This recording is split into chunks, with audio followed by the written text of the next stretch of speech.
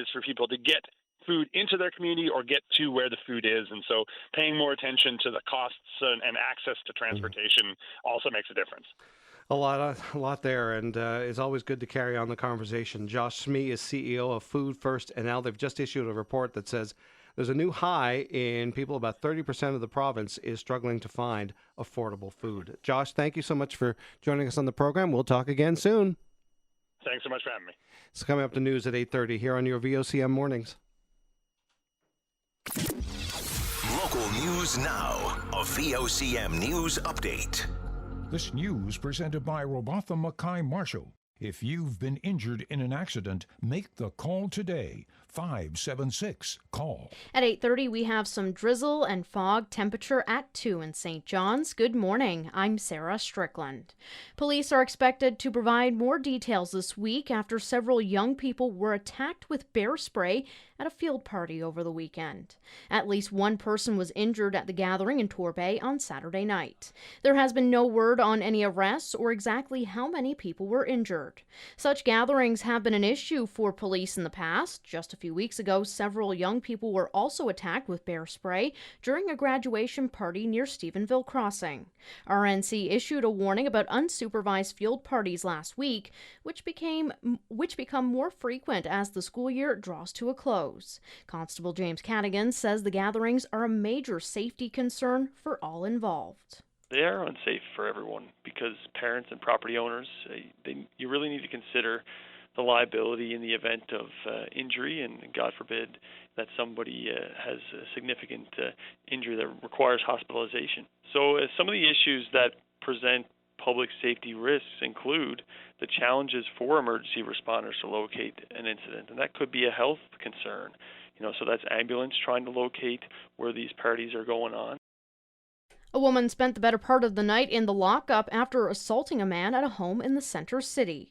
RNC were called to a domestic incident just before midnight. When officers stepped inside the home, a man was found injured after a disturbance that left the place in complete disarray. A 32-year-old woman was arrested and charged with assault. She was held for court.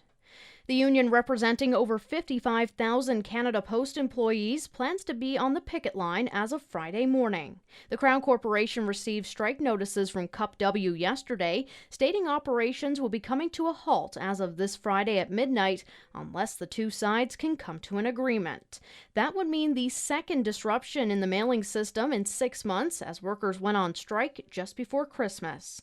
The federal government stepped in, mandating employees back to work as the collective agreements were extended until May 22nd.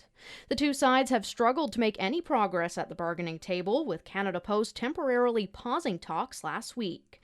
Should postal workers go on strike, no new items will be accepted by the Postal Service, and items already in transit will be secured, but not delivered.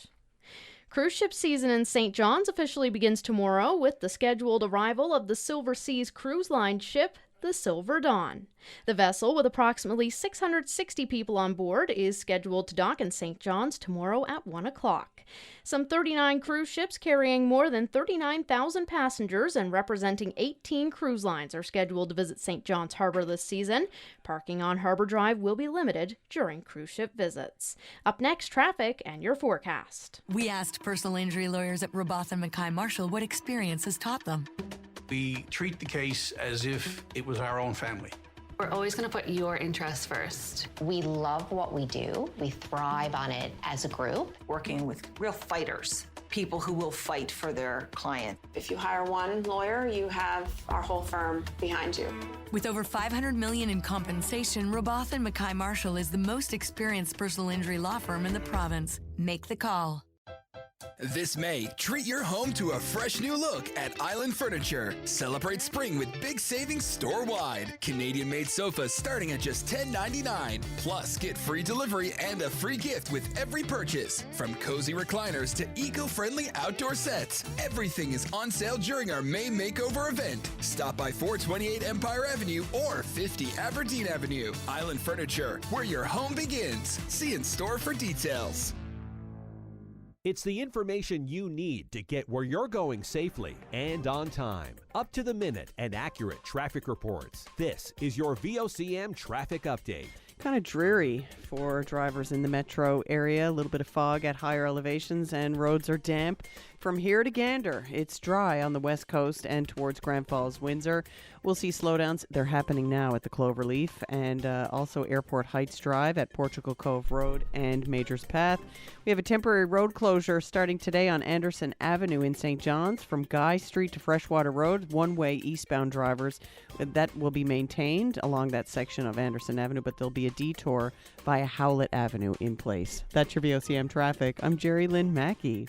This VOCM weather is brought to you by Vogue Optical, where your second pair is always free. Let Vogue Optical arrange your next eye exam today. Trust us, your eyes will thank you. St. John's Metro. Rest of the Avalon RDF will end around lunchtime, then cloudy and a high of +5, but the drizzle or showers will move back in this evening, a low of +1. And some RDF again tomorrow, northerlies 30 and a high of +4. Clarenville, central Newfoundland, today and tonight, drizzle or showers, northerlies 40, a high of 6, low of +2. RDF tomorrow, winds at 30, a high of 6. South Coast, mainly cloudy with some showers in some areas, northeasterlies 30 and a high of 10. Cloudy this evening, winds at 40, a low of +4. Sunny breaks tomorrow, northerlies 30 and a high of 11. For the West Coast, Southwest Coast, Northern Peninsula, next couple of days, sun and cloud, northeasterlies 40, high of 13. Tonight, partly cloudy, northeasterlies 30 and a low of +3. Right now in St. John's, we have some light drizzle and fog. Temperature is at 2. Back with an update just before 9 o'clock. Over to you guys. It is 23 minutes to 9 o'clock, which means it's 23 minutes before you can call Patty Daly on open line. Get in the queue now, 709-273-5211. And long distance, it's 888-590-8626. Well, whale season is here, and the province is trying to make a splash with a brand new way to connect to these gentle giants. The province has just launched Hello Humpback. It's an interactive website that lets whale watchers identify, track, and even get the backstory on the humpbacks that they spot, turning every whale tale into a tale of adventure. Joining us now to dive into this exciting initiative is Daryl Smith. He's Director of Tourism Marketing for Newfoundland and Labrador. Good morning, Daryl. Good morning, Jerry Lynn. How are you doing? Wonderful. I'm really enjoying laying down some of these cheesy puns, but in all seriousness, I'm impressed, especially first thing. I was going to say Monday morning, but close enough to it. Well, what inspired the creation of Hello Humpback, the website, and how does it work for whale watchers? Well, first of all, thank you very much for reaching out. We're really excited about this one, as well as the industry, of course. So this one, we've known for quite some time that whale watching is one of our, what we call our USPs, or unique selling points, for the province.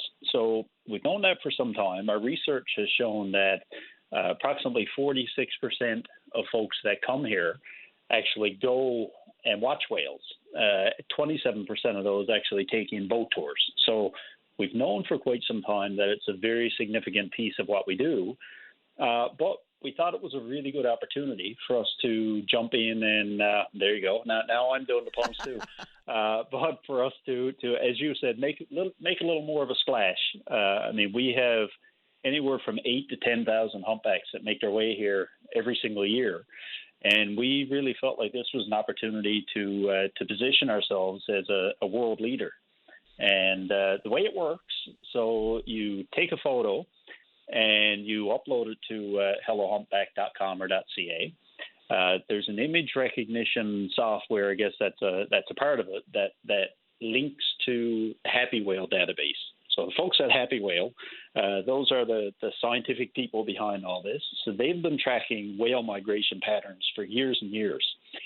So I think right now they've got somewhere around 370,000 unique whales in their database. Wow. So what happens is you take a photo, you upload it to Hello Humpback, it searches through that database of images and finds a match for your whale.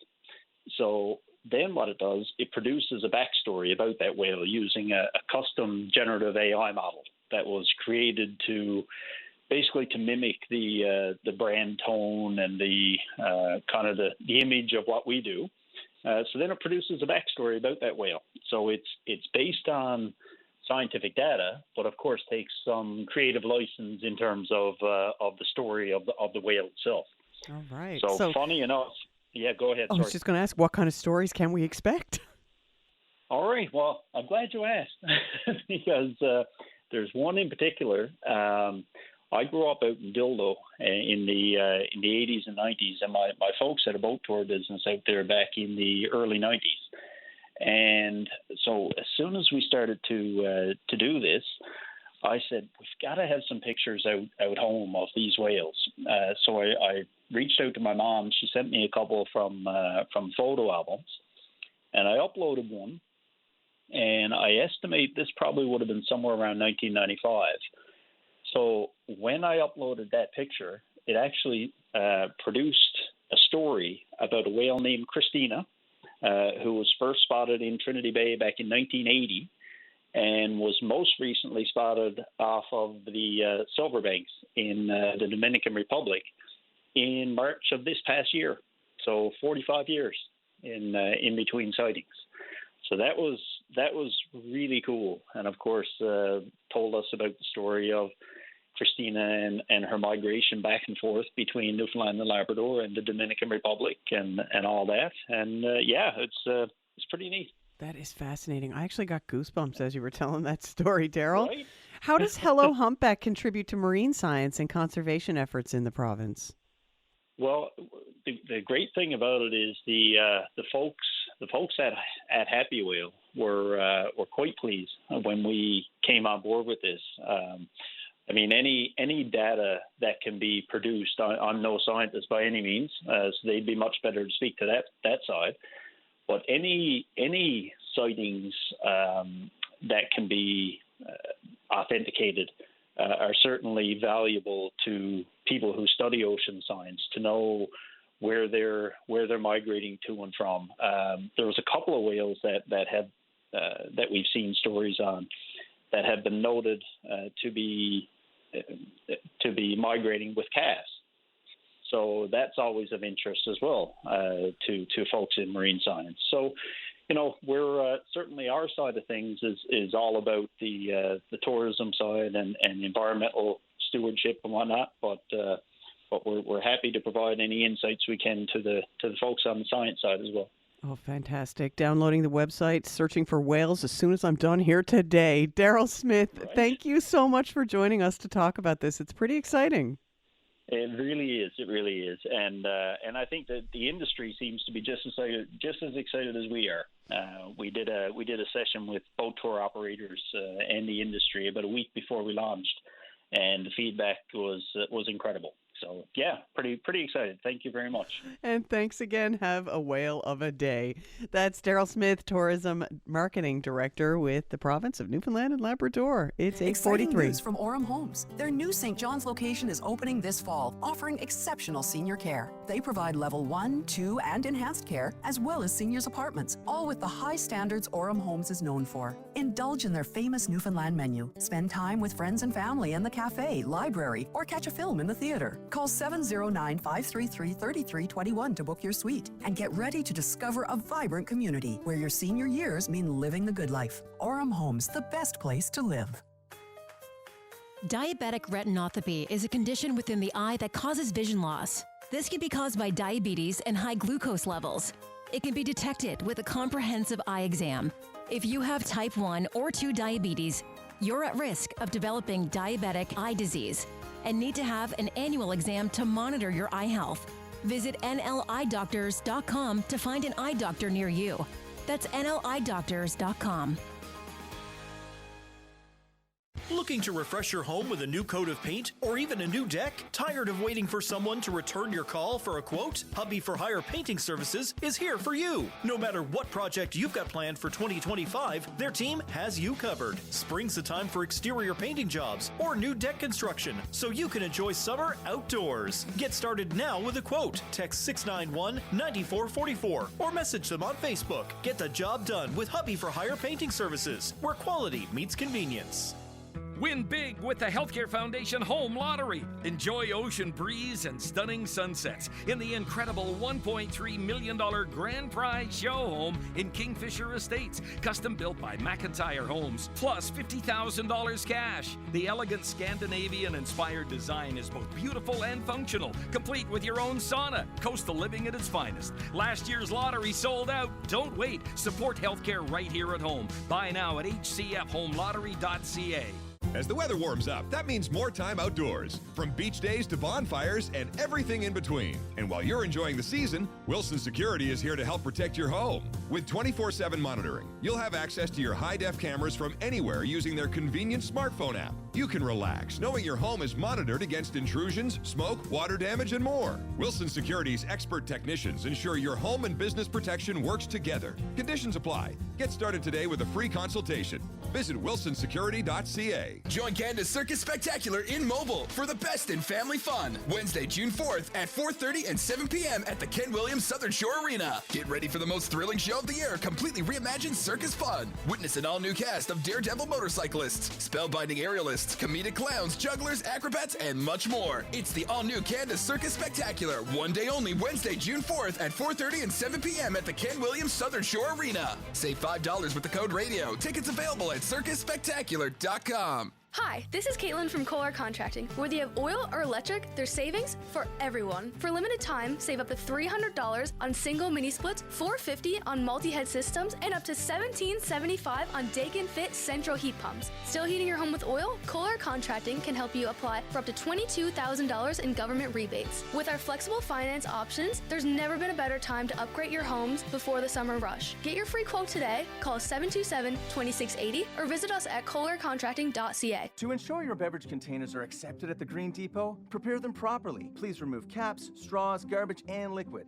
Ensure labels are left on and containers are not crushed or broken. Give them a rinse, and they'll get the green light. Learn more at greendepotnl.ca. Pizza Delight's new lunch for two is just $24.99. Share 2 entrees like 6-inch 3-topping pizzas, classic panzerottis, or super donaires, plus 2 sides and 2 fountain drinks for just $24.99. Come home to Pizza Delight. This VOCM weather is brought to you by Vogue Optical, where your second pair is always free. Let Vogue Optical arrange your next eye exam today. Trust us, your eyes will thank you. St. John's Metro, rest of the Avalon, RDF ends around lunchtime, then cloudy, a high of +5. Drizzle or showers move back in this evening, a low of +1. RDF again tomorrow, northerlies 30 and a high of +4. Clarenville, central Newfoundland, today, tonight, drizzle or showers, northerlies 40, a high of 6, low of +2. RDF tomorrow, northerlies 30 and a high of 6. South Coast, mainly cloudy with showers for some areas, northeasterlies 30 and a high of 10. Cloudy tonight, northerlies 40, a low of +4. Sunny breaks tomorrow, winds at 30 and a high of 11. And the west coast, southwest coast, northern peninsula, today and tomorrow, sun and cloud, northeasterly winds at 40 and a high of 13. Partly cloudy overnight, northeasterly winds at 30 and a low of +3. The biggest conversation in Newfoundland and Labrador. VOCM Open Line. Have your say each morning starting at 9 on VOCM. It is 8:48. I'm Russell with Jerry Lynn, and I was going to tell you a joke this morning about Apple computers, but then thought better of it as it wasn't very PC. Oh, speaking of things that drive you mad, the bane of many drivers certainly is the grind and patchwork that you see on city streets. Seems to go hand in hand with a return to the warmer temperatures. Well, VOCM's Linda Swain spoke with the Mayor Danny Breen about the road maintenance practices and just why it's done. Well, we have about 1,400 lane kilometers of roadway in the city that we have to maintain, and obviously you can't fully rehabilitate all those at the same time or in the same year. So we have an asset management system where our staff, including streets, has a ranking system where each street is ranked in according to the condition of the roads, and they use that as a guide to the work that has to be completed. So, in many cases, you may have a section that we would use to grind and patch on. It's effective in that it does the smaller patches until the full rehabilitation of the street can be done, because there's factors involved in that. For example, you might have a street that is awaiting cost sharing with on bigger projects for underground services. So you wouldn't go in and pave a street knowing that you're going to be tearing it up very soon to replace some of the underground services. So all that is taken into account as you move forward. So grind and patch is a part of the way that we can keep the streets safe, and we can reduce the potholes and be able to keep the streets at a level until a full rehabilitation can be completed. Are there timelines set by the city when it comes to once the pavement is cut that it needs to be filled in? Yeah, there is. And so there is a standard that's set, but there's a lot of factors that impact that. Considering the cold weather, the time that it is for it to cure before the patch is put in. You would also have rain. If you have wet conditions, that slows down that time frame as well. So we work on that with the contractors to try to get them completed as soon as possible, but there's always a lag time in there. When it comes to using grind and patch for road maintenance, are there timelines set as well on how many times you do that? Some streets, it seems, is just a patchwork of different little patches of pavement, and you feel it when you're driving over it. Yeah, so you have to do that work, and because we spend about $15 million a year on street rehabilitation. On top of that, we have many cross-shared multi-year capital projects that we do more extensive work underground on. So we also have a fairly short construction season to do the work in. So we have to manage all those different factors and variables in doing the work on the roads. And so is there an amount that we do? No, but they're the ones that we grind and patches on are usually the higher traffic areas, most cases, and they're ones that will be fully rehabilitated in the near future. Are there other methods that can be used? This is the one that we use that is part of a whole system of whether it's a full replacement of the road, whether it's a resurfacing, whether it's grind and patch, or in some cases just taking up whole sections and redoing those sections. So our staff are always monitoring the roads, monitoring the condition, and ensuring that we're doing it in the most cost-effective and efficient manner possible, so that we let these contracts out and contractors do the grind and patch and do the full rehabilitations. And, we want to make sure that we're using the money to the maximum impact that we can have in doing this work. How did the winter treat us? It seems to me that we didn't suffer as many potholes this year as we have in the past, but we did have a different kind of winter. It was a different kind of winter, and I think that that shows in not as many potholes as we would usually have. But there's always work to be done, and hopefully that this year we're going to be able to make a good impact on the roads again, and there'll be a significant amount of that work completed this summer as well. That's the Mayor of St. John's, Danny Breen, talking about the grind and patch work that's being done on city streets to get them ready for the summer. And the news is next here on your VOCM mornings, and then it's Patty Daly, ready with Open Line. This community update is brought to you by the VOCM Cares Foundation. The VOCM Cares Foundation, strengthening communities in Newfoundland and Labrador. Get ready for a day of friendly competition, teamwork, and fun with the CARES Community Dodgeball Tournament, June 20th. It's an exciting team-building activity that also gives back to your community in partnership with Dodgeball NL and CE23. Assemble your team of 6 to 12 people and get fundraising. It's all in support of VOCM CARES community services like Coats for Kids, Buddy Bear, Happy Tree, and more. Sign up by emailing vocmcares@vocm.com. Sponsored by Crombie and Cal LaCroix. I'm Claudette Barnes in your community. The Walk to End ALS is back, bringing communities together across the province and across the country to support Canadians living with ALS and their families. In Whiteway, the walk will begin on Saturday, June 7th at Jimmy Rose Walking Trail at 1 p.m. In St. John's, the walk will take place on Sunday, June 8th at McDonald Drive Junior High Gym, with registration at 1 and the walk starting at 2. The Walk to End ALS is more than a fundraiser. It's a celebration of community, connection, and hope. For more information or to find a walk near you, visit walktoendals.ca. And for more information on the St. John's Walk, contact Deanne Ingram at 709-689-8784. Updates are also available by following ALS Newfoundland Labrador on Facebook. Local news now. A VOCM news update. News as it happens on VOCM, VOCM.com, and at VOCM News on Twitter. Stay up to date with your VOCM. At 5 to 9, we have some light drizzle and fog. Temperature is at 2 in St. John's. Good morning. I'm Sarah Strickland. The union representing over 55,000 Canada Post employees plans to be on the picket line as of Friday morning.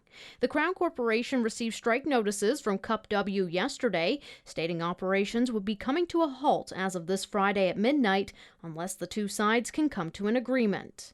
That would mean the second disruption in the mailing system in 6 months as workers went on strike just before Christmas.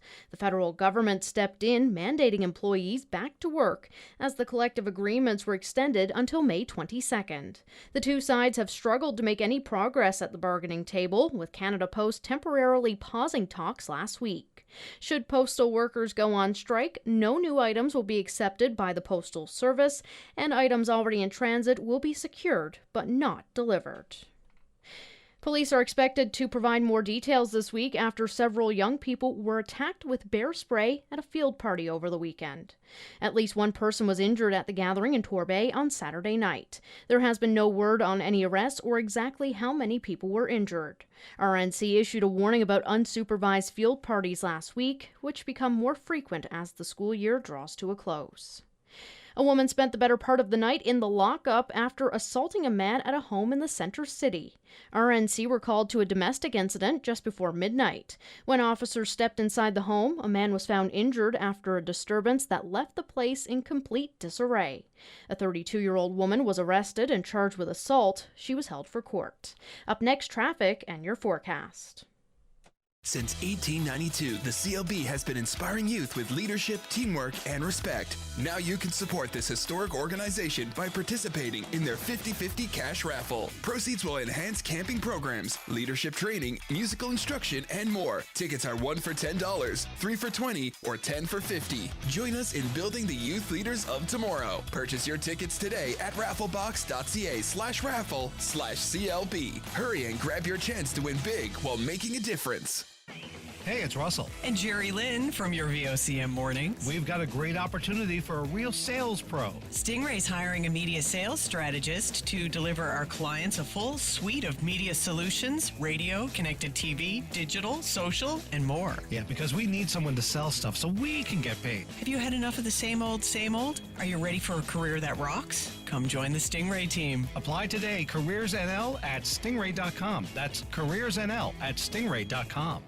This VOCM traffic brought to you by Island Furniture. This May, treat your home to a fresh new look at Island Furniture. Celebrate spring with big savings store-wide, like Canadian-made sofas starting at just $10.99. Well, seeing the major slowdowns, traffic backed up on Peacekeepers Way, heading eastbound towards the Cloverleaf. This is the bone of contention for people coming out of CBS. And with that, more people availing of Topsail Road or maybe taking Foxtrap Access Road. So it's even slow going there. We do have delays, mounting delays at Airport Heights Drive where it meets Portugal Cove Road, Major's Path. They're putting in a roundabout there, but there's a lot of delineator posts and different directions that you have to follow as you're going through and slowing it down. Temporary lane closure today, starting today, going all week on Anderson Avenue. That's between Guy Street and Freshwater Road. That's your VOCM traffic. I'm Jerry Lynn Mackey. This VOCM weather is brought to you by Vogue Optical, where your second pair is always free. Let Vogue Optical arrange your next eye exam today. Trust us, your eyes will thank you. St. John's Metro, rest of the Avalon, RDF ending around lunchtime, then cloudy and a high of +5. Drizzle or showers this evening, low of +1, and some RDF tomorrow with a high of +4. Clarenville Central, today, tonight, drizzle or showers, northerlies 40, high of 6, a low of +2. RDF tomorrow, winds at 30, a high of 6. For the South Coast, mainly cloudy with some showers for some areas, northeasterlies 30 and a high of 10. Some cloudy breaks tonight with low of +4 and sunny tomorrow with a high of 11. And the West Coast, Southwest Coast, Northern Peninsula next couple of days, sun and cloud, northeasterlies at 40 and a high of 13. Partly cloudy overnight and a low of +3. Right now in St. John's, light drizzle and fog. Back with an update at 10, I'm Sarah Strickland. This is VOCM Open Line. Call 709-273-5211 or 1-888-590-8626. The views and opinions of this program are not necessarily those of this station. The biggest conversation in Newfoundland and Labrador starts now. Here's VOCM Open Line host Paddy Daly. Well, all right, and good morning to you. Thank you very much for tuning into the program. It's Tuesday, May the 20th. This is Open Line. I'm your host, Paddy Daly, David Williams. He's produced the program. You'll be speaking with David when you pick up the phone to give us a shout in the queue and on the air. If you're in the St. John's metro region, the number to dial is 709-273-5211. Elsewhere, toll-free long distance, 1-888-590-VOCM, which is 8626. So, quick check-in at Team Canada at the World Championships. So, an important game yesterday for a couple of reasons. So, they unfortunately lost to Finland in the shootout. I watched the third period overtime and the shootout. A lot of people don't like the whole concept of a game being settled by a shootout, but anyway, there you go. We don't know exactly where we're going to finish in the standings, consequently don't know exactly who we're going to match up with into the playoff round, but it's probably the last competitive game of hockey for Marc-Andre Fleury. First ballot Hall of Famer, no doubt about it. One of only 4 goaltenders in NHL history to play over 1,000 games. He's second in all-time wins with 575 behind only Martin Brodeur, whose win record is out of control, will never be touched. So he's had a great career at 3 Stanley Cups. He won 3 times with the Pittsburgh Penguins, made another final with Las Vegas. So the last competitive game for Marc-Andre Fleury. And in the NHL playoffs then there were just one Canadian-based team remains alive. That's the Edmonton Oilers, of course. After the Western Conference Final, they got their hands full, though, with the Dallas Stars. But, man, for Leafs fans, just brutal. Now, I don't think it's great to see everybody throwing their Leafs jerseys on the ice after their beloved Maple Leafs absolutely laid an egg in Game 7. Atrocious. That team's not going to look the same next year. You got to believe that's it for Marner. You wonder whether or not Matthews will ask for a trade. You got to figure that Tavares is pretty much at the end of his runway. So I feel terrible for Leafs fans because that was atrocious. After such a courageous victory in Game 6 to take it to Game 7 at home and to get absolutely popped 6-1. And for the Jets fans out there, I don't know how many Jets fans are around here, you know, it brings a bit of the human touch when you know that one of their captains, Mark Scheifele, he played in that final game for the Jets season this year just after his father unexpectedly died that morning. So, I mean, that's quite the story. Anyway, let's keep going. Copious numbers of emails regarding the issues at a field party over the weekend. This is not new. Early last week, the RNC put out a warning about these unsupervised underage parties. And you know what goes on there? Look, we had plenty of these field parties when we were young, but there's something different now. Whether it be the nature of the drugs that are on the street possibly being used by some of the folks who are going to the parties. And just a quick note. So the headlines in the report says, a Torbay field party. Now, of course, it wasn't organised by the students at Holy Trinity, and maybe some of them were there, but it's not a Torbay issue. So I've got a lot of people who are residents of Torbay, pretty sensitive about how this is being reported, and absolutely, there are tons of kids there from other parts of the province, whether it be St. John's or Albert Cove or wherever. So it's not a Torbay issue. And in fact, I just heard in the news with Sarah Strickland, an issue out of Stephenville Crossing last year. So the warnings weren't paid much attention to by the sounds of it. What goes on here, I don't know exactly what goes on, I don't go to the parties, but there's a group that go there for one reason and one reason only. That's to stir things up and to commit acts of violence, which absolutely is. When you put bear spray into someone's eyes, it wasn't a prank. it should be a crime. So there's also a report of someone being wounded. Apparently no one hospitalized, no arrests have been made yet. But where the answer is to how we deal with these things, because young people will congregate. Apparently there was another part of the province, and I'll leave the name of the community out, another one of these field parties where there was police standing by as well as ambulances. So that kind of feels like a strange way to approach this. It's an after the fact. And then you hear Constable Cadigan at the RNC say, you know, when these parties happen, it makes it difficult that if and when, say, someone calls 911, to be able to locate the person who may be hurt or injured becomes tricky when you're talking about these off the beaten path, so to speak, parties in the fields. So residents are talking about locking the gate, but locking the gate isn't going to keep them out of there if they want to go in and use that particular field, which I don't even know where that field is, for a party. But some of the Torbay residents that are really upset about their community being named, well, we know full well it's not just youth from Torbay who may have been in attendance. We know that to be the truth. But these stories, and so what do? I mean, as parents, our number one priority is to protect our children. But at the exact same time, you don't want to bubble wrap them and say that they can't go here and they can't go there, even though it might be the right thing to do. But feeling left out is a problem for kids. But how we keep them safe at these types of parties, number one, the folks that go there with the bear spray, like a bunch of cowards, right, going around with bear spray. So, number one, let's find out who did it. And people know. There have got to be dozens or hundreds of people who know exactly who did this. And so let's do what I would call the right thing and make sure that their bear spraying days are over. What do you think? All right, let's keep going. And you have to imagine that plenty of people in attendance at that party and other congregations of youth, whether it be outside your school or wherever after school or wherever on the weekend. And it's the concept of vaping. So Canadian youth vape more than any other pocket of youth in any country anywhere else in the world. And in this province, we have the highest rate of using vapes compared with every other province in the Canada. So this is a problem. They look at the numbers here, and here we go. A quarter of youth who vape daily do so within the first 5 minutes of waking up, and one within the first half hour. That's a pretty strong indicator of nicotine addiction. If you look at people who try to use these units to try to quit smoking, if you look at the historical data over 20 years, it's probably not as effective as some people think or say it is. So, you know, when the province brought forward rules, you can't smoke and you can't vape on any government property. Hospitals, still happens. Outside government buildings, still happens. Provinces, schools, still happens. It's one thing to have a rule in place, quite another to enforce it. But this is a really problematic trend. We can talk about the role that the sweetened flavors play, the fact that they don't have to be locked behind a door similar to cigarettes or cigarillos or cigars.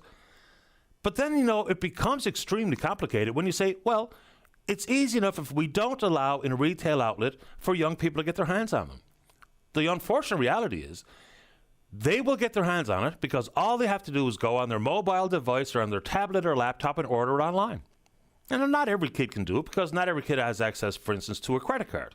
So how we get on top of this, because we don't even really truly know what the long-term impacts are of vapes, because it takes a long time to compile the data to have a real confirmed set of data points that says exactly what's going on, like we do know when it comes to tobacco. So that's in the news, and that's not new, but unfortunately, that's the way it goes. And last week, we spoke with Josh Smee, the CEO of Food First, about the annual report regarding food insecurity. And in this province, when we look at youth, especially in single-parent families, it is a huge problem.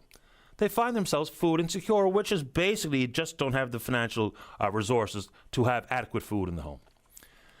Add to it, and I've been saying this ever since I've been sitting in this chair, it is one of the most concerning things when we talk about the end of the school year, that for so many children in the K-12 system, that might be their last opportunity for that free and healthy breakfast, for that lunch at school. Now, we don't even know how the school lunch program has been implemented regarding the federal sign-on, but just think about it out loud. How many young people in this province are going without, or how many of their parents are going without in an effort to try to feed their kids?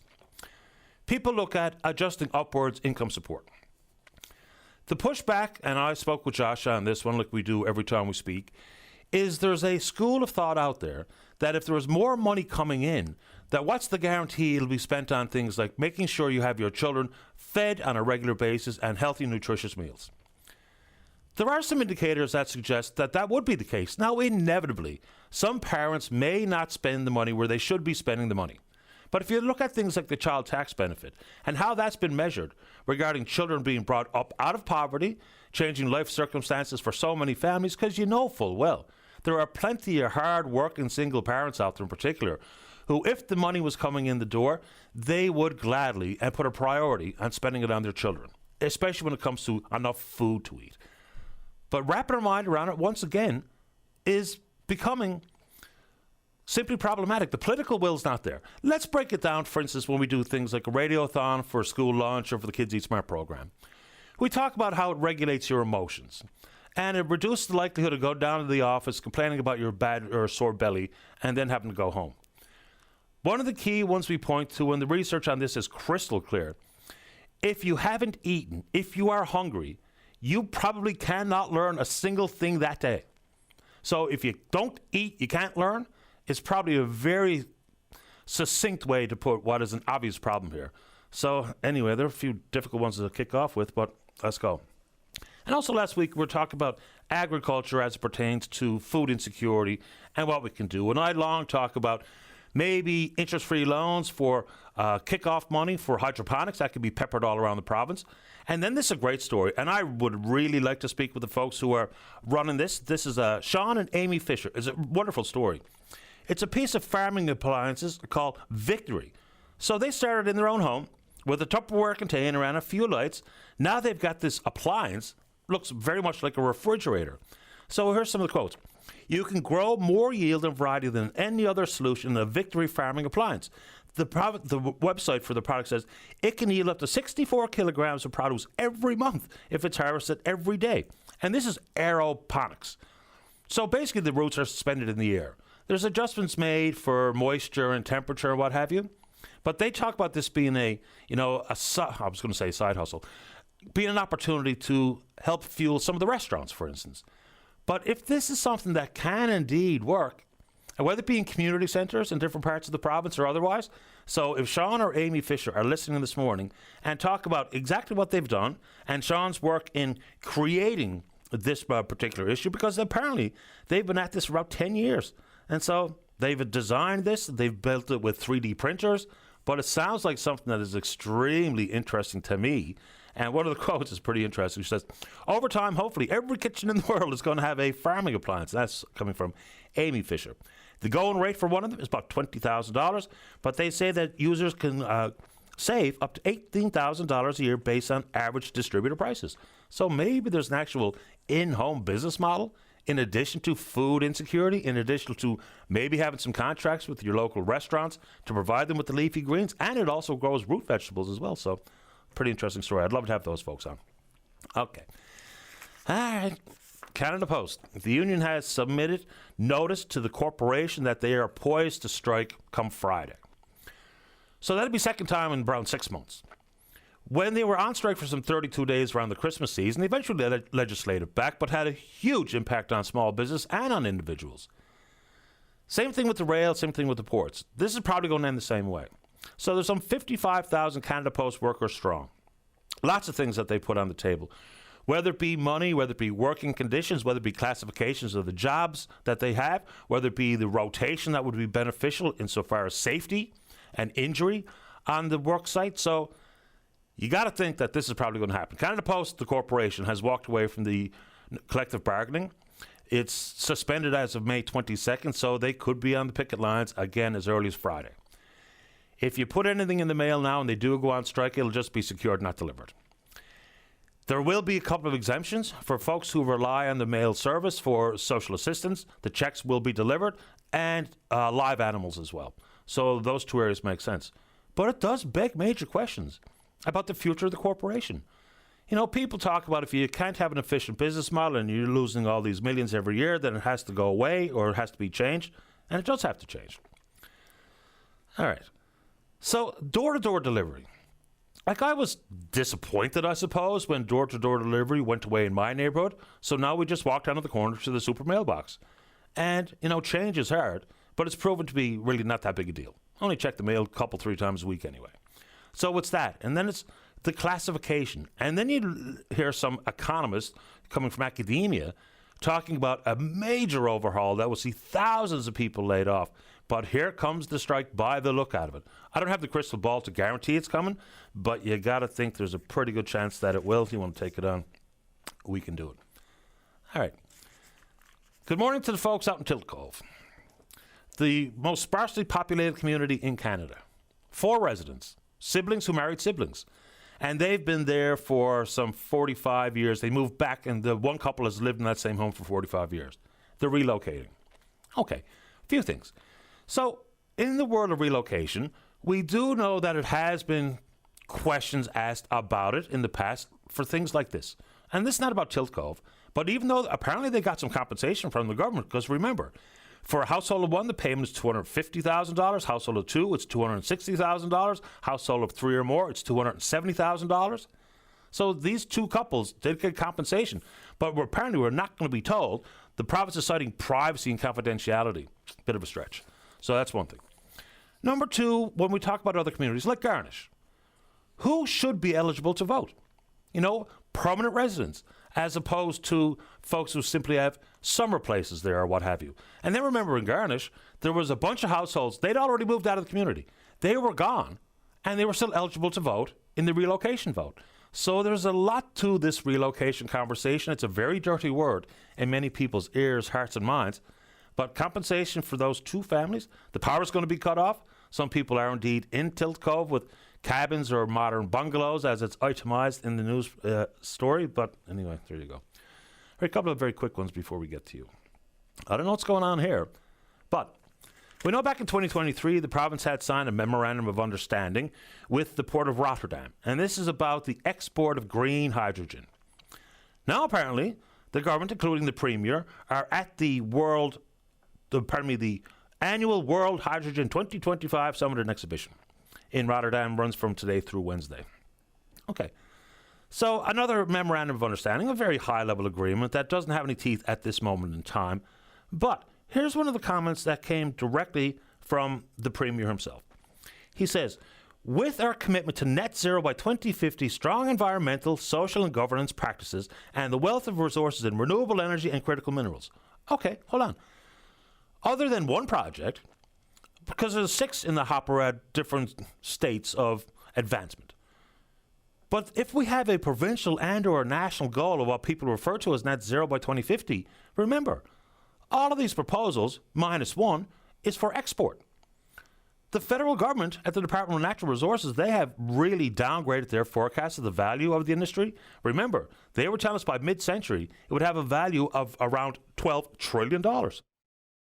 4 years later, they downgraded it to $2 trillion. One thing's for sure, and if you still have some concerns about this industry, please bring them forward. Or even if you're a supporter of. No doubt about it, you don't have to read between the lines. The government is in. The government likes this. And I don't know what percentage of the population, when we talk about the concept of social license, in different regions of the province, where a proposal is in place, and of course there's only one that's been approved in full, that's World Energy GH2. They're not even really talking about green hydrogen any longer. They're talking about data centers, maybe to power artificial intelligence or otherwise, but another MOU in that particular world. All right, a couple of very quick ones on the federal front. Kind of a messy week for the newly sworn-in cabinet federally, and for the Prime Minister himself, I would suggest. So some missteps, some sidesteps, some pretty ham-fisted comments coming from some of the ministers in new portfolios. Look, Stephen Guilbeault just can't control himself when it comes to questions about pipelines. But it's the issue of a budget. The country hasn't seen a budget tabled in the House of Commons for almost 400 days. And that is a long time. If the Prime Minister was elected in his own riding, and of course as the leader of the party, primarily to help try to navigate the economy, whether it be trade relations with the United States and others, whether it be interprovincial trade, but no budget.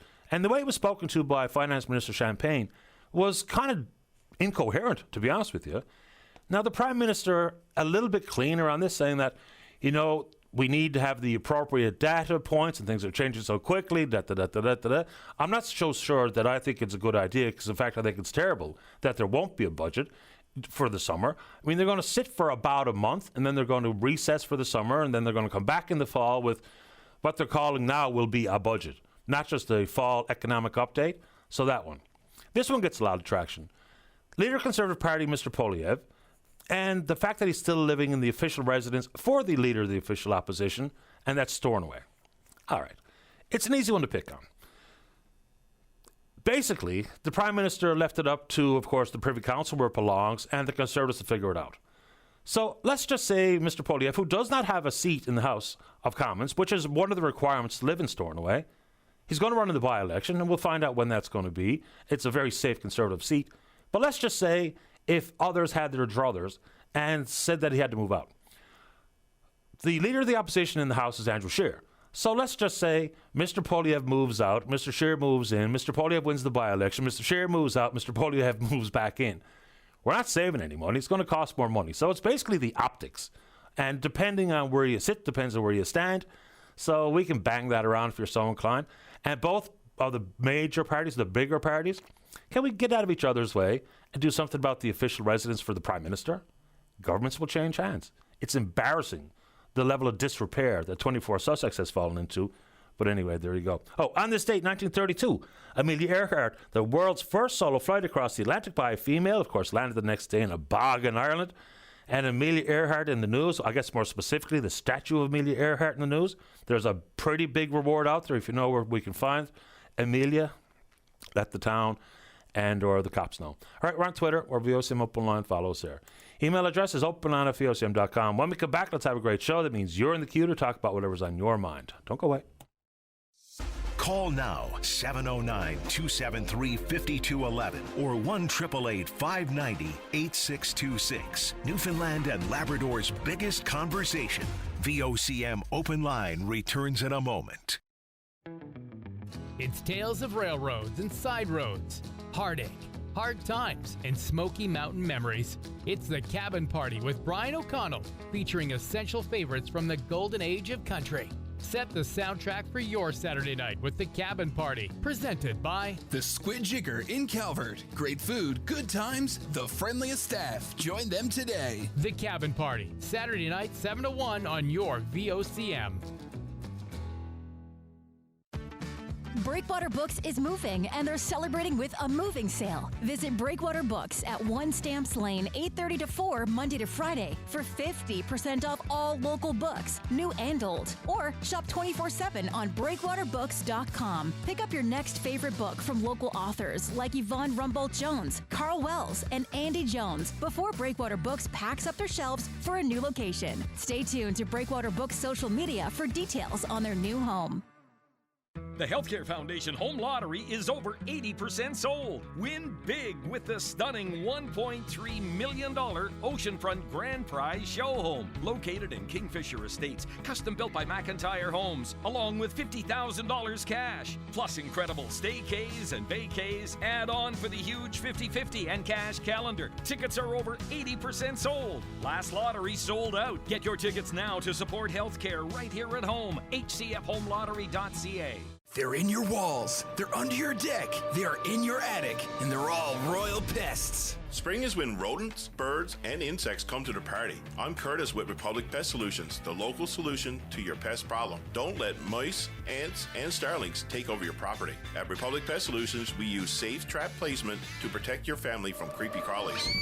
Got bugs, birds, mice? Call Republic Pest Solutions at 728-2530 or visit republicpestsolutions.com. As another springtime arrives, it's time to finally get building. All your outdoor spring projects begin at Mount Carmel Building Supplies. Pick up shingles and get that roof in top shape with ICO Cambridge Lifetime Shingles. Give your home or shed a fresh new look with new siding in a variety of colors. They stock green and brown pressure-treated lumber, along with Trex composite decking. And finish off the deck with stunning and durable Century railings. Plus, get delivery anywhere on the Avalon. Spring projects begin at Mount Carmel Building Supplies. Call 521-2730.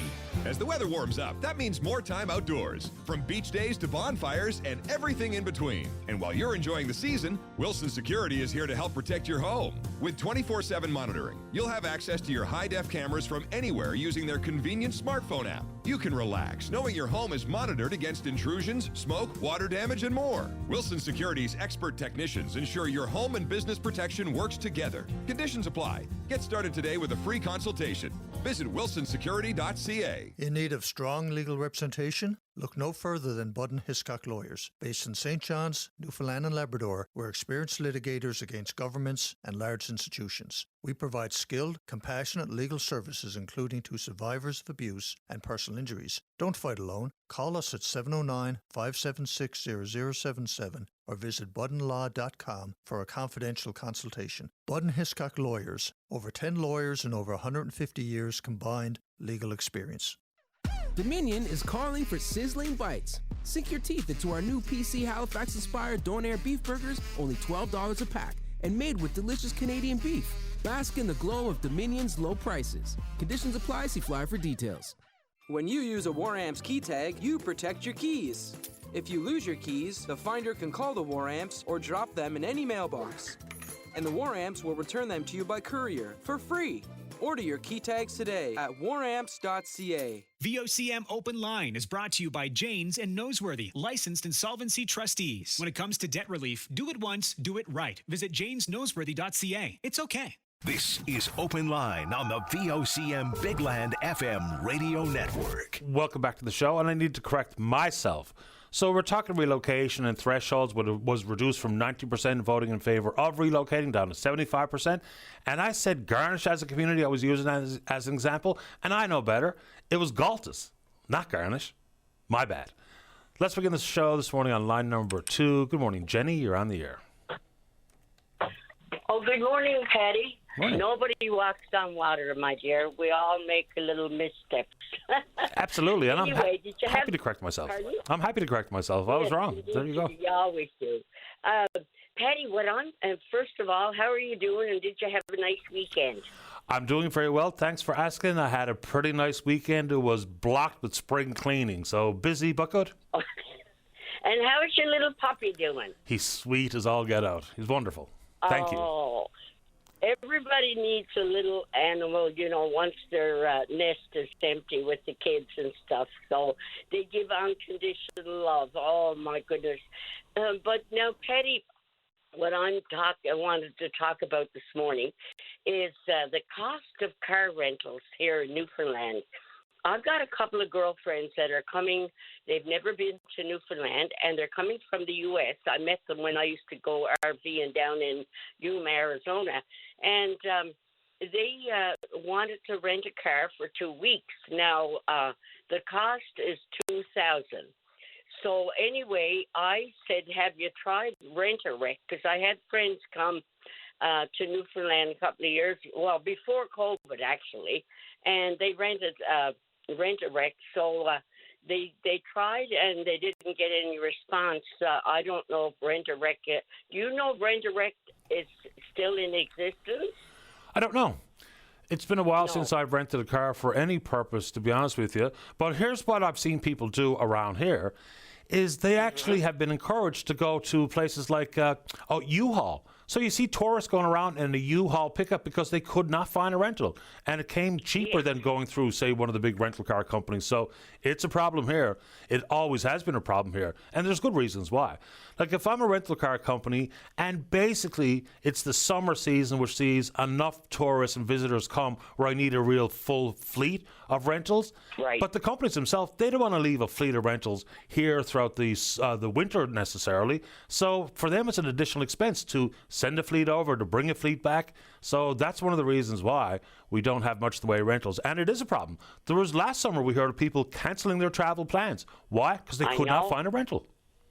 Exactly. Yeah. And and I offered my car to them, for a week. But the thing is, one of my friends has a nephew or niece rather, married to a Newfoundlander, and they live in Twillingate. So they wanted to fly into St. John's and fly out of Gander.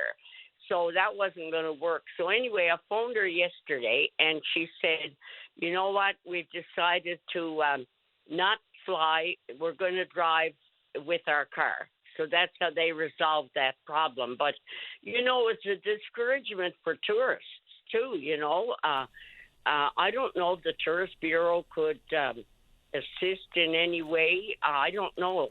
I know that COVID, when I lived on the mainland, my husband and I, we would come home and rent a car, and it was never that exorbitant, But I don't know. I don't know what the problem is, Patty. I really don't. But I think it's unfortunate because it discourages tourism, doesn't it? It certainly can. Like, if I have plans to not just say land in St. John's and just, go around or go up to Southern Shore on a tour boat or a tour bus or something, for many folks, they'd like to be able to get a rental, go to Mistaken Point or to go wherever and make their way around on their own steam. But if you can't get a rental, that may indeed see some people say, well, if I can't get a rental car, that kind of changes my plan, so I'm not going to go. Yeah, of course, and that makes sense too, really, But anyway, that was what I wanted to talk to you about today, and I was hoping that maybe there'd be some of our, your listeners that might come up with some solution. But I guess it's just the way it is. It's too bad, though. It really is. I wish there was a way, But I appreciate the call this morning, Jenny. Thanks for doing it. Oh, yes, and have a nice day, Patty. Always nice to talk with you. My pleasure, Jenny. Hope you have a nice day as well. Yes, thank you. You're Take welcome. care. Bye-bye. Bye. I'll add a couple to that. Car sharing, Turo, Turo. It came to the province, I guess, 2-3 years ago. So it's an opportunity for you to put your vehicle, like say, for instance, you're a teacher, and you're off in the summer and you don't necessarily need your vehicle, maybe because your partner or spouse also has one. So you can put it on the platform. You can make a few bucks and it can help some tourist or some whoever who needs a rental car to be able to use your vehicle. So a few bucks in your pocket. There's people who have made a real full-on side hustle out of it. I remember speaking with someone on this show. I believe they had like 4 vehicles that they had on the Turo platform. So that's out there. In addition to that, we talk about tourists and people driving their own vehicle or choosing to fly. I guess it's incumbent on all of us to hold the Prime Minister's feet to the fire as it pertains to the cost of travel across the Marine Atlantic. He said while on the hustings that he would see the fees cut to around half. That's, of course, going to be great for individuals. The big question will be, with the slash of the fees in half, and that's got to happen, he pledged it, we'll keep on him to ensure that that happens, is even if that happens, what does it mean for the delivery of goods? Because the thought is, and people are absolutely right, the cost for the trucking industry to bring in a trailer load of whatever onto the island is really cost prohibitive. Now, they absorb it because that's their business. The question will be whether or not that proposed savings will actually translate into reducing prices for the end consumer. That's always going to be the big question. So those two, Marine Atlantic and Turo. If you have had a vehicle on Turo, would like to talk about your experience and what it meant for a few bucks in your pocket, what it meant for your vehicle, we're happy to have you on the show. Let's take a break. When we come back, we're speaking with you. Don't go away. Call now, 709-273-5211 or 1-888-590-8626. Newfoundland and Labrador's biggest conversation. VOCM Open Line returns in a moment. To ensure your beverage containers are accepted at the Green Depot, prepare them properly. Please remove caps, straws, garbage, and liquid. Ensure labels are left on and containers are not crushed or broken. Give them a rinse and they'll get the green light. Learn more at greendepotnl.ca. Looking to book a private party? The Newfoundland Embassy in downtown St. John's is just the spot. Whether it's a birthday bash, office get-together, or conference, we've got the food, drinks, and good vibes to make it one to remember. With cozy spaces, live music, and a rooftop patio, all you've got to do is bring the crowd. We'll take care of the rest. Visit our website at newfoundlandembassy.com to book your private event today. The Newfoundland Embassy, 79 New Gower Street, the friendliest little pub in the North Atlantic. Discover the power of solar with NL Off-Grid Solar Solutions. Say farewell to noisy, expensive gas generators at the cabin. Our custom solar systems offer you affordable, quiet energy, harnessing the sun's limitless power. Visit nloffgrid.ca today. Concerned about rising solar panel prices? Act now. Prices are expected to rise by 15 to 20%. All our monocrystalline panels are on sale and come with a full warranty. Don't wait. Secure your sustainable energy future with NL Off-Grid Solar Solutions. We are community food sharing. As a food distribution center for Newfoundland and Labrador, we alleviate hunger in our communities by efficiently distributing food to over 60 food banks in our province. Today, the need for food has never been greater. That is why your continuous support through monetary and food donations will help ensure that no one in our province goes hungry. Give from the heart. Learn more at cfsa.nf.net. They're in your walls, they're under your deck, they're in your attic, and they're all royal pests. Spring is when rodents, birds, and insects come to the party. I'm Curtis with Republic Pest Solutions, the local solution to your pest problem. Don't let mice, ants, and starlings take over your property. At Republic Pest Solutions, we use safe trap placement to protect your family from creepy crawlies. Got bugs, birds, mice? Call Republic Pest Solutions at 728-2530 or visit republicpestsolutions.com. So one of your workers has been injured at work. You know the best thing you can do? Help them plan what work they can do safely while they recover. Like Thomas here. He worked in the machine shop, but while he's recovering, he's training on forklifts. Right back at you, Thomas. Right away, make a plan together for transitional work. It's what you can do, not what you can't. Getting back is part of getting better. Learn more at workplacenl.ca. Uncertainty, market shifts, 24-hour news cycle. Now more than ever, your team needs to reset, recharge, and focus. The Wilds Resort and Conference Center is your locally owned resort, offering budget-friendly corporate packages designed to help you regroup and relax. Step away from the noise, connect with your team, and build a stronger future. Elbows up, chin up, we've got this. Call Rhonda at The Wilds today or visit thewilds.ca. Next on the runway, it's you in a stunning pair of prescription frames from Cowan's Optical. We're slashing prices in half. Yes, all prescription frames are half price. Cat eye, aviator, round, rectangle. No matter your vibe, we've got the look to match your face and your budget. Cowan's Optical. See better, look incredible. All prescription frames have price as sunglasses not included. Bring in your prescription or just call to arrange your eye exam today. Check out our Facebook or visit Cowan's Optical near you for complete details. Pizza Delight's new lunch for two is just $24.99. Share two entrees like 6-inch 3-topping pizzas, classic panzerottis, or super donaires, plus two sides and two fountain drinks for just $24.99. Come home to Pizza Delight. This is Open Line on the VOCM Big Land FM radio network. Welcome back to the show. Let us go. Line number one. Good morning, Annie. You're on the air. Hi, Patty. Hi. I was coming down over the road on Friday in my car when I heard you talking to a man. And at the end of the conversation, he said, "Long may your big jib draw." And then I heard you say, "I don't even know what that means." Yeah, I think I kind of do, but why don't you tell me? I was going to say I had a big chuckle, and then I heard a lot of things in my childhood, too, that I pulled my eyebrows together for because I didn't really understand what was being said. So here's what I think, and you can correct me if I'm wrong or tell me what you... Let's figure it out. The bow of the boat got a pole, we'll call it, that comes out on her. So that's the jib, right? Mm-hmm. And on the jib is where you put the sails. Now, this is my understanding. Those jibs are on tossed ships and schooners. Now, I heard a lot of things. That's why I called you. I had to put the call in. My dad, see, was a sailor, a fisherman, and he also sailed with the Merchant Marine. So he talked a lot about schooners. And on the pole if that's the right word for it, or the jib. On the mast, yeah. Yeah, the sails goes up. So my understanding of long may or big jib draw is when the wind, the word draw means the wind is drawn in the sails.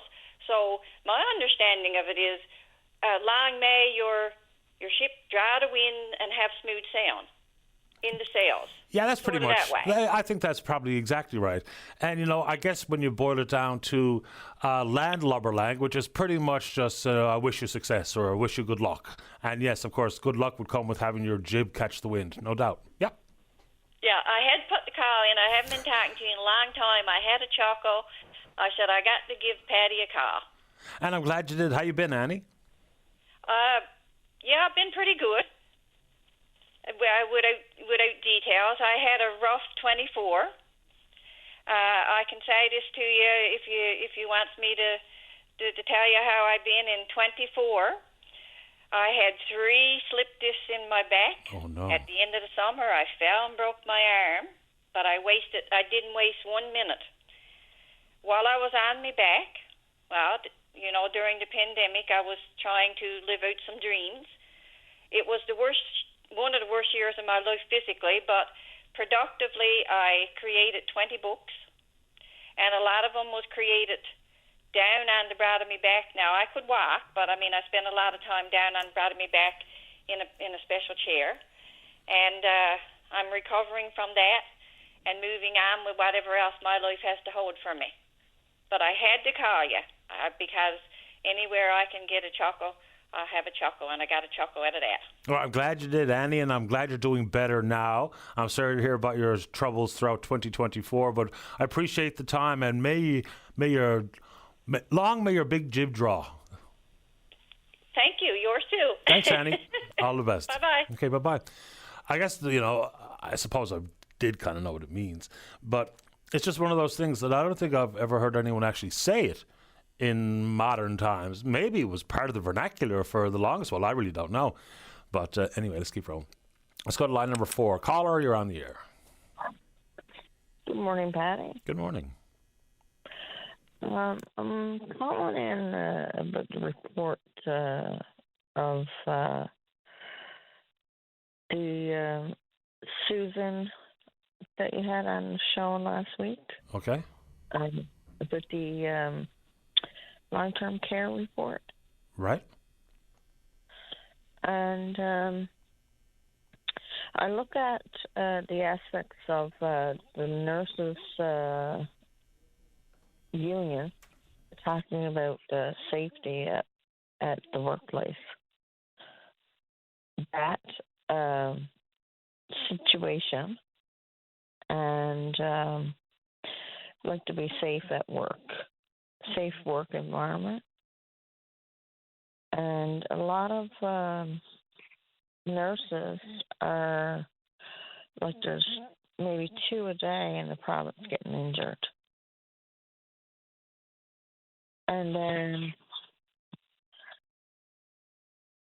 like with broken noses, as she indicated, broken shoulders, bruises, violence in the workplace. No fault of a lot of the patients.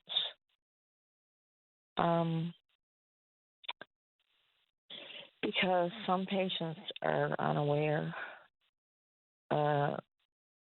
that they're being violent.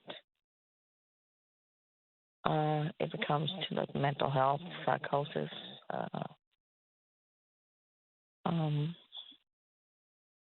dementia, Alzheimer's. And it needs to be a safer work environment. Right. I think everyone would agree that for the staff and for patients alike, it needs to be much safer than it currently is. Well, given the reports we hear, given the stories we hear, so yes, absolutely. And then you look at, you know, like there's devices that can be put in place for those kind of violent situations. When it comes to wrist alarms, Risk management. There needs to be more risk management. More staff trained in risk management and security. A lot of units don't have security. And folks who are willing to be violent might not even pay much heed to a security guard. Now, being a security guard is important work. It's thankless work. It could be dangerous work. But plenty of folks out there give zero respect to a security guard. They might not even give much respect to a police officer. So even thoughts about weapon detection systems, and one of the training areas that Miss Coffey pointed out, which I think is really important, is what they call de-escalation. So we're not suggesting that we train frontline staff, registered nurses or otherwise, to be hostage negotiators, but techniques for de-escalating tense situations is very important and can be very effective as well. So I think all of that said, we've got to do everything possible to make it safer because the stories are endless. And you know, Miss Coffey also points out, even if you put in a weapon detection system, using artificial intelligence or what have you, you may indeed be able to keep a gun or a knife out of there, but we've seen classic examples of people using things like IV poles, printers, computers, chairs, whatever they can get their hands on, that can indeed be a weapon. So it's larger than just trying to put up, you know, weapon detections or metal monitors at the entrances to healthcare facilities. There's a lot to it. Anything else you'd like to say about it this morning?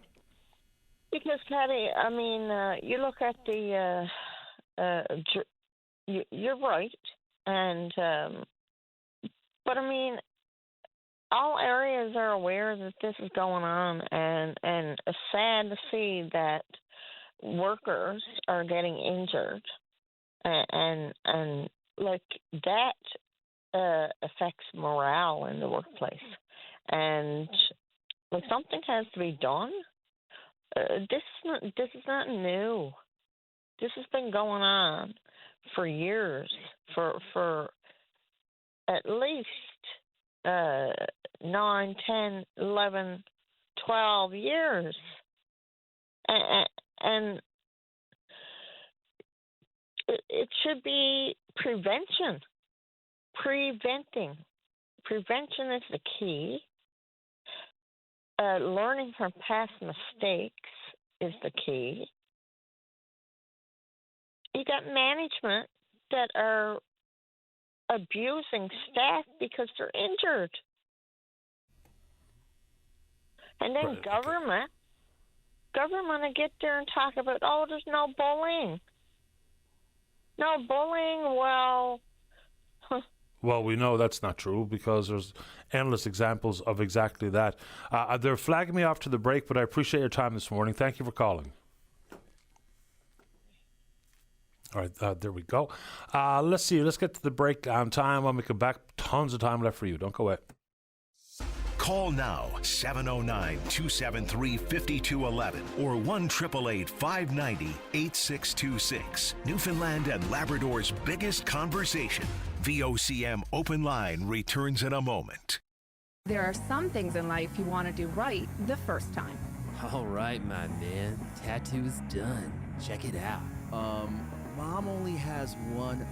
Ooh. When it comes to debt relief that lasts, do it once and do it right with the licensed insolvency trustees of James & Noseworthy, your NL's dedicated team, call center free, with over 40 years of helping thousands to gain the confidence and support to get out of debt and stay out. Chat live with us today at jamesnoseworthy.ca. It's okay. I'm Jillian Ryan, audiologist of New Life Hearing. Every patient tells a different story. Jan came to New Life Hearing because she was missing out on things important to her: music, family conversations, and the birds. Jan had a demanding job and felt like she was missing out on the enjoyment of her career. She thought hearing aids were only for the elderly. Now she realizes how hearing aids open up a bright new world. With an appropriately fitted hearing aid, Jan took her life back. Do you see yourself in Jan's story? Check out our website to read other patient experiences and contact the audiologist of New Life Hearing to start your hearing journey today.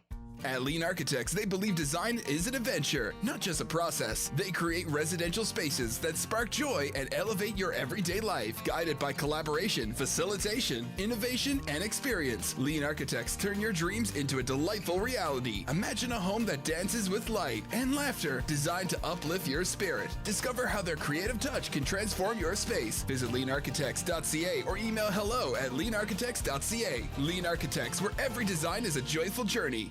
We take care of each other in Newfoundland and Labrador. That's just who we are. Our Healthcare Foundation embodies that care, improving our hospitals and health centers with your donations. When our hospitals needed new MRI machines, we made it happen. When our operating rooms needed a complete overhaul, we were there. Our birthing suites needed new equipment, so we delivered. We are your Healthcare Foundation. We take action so we can all take care of each other. Mars Contracting, on behalf of the town of Placentia, wishes to advise the motoring public of a traffic interruption on the main road of Dunnville due to ongoing water main construction. Road delays will be ongoing from now until late fall. Mars Contracting asks that you obey all postage signage, reduce speeds, and watch for workers in the area. Mars Contracting wishes you a fantastic day and apologizes for any inconvenience this may cause. Moving can be a lot of hassle. New house, new town, new job. So don't go it alone. Make your next move stress-free with Household Movers and Shippers. With over 70 years experience, they can take care of all the details, from packing and protecting your valuables to getting you settled in your new home. Whether it's across town or around the globe, they can even store your items. Household Movers and Shippers. Whether you're moving locally, long distance, or even internationally, they're your relocation specialists. Online at householdmovers.ca. Looking for great deals on mini splits and central heat pumps? You know that mini splits save you thousands of dollars over their lifespan. That's not a secret. Take advantage of Heat Pump Solutions' bulk buying power and save thousands off their most popular mini split models. Some even come with complimentary Mesa thermostats. Heat Pump Solutions takes energy efficiency seriously and are always looking for ways to save you cash. As Newfoundland's exclusive Lennox dealer, they're committed to bringing you the best in comfort and savings. Call Heat Pump Solutions, 709-834-5247. Join Canada's Circus Spectacular in Torbay for the best in family fun. Saturday, June 7th at 4:30 and 7 p.m. at the Jack Byrne Regional Sports and Entertainment Center. Get ready for the most thrilling show of the year, completely reimagined circus fun. Witness an all-new cast of daredevil motorcyclists, spellbinding aerialists, comedic clowns, jugglers, acrobats, and much more. It's the all-new Canada's Circus Spectacular. One day only, Saturday, June 7th at 4:30 and 7 p.m. at the Jack Byrne Regional Sports and Entertainment Center. Save $5 with the code RADIO. Tickets available at circusspectacular.com. This is Open Line on the VOCM Bigland FM radio network. Welcome back to the show. Let's go. Line number 3. Barry, you're on the air. Good morning, Patty. Thanks for taking my call. No problem. Patty, as we've been talking now the past number of weeks, I'm trying to get some changes made to our beloved food fishery. Patty, we have a Facebook group on the go called Food Fishery Fighters, and we have a petition on that page, which is on change.org. If people don't have Facebook, you can Google change.org and sign the petition. To sign it requires your email address only, and scroll down past the money because we are not looking for any money at all. So when you go down to the share option, you hit that button. What do we look for? What do we want? We want safety and fairness. Safety, because we talked about before, Patty, is going out in all kinds of weather. And as well, the fairness of it all is to see that people can get out and get some fish for themselves for the winter.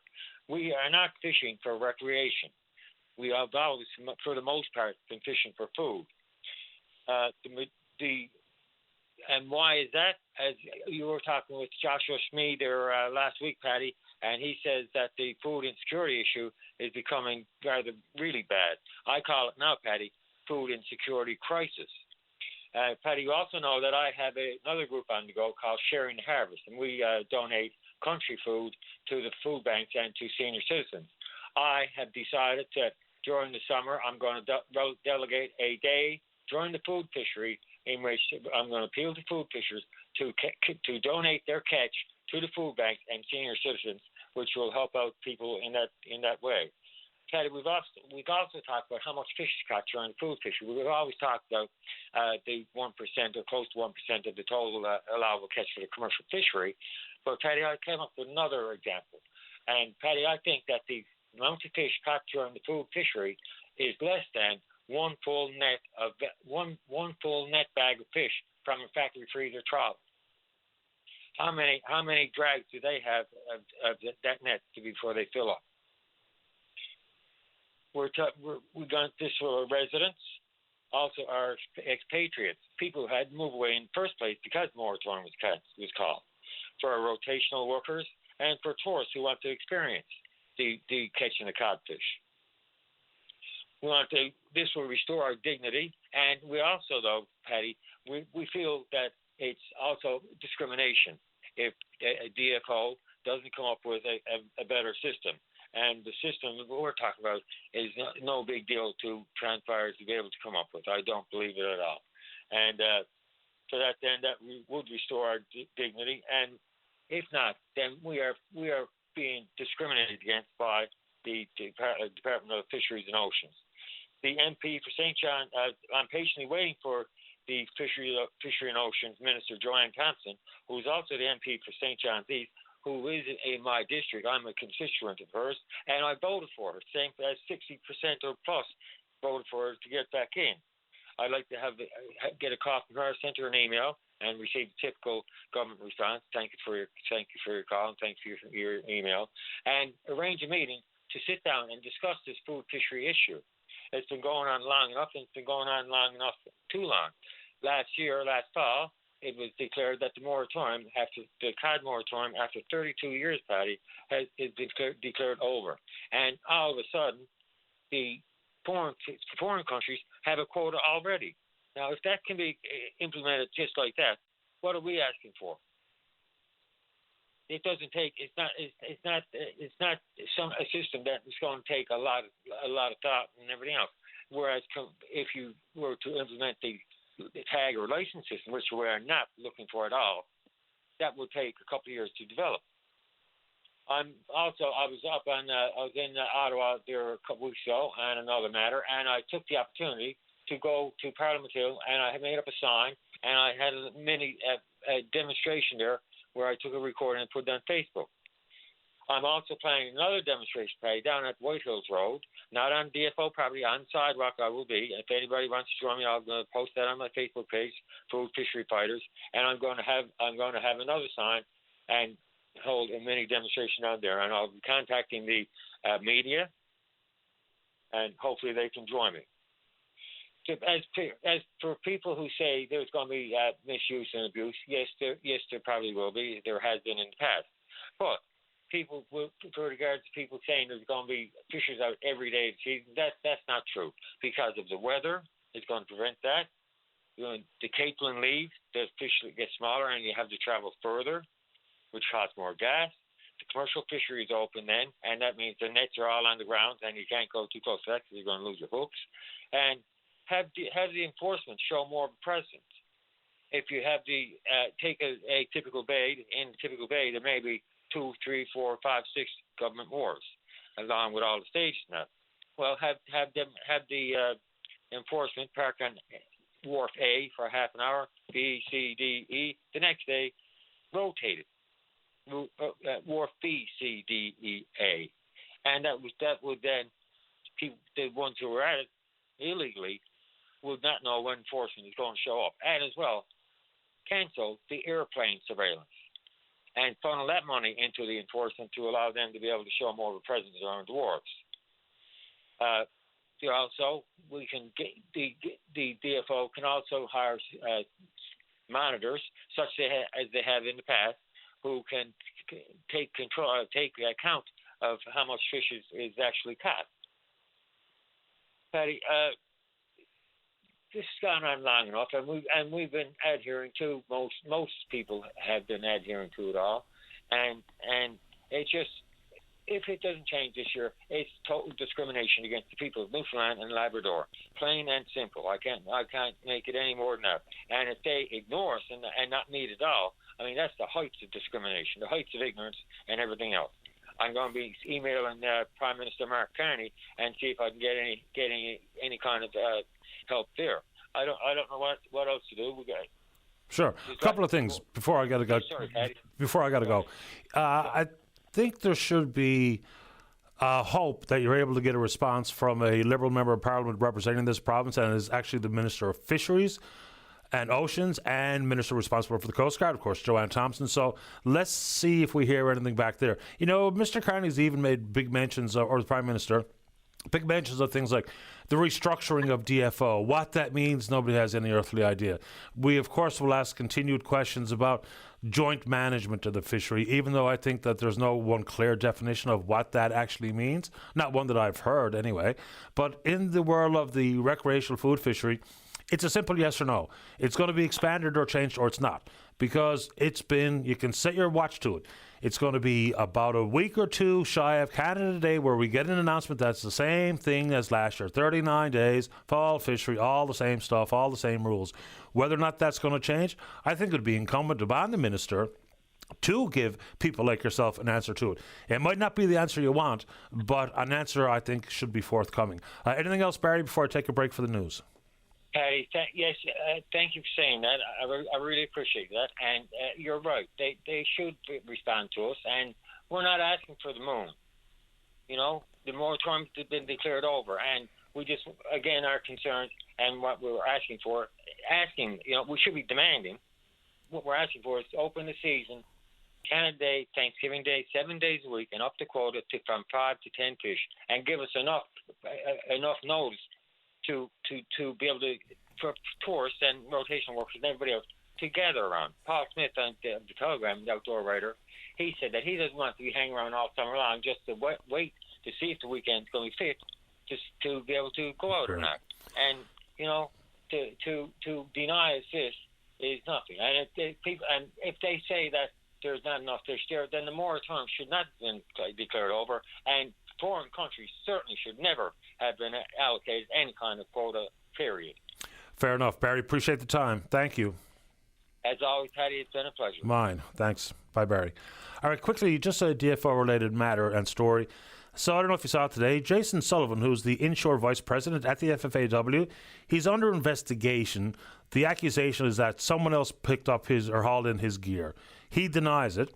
But when DFO came, they seized his cell phone. So he was willing to give over all of the, whether it be access to his e-log and other navigational aids, but he draws his line at the cell phone. It's an interesting story because Mr. Sullivan rightfully goes on to say that if he was given DFO access to all the things that can determine whether or not he was where he said he was and whether or not someone else picked up his gear. So the e-log account, which is the electronic logging device that shows fishermen when they uploaded their catch information. But the cell phone, not only personal information, but of course, very likely, very sensitive information belonged to members of the union. So he calls it an overreach, but the FO took the cell phone in addition to having access to things like navigational aids and the e-logging device. So I thought that was an interesting story. Let's take a break. When we come back, lots of time for you. Don't go away. This is the VOCM Radio Network. Stingray radio stations heard around the province and around the world at VOCM.com and through the Stingray Music app. This is your VOCM. Local news now. A VOCM news update. This news is presented by Rogers Moist Lawyers. They stand for you. Call 722-3777. Rogers Moist. At 10 o'clock, a little bit misty in St. John's. Temperature is at 3. Good morning. I'm Sarah Strickland. NAPE is echoing the concerns of others about increased incidents of violence in the healthcare system. Earlier this month, a patient trashed a triage unit at the Health Sciences after becoming violent, sending equipment and furniture flying and forcing staff and patients to flee. Last week, a woman was charged after allegedly assaulting a paramedic who had been called to help her. NAPE Secretary-Treasurer Trevor King says the union is seeing more violent incidents in the workplace. He says worker safety is paramount. The union discusses incidents with the employer each time one occurs, and while the employer is responding, there is room for improvement. There's been incidents you see in the media, I don't know, but it's once a month, if not every week.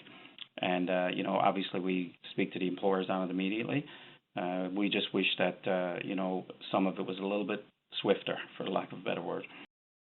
A dietitian with Memorial University says it takes years to gain a full understanding of the health impacts of policies like the implementation of a tax on sugary drinks, but the effects of excess consumption are well known.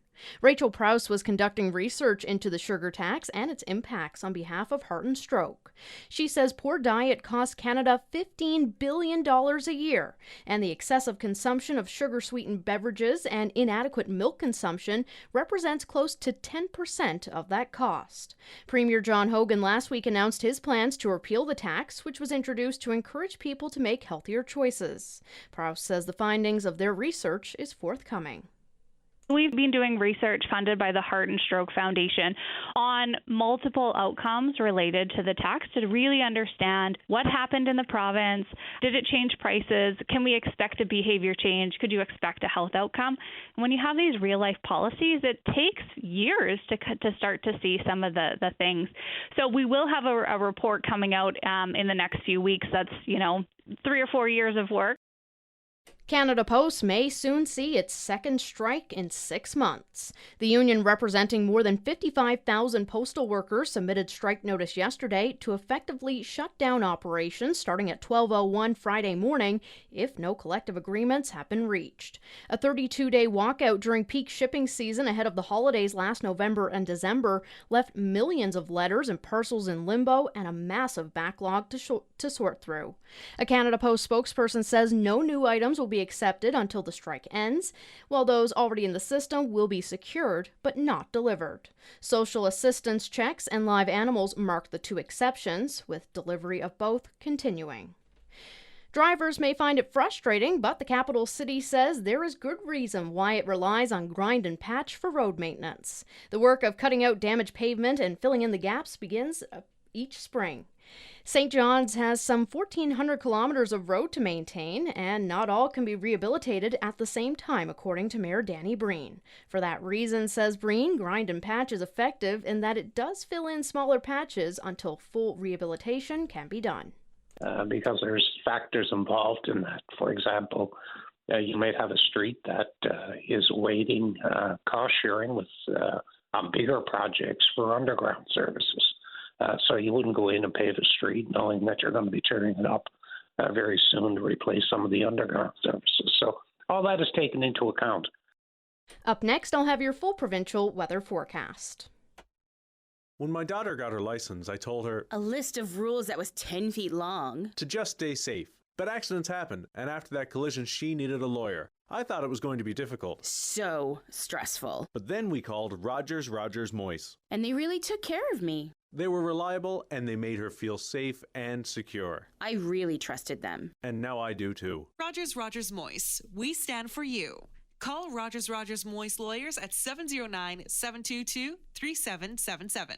This VOCM weather is brought to you by Vogue Optical, where your second pair is always free. Let Vogue Optical arrange your next eye exam today. Trust us, your eyes will thank you. St. John's Metro, rest of the Avalon, the drizzle and fog should end around lunchtime, then cloudy and a high of +5. Drizzle or showers this evening, low of +1. Some RDF tomorrow, northerlies 30 and a high of +4.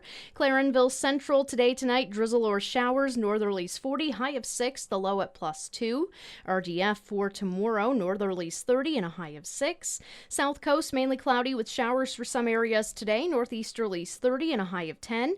Cloudy tonight, northerlies 40, a low of +4. Sunny breaks tomorrow, winds at 30, high of 11.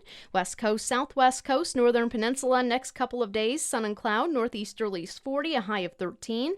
Tonight partly cloudy, northeasterlies 30 and a low of +3. Happy Valley Goose Bay cloudy with drizzle today, northeasterlies 30 and a high of 9.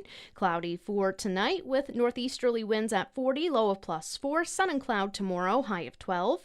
Labrador West overcast today, northeasterlies 30 and a high of 6. Cloudy tonight, light winds, a low of +1. Mainly cloudy tomorrow and a high of 9. And the North Coast cloudy with drizzle today, fog patches, northerlies 30 and a high of +4. Showers or drizzle tonight, winds at 40, a low of 0. And mainly cloudy tomorrow with light winds and a high of +4. Right now in St. John's, it is misty and the temperature temperature is at 3. Back with an update at 11, I'm Sarah Strickland.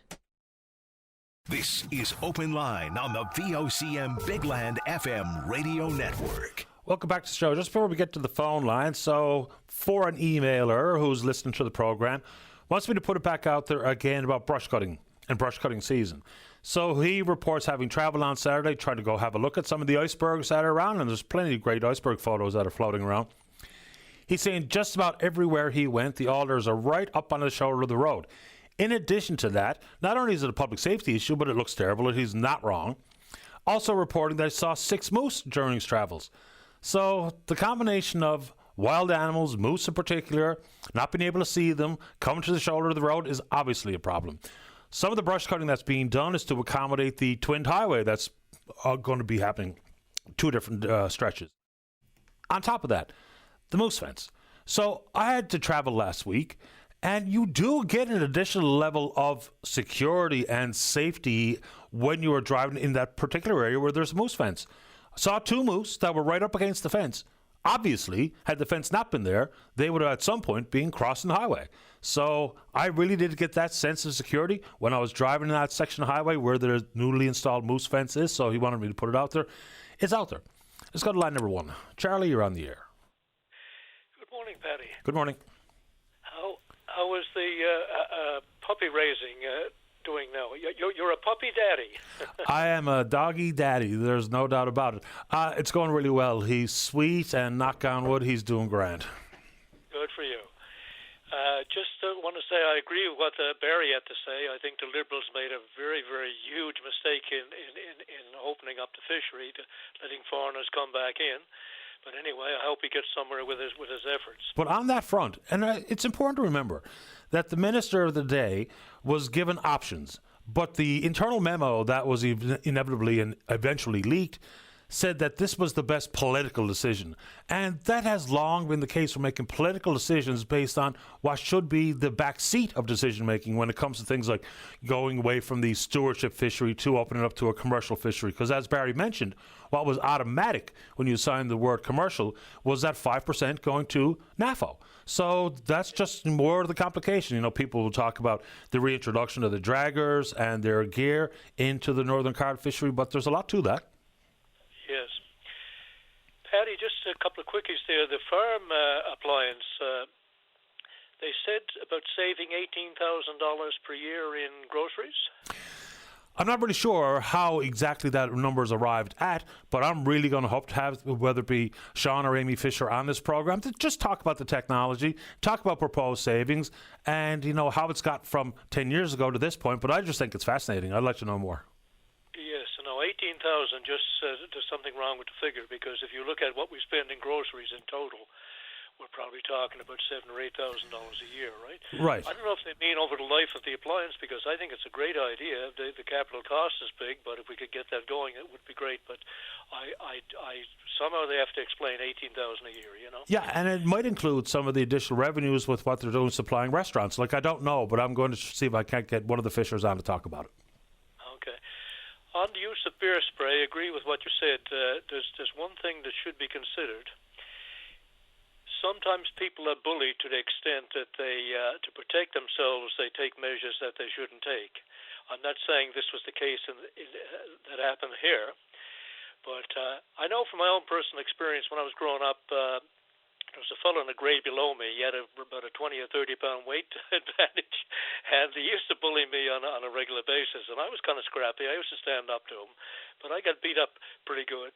And I can understand sometimes the wanting to protect yourself, even though I don't recommend bear spray. But anyway, just a thought. Yeah, I don't know if that's the case in this circumstance. The way it's told to me, because, I mean, I live in a school neighborhood, inevitably some of those kids that were once in Vanier, McDonald Drive Junior High, are now in Gonzaga, and they say it's pretty much the same group that comes with the sole purpose of trying to stir things up, and they bring the bear spray. So I don't know how much of it was possibly used in a defensive posture as opposed to people just doing it for their own kicks. I mean, it's short-lived pain, but if you are really close proximity to someone's eyes when you blast it, you can indeed cause permanent eye damage. Yes, so yes, it's an issue. Very quickly on Israel, I noticed Canada, France, Britain sent letters asking the Israeli government to let humanitarian aid in. Yep. And I thought the response was really strange. Kind of, who started the war? That's not really the point when you're talking about humanitarian aid and people starving. But what they're doing is like, it's beyond terrible, and I'm glad that those three countries at least did that, right? One of the comments coming from that joint statement: the Israeli government's denial of essential humanitarian assistance to the civilian population is unacceptable and risks breaching international humanitarian law. All right, people can pick all the sides they want in this, and people can harken back to October the 7th, which is an interesting starting point when we're talking about decades of standoff, decades of violence. So that alone. There are well understood rules of engagement in this world that the world has signed on to. Number one, the concept of collective punishment is a war crime. Number two, it's absolutely well understood that using food, weaponizing food, is a war crime. There's been lineups of trucks for some 75 days could not get in. They're talking about the 116,000 tons of food that can feed 1 million people for up to 4 months, and it's being withheld. The level of starvation in Gaza must be sickening. So people can be, say Hamas needs to be eradicated. Fair enough. People say, the bombing on October 7th requires Israelis to push back. Okay, but that does not mean that the civilian population can be starved on purpose, which is what's happening. I don't blame the Jewish people. I blame that right-wing government and Netanyahu, and especially the religious right. It's kind of ironic that the hardline religionists are favoring this line, asking for it. Is that what their religion teaches them? I think not. Of course not. Anyway, Netanyahu's run out of favor with his own people.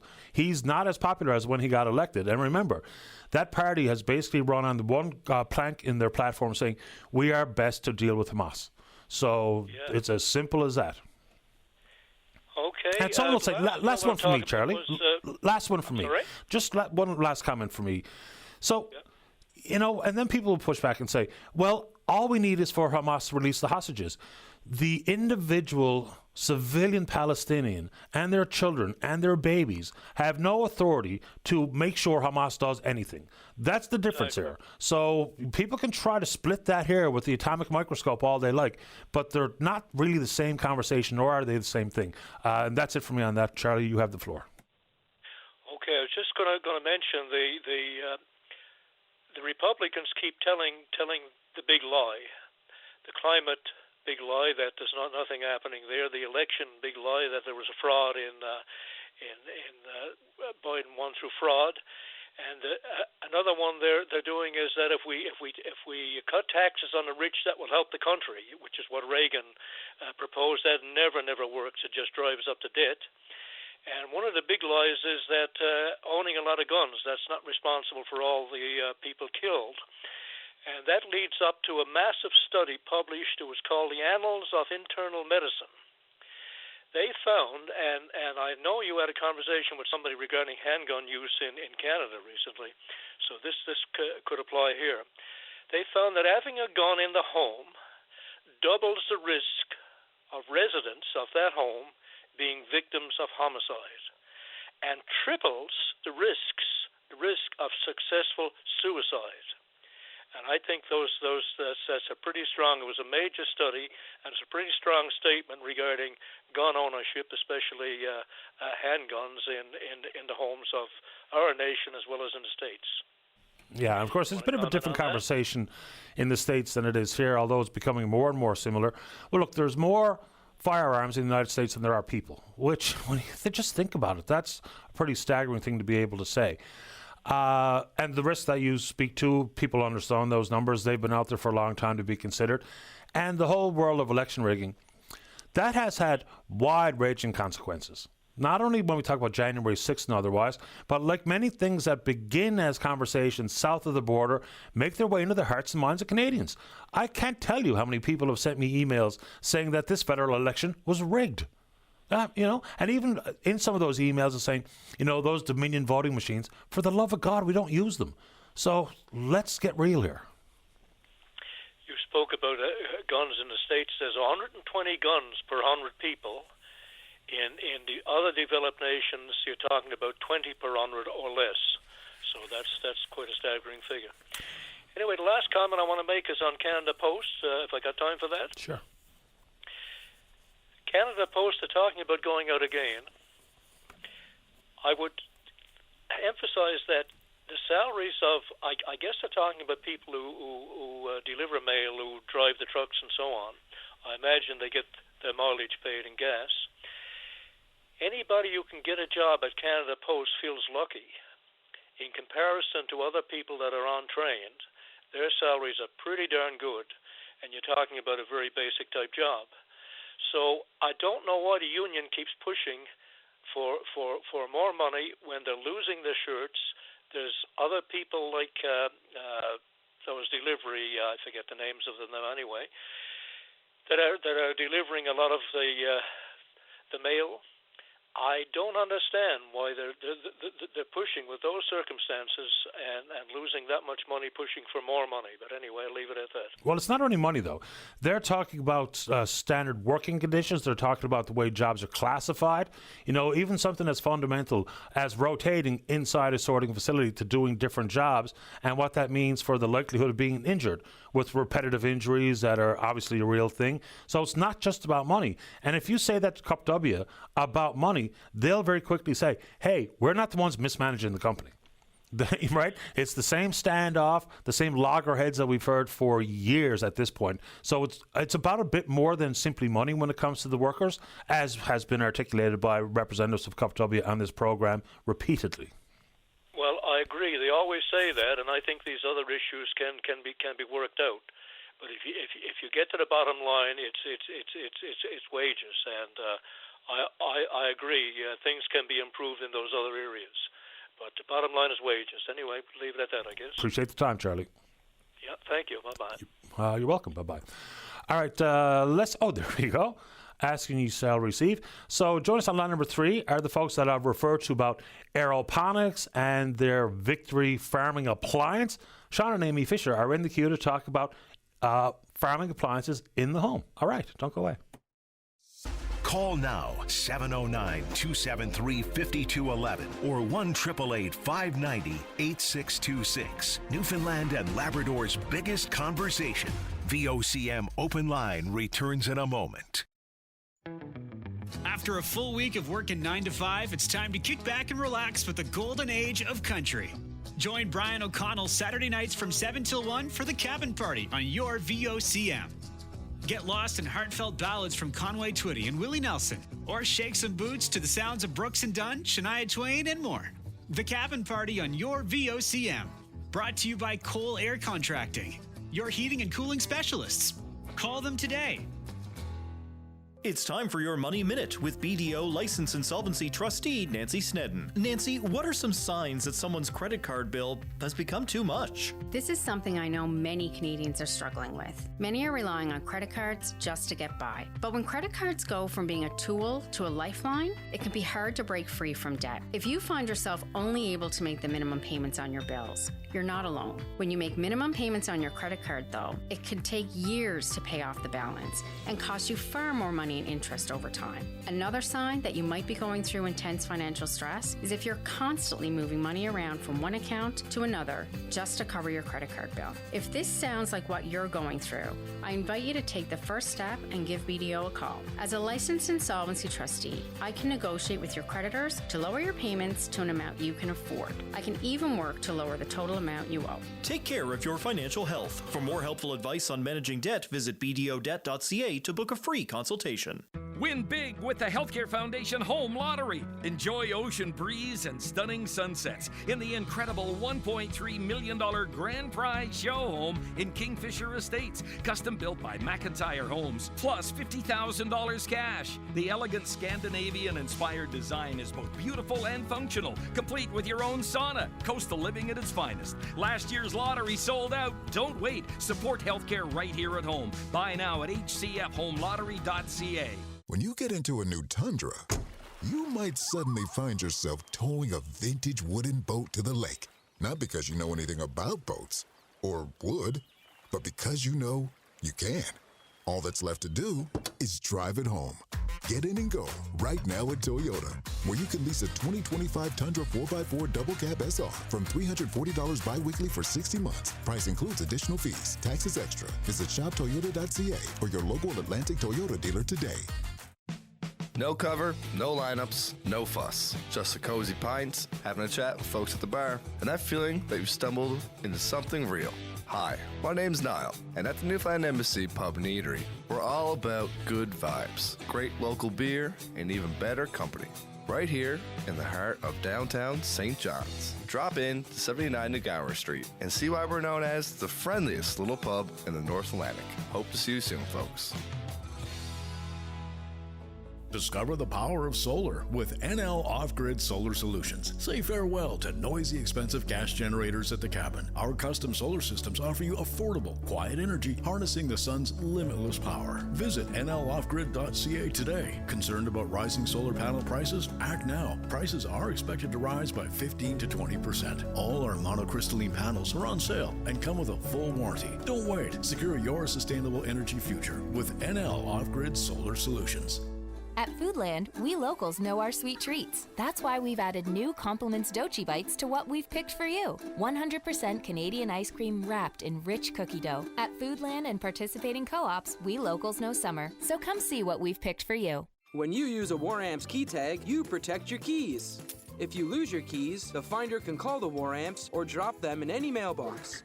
And the WarAmps will return them to you by courier for free. Order your key tags today at waramps.ca. VOCM Open Line is brought to you by Janes and Noseworthy, licensed insolvency trustees. When it comes to debt relief, do it once, do it right. Visit janesnoseworthy.ca. It's okay. This is Open Line on the VOCM Big Land FM radio network. Welcome back to the show. Let's go to line number 3. Say good morning to Sean and Amy Fisher. Good morning to you both. You're on the air. Hi, Patty. How's it going? Hi, Patty. I'm doing very well. How are you guys? Oh, great. We heard, we missed the show, unfortunately, but we heard you were talking about us and wanted to call in and see if we could answer any questions or tell you more about it. Yeah, well, let's go back to what was a bit of a side project some 10 years ago, all the way to this now farming appliance known as the Victory. So what were you doing initially in the home? Yeah, so I actually had a full-time job at the time, and, you know, being a Newfoundlander, there's lots of challenges about food sovereignty here with quality and availability of fresh food. And so that's always been on my mind. And then my parents got sick, so I started to think about diet, and then that led me to thinking about food and learning about how it's actually produced and brought to the stores here. And, you know, for Newfoundlanders, over 90% of our fresh goods are brought in from places like Arizona and Mexico, and that's about 5,000 kilometers. So just learning more and more about the agriculture system prompted me to think, you know, this is not right. This seems to be broken. If this, you know, 6-continent supply chain food system is very productive, but then 40% of everything we grow is thrown in the trash, I thought something had to be different, and that food should be produced at the point of where it's consumed. So I started just working with that kind of framework and saying, you know, we have to figure out how to produce enough yield, and enough variety so that there can be a nutritionally sufficient diet at the point of consumption. So I started with a Tupperware bin. I cut it open. I put some aeroponics systems in it, learned about aeroponics, learned about LED lighting, horticultural lighting, and the plant cycles. And then eventually that evolved into, you know, I think I can get enough production in the space of the biggest appliance in a kitchen, the fridge. So that was the outer constraint. So then all of a sudden it's like, okay, this has to be a farming appliance, and that the culture will shift in the future so that as you're making and prepping food, you're farming food and putting fresh food directly on your plate and using living ingredients. It's one thing to talk about the distance. 90% of the lettuce that's sold in Canada comes from California, Mexico. So not only the emission-related concept regarding getting that food to us, but it's also just the caliber or the quality upon arrival, which is questionable at the very best of times. And the preservatives that are added. Like if I go to peel carrots, for instance, and my hands are absolutely bright orange afterwards, that's a bit of a red flag. That's right. All the manipulations that the system does to preserve food just to make it profitable and shippable everywhere around the world. Really, nothing's ever been done for taste. And as soon as you cut a plant, that's its life support system is cut, nutrients begin to degrade. And just shipping and putting all the chemicals and packaging and plastic over the food just makes everything worse. Every bump in the road is a bruise and a head of lettuce. So by the time, Newfoundlanders and Labradorians get it, there's barely anything left in it. So, that's a broken system. Amy, this one for you. So I think many people have a base understanding of what hydroponics is and how hydroponics work, but give us a base understanding of how aeroponics work. Yeah, for sure. So hydroponics, many people are familiar with, and it's where roots are submerged in water and it's nutrient-rich water. A lot of hydroponic greenhouses, even vertical farming containers tend to use the hydroponic method. Aeroponics is different because roots are actually suspended in the air and misted. So by using that and having that concept, we're able to actually grow way more variety, and that would include root vegetables. So it's not something that anyone has really done so far in the market. People have been pretty focused on hydroponics and a little bit of aquaponics, which is where the fish are in the water and kind of intercepting that cycle. But aeroponics is it's an old technology, but one that people haven't used yet. Do you have a patent on the Victory appliance? Yes, we do. Yeah. So, we wanted to make sure that we have an intellectual property strategy as we go forward. So that was something we did get patented. So I understand the concept of aeroponics, but what I'm a little bit confused with is you talk about the yield, up to 64 kilograms of produce every month. That's if it's harvested every day. What allows you to harvest every day? So I can probably, take that one. So part of the patent, it's the full unit itself. And part of the constraints that Sean was talking about was how do we take the concept of a vertical farm and put it into basically the smallest, type of appliance that we can think of that would give you the yield. So when he was designing it, there was a lot of geometry involved and also a lot of lighting considerations. So the way the unit is structured itself is that there is 4 towers in the upper part. If you imagine a fridge with 2 doors at the top and a freezer in the bottom, it looks similar. So 4 towers in it that also has spots at the base of it.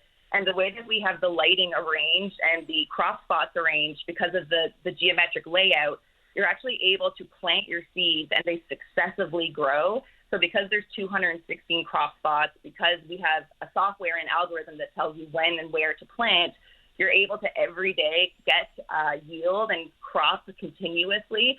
So the big difference is if you think of an indoor smart garden and even vertical farms, their lighting is overhead. So once something is growing, it's blocking light from the plants beneath it, and then you need to cut everything and it starts from scratch. So you're restarting the cycle.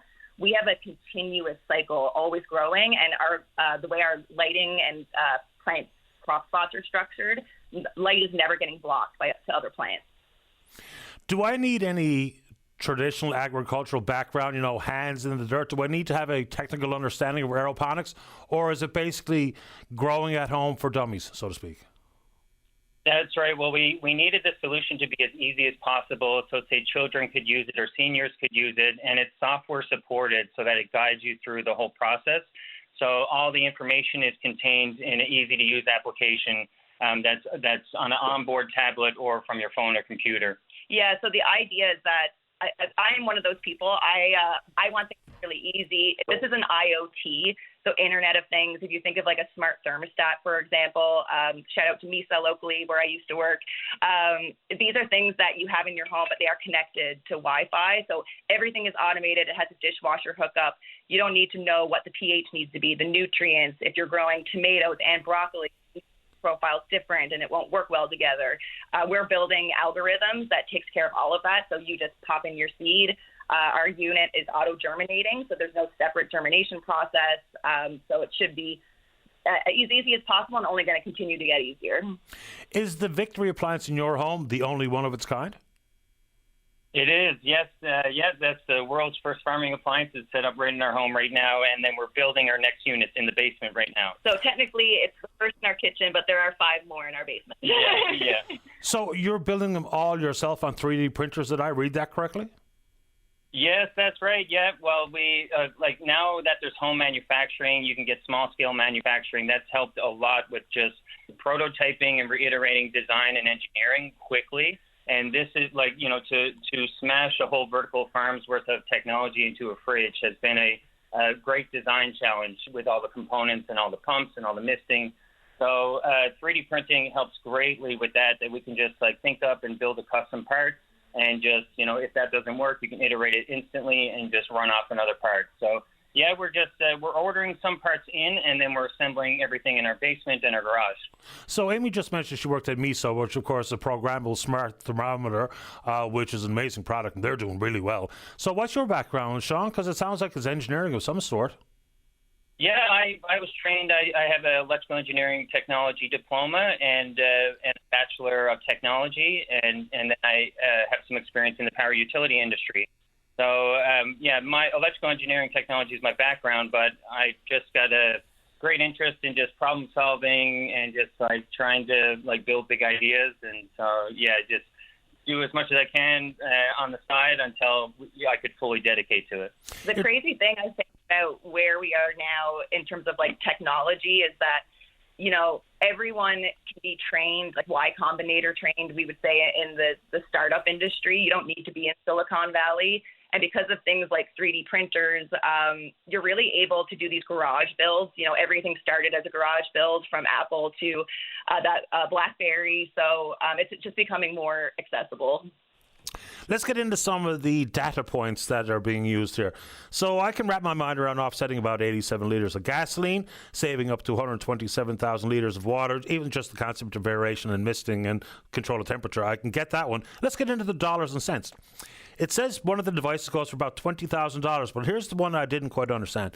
But the company claims users can save up to $18,000 a year based on average distributor prices. So can you walk me through those savings?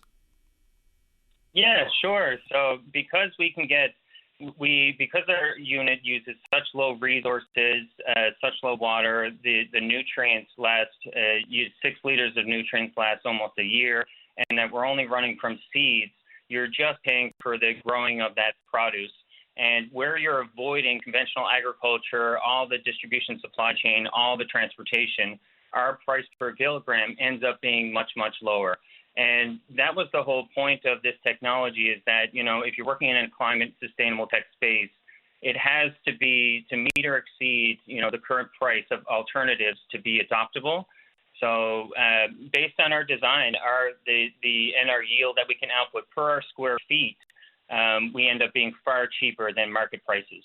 Yeah, so just kind of to expand on that a little bit. So Victory, the whole concept of this is that we're putting these in climate-controlled environments already.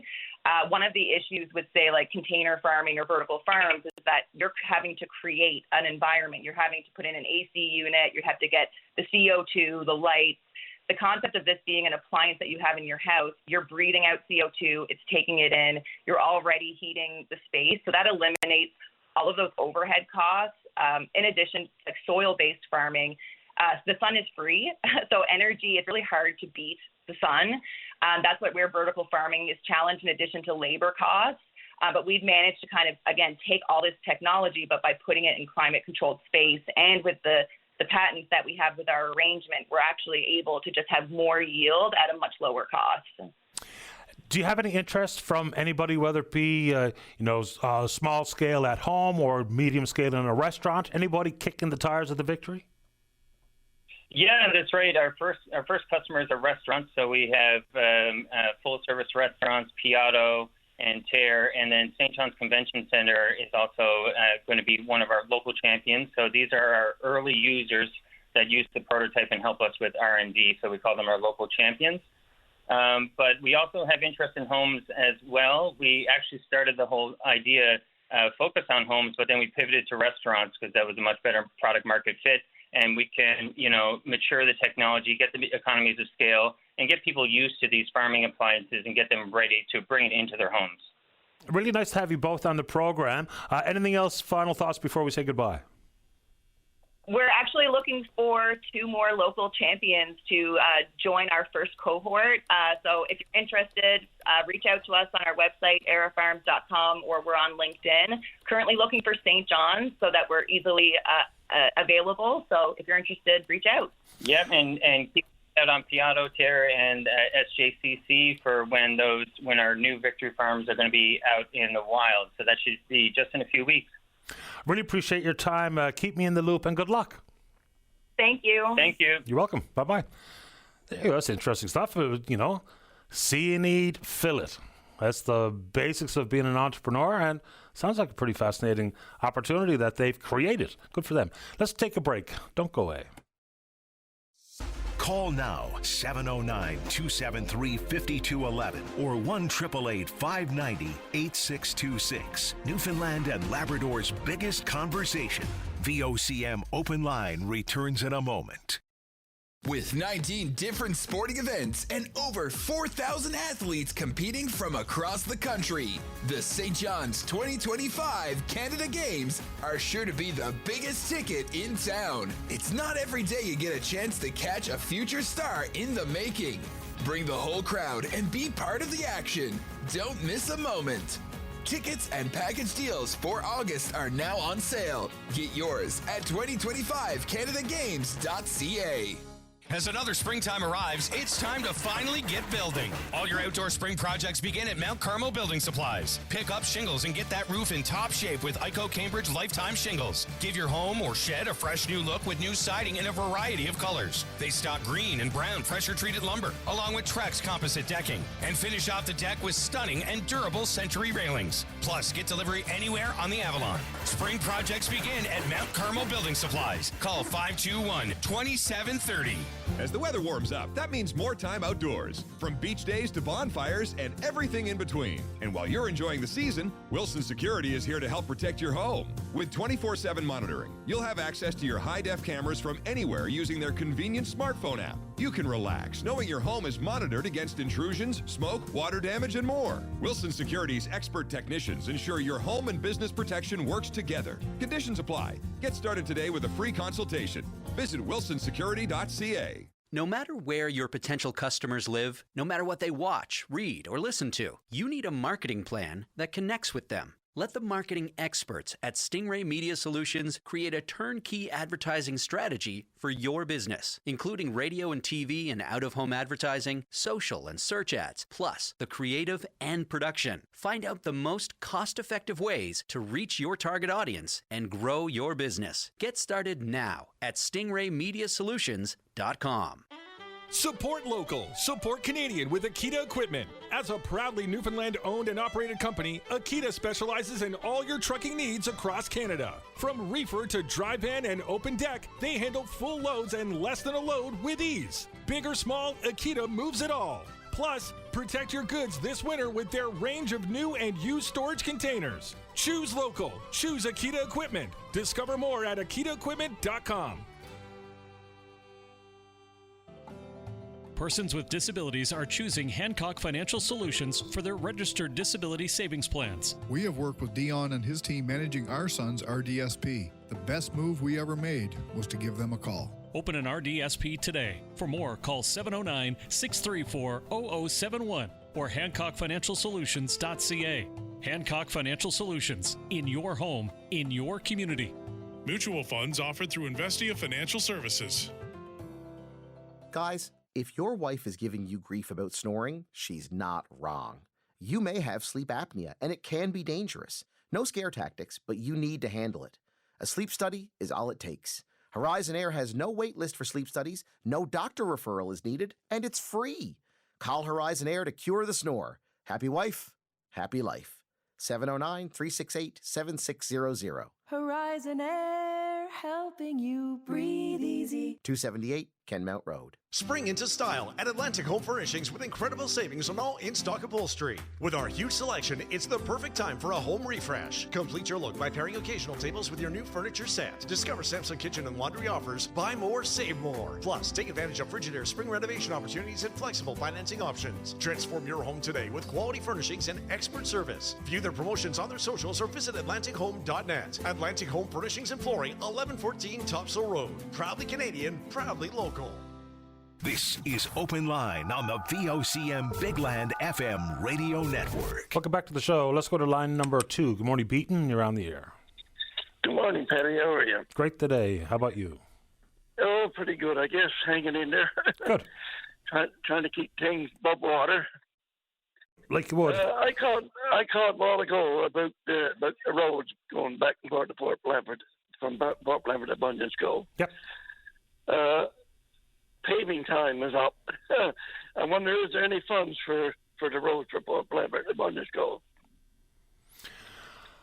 I did have a look the last time we spoke. Not that I can recall what I found, but I can take another peek. It's pretty easy to find the road work that's on the schedule for this summer. I'll have a look around, but I do remember the last time we talked. Yeah, because, I mean, they're on the go now. I mean, things are being done. And like I said, that a road that's, I mean, you know yourself, you told me you were down there last summer. From Port Blanford to Bunyan's Cove is only about a 10 minutes drive. Yep. And right now you're looking at about 20, 25 minutes. That's the difference in the drive with the road, the condition the road is in. And I think this, I think it's time for the government to look at it. I mean, that road been like this now for the past 6-7 years. And now it's getting worse, and the guys are filling up the potholes. The minute they put it in the potholes, the plow goes over it winter time, it's all tore up again. So, and the holes are getting bigger, so it don't make sense. I think there's something to be done about it. Yeah, and you're not alone. There's people thinking the same thing about their area. For me, I think it goes all the way back to, it's one thing for the government to tell us how much they're spending, but I think we need a careful evaluation over the last, let's just say, decade, about where roads have been done and whether or not the patchwork has been successful, whether or not the full repave has been successful, and whether or not we're getting value for money spent. Because I think there's an argument to be made that we're not. So even roads that are getting done, whether it be the bed preparation, whether it be the chemical composition, whether it be the thickness of the asphalt, whether it be the temperature when it was paved, whether it be how quick we let the vehicles back on it, all those things are leading me to believe that unlike different parts of the country, and look, freeze and thaw is part of Canada, I don't think it's drastically different here, but it seems the roads just don't stand the test of time, and some roads haven't had any TLC in far too long. Yeah, well, I was talking to a gentleman that works with a construction company. I won't say no name. They do paving and that all across the island. And he told me if the things that had to be put into the paving that's called for, that your paved roads would last a lot longer than what is lasting. But he said, this is the problem. He said, they're cutting corners. They try to save money and make more money off the government. So, it don't make sense. I mean, you're going to do it right, and not go competing every year. You got to do it over again. Well, do it, and it's going to last longer. Sure, it's one thing for the heavy civil companies and the contracts they get and the money they make. That's all fine, but the government has a lot of those controls in their own hands. They can dictate to the companies exactly what needs to be done for thickness and bed prep and chemical composition. Like, all of that stuff is part of the tender. So I don't think the companies have a way to manipulate that contract as much as some people report, because the government basically holds the cards here. They do, but don't seem like they want to do anything about it. But when it comes to money-wise, I mean, the money's not coming from the government; it's coming from people like you, the taxpayer. Well, that's because the government. Taxpayer don't pay in money. Where's the government going to get the money to? Well, government doesn't have any money. That's right. No, that's right, exactly. So it's coming out of the taxpayers. The taxpayers are the ones that got to suffer for it. We're the ones. So, it's our money. Yeah. So another thing, another issue I got about a month and a half ago, you were talking to a gentleman about seniors' homes. Yeah. Okay. Okay. Yeah. I was listening to him. I was in the parking lot in Cranwell Hospital when he was talking to you, I wanted so much to get online to call you and go back to back, but that gentleman, I think if there's any bull crap, he's one of it. He's full of it. He got a home in Gamble. My wife worked at his home in Gamble, and my cousin had a brother in that home up in Gamble last year. I think it was last year. And the 3 times that she went up to visit him, 3 times he was up to his neck in you know what. And she was going to contact the Labour Board at the Department of Health, and they asked her not to do it. But nobody this day got to live in stuff like that, live in that condition like this. And people up there that worked up there said they don't care as long as they're getting their checks. So they're not being looked out to. She had to take her brother out of it and put him into another home. You know, and there's no nurses there. The only nurse that do be there is his wife, and she's only there probably once a month or something like that. So, and you almost got to ring them off the streets, take them a calm in, and give them their medication. So, I don't see how he can get on there and say that he owns the wrong bill, because, you know, it's a lot of bunkum. Well, I mean, a few things there before I have to go is, you know, we talk about the required level of training for people working in the homes, but of course, things like living in your own filth or being abused verbally and things like that, I mean, you can't train people to be good people. I mean, that should be part and parcel with someone who wants to work in a care setting, that they would offer dignified, compassionate, positive bedside manner and keep people clean and healthy as best possible, as opposed to, you know, turning a blind eye to the obvious issues that some residents face in some homes. Beaton, yeah. I'm glad you called this morning. I appreciate your time. Yeah, Patty, one last word. The Department of Health, what poisons me, when you contact the Department of Health about things like that, the first thing they do is get on the phone and call that crowd and let them know that they're coming. Don't do that stuff. That's you know, that don't make sense. Send someone in that they don't know and go undercover and find out for their own selves what the seniors is going through. You know, they don't make sense. The only inspection that is effective is one that's not expected or anticipated. So there should never be a heads up. You know, getting your ducks in a row just for the inspector is not fair to anybody. Beating them off to the break, but I appreciate your time. Okay, thank you very much, my friend. All the best. Yeah, bye. Bye-bye. All right, and on that front, the Province Seniors Advocate, Susan Walsh, is in the queue. Don't go away. Call now, 709-273-5211 or 1-888-590-8626. Newfoundland and Labrador's biggest conversation. VOCM Open Line returns in a moment. Have you heard about the SPCA St. John's PUP program? By preventing unwanted pets. The goal of the PUP program is to remove obstacles for families by helping get their pets spayed to permanently stop unwanted litters. If you have or are expecting a litter of puppies or kittens, please reach out to the SPCA St. John's. We'll accept the kittens or puppies in the PUP program, find them loving homes, and provide a spay surgery for the mother, all for no charge. Please call ahead to make an appointment. Visit spcastjohns.org/pup to learn more. So someone's been injured at work. Whether it's a physical or psychological injury, here's how to help. Support them on the road to recovery. Like Sanjay, who checks in on how their employee is doing at work. Or Serena's psychologist, who is helping her meet her goals, which include safe work.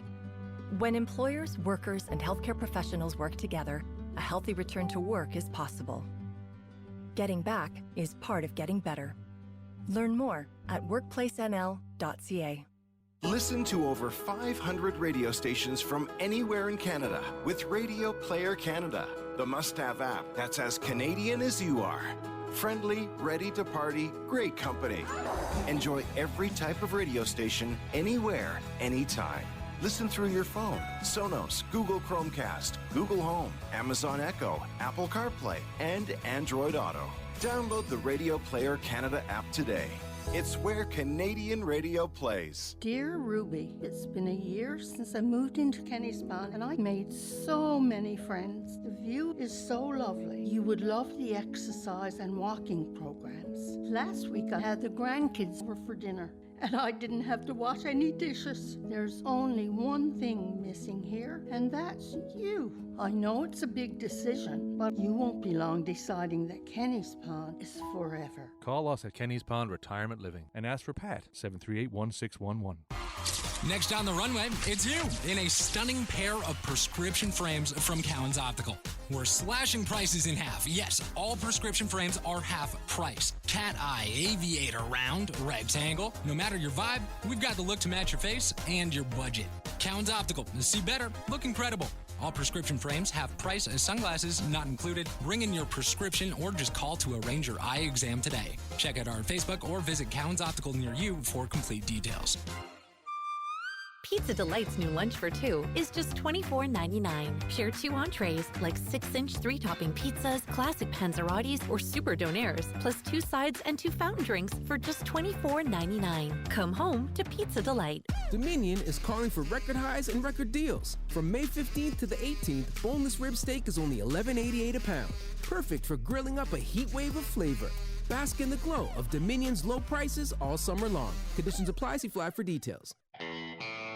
If you ever find yourself needing collision repair, CarStar is here to help make accidents unhappen. Any make, any model. That said, there are some accidents CarStar can't make unhappen, such as accidentally waking a hibernating bear, accidentally biting into a raw habanero pepper, accidentally throwing a frisbee at a beehive.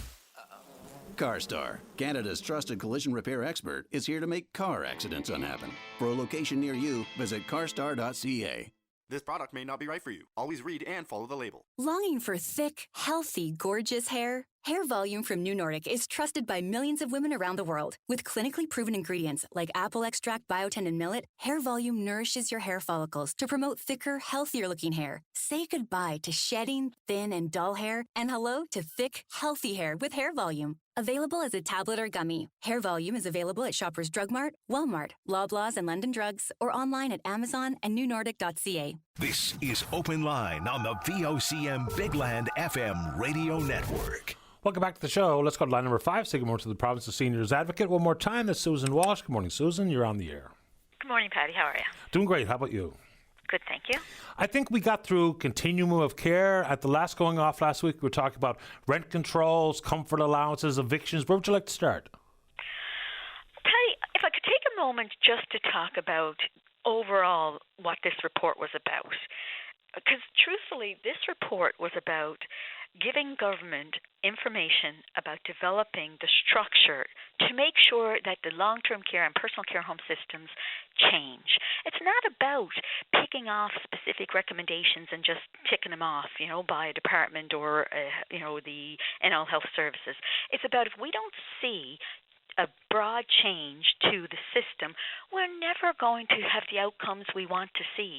We need to make sure that there's a specific focus on this, which is why we are strongly recommending that the Department of Seniors be responsible for the oversight of this system, for the reporting from the Health Authority, for these recommendations, for the recommendations in the Auditor General reports, plural, for the recommendations in the expert panel review. There's so many recommendations. We don't want all this getting lost in the acute care system.